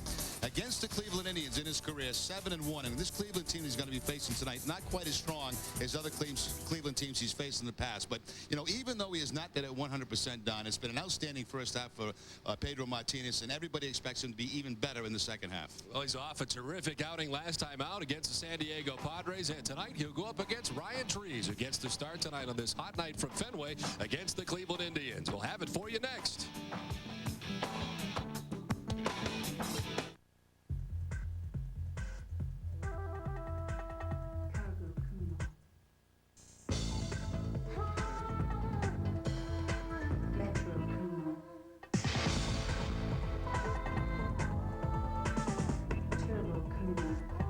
SUV light truck tires, reliable passenger tires, high performance tires, world-class quality, value pricing. Kumho tires are available at all Sullivan Tire and Auto Service locations. Is Mountain Dew in serious jeopardy?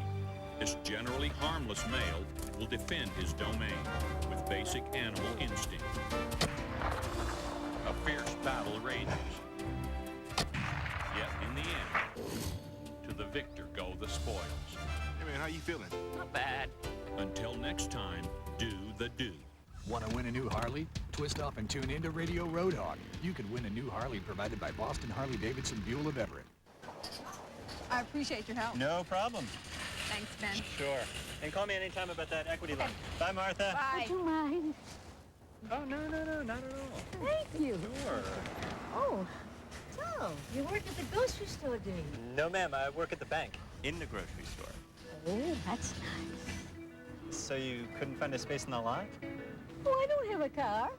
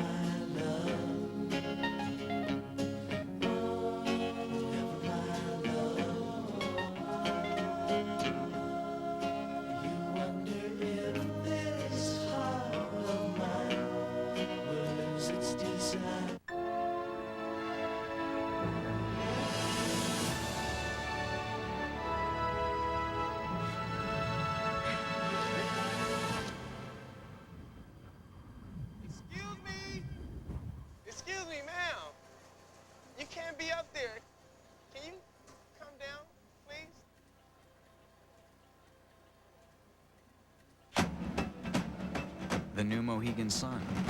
Come play.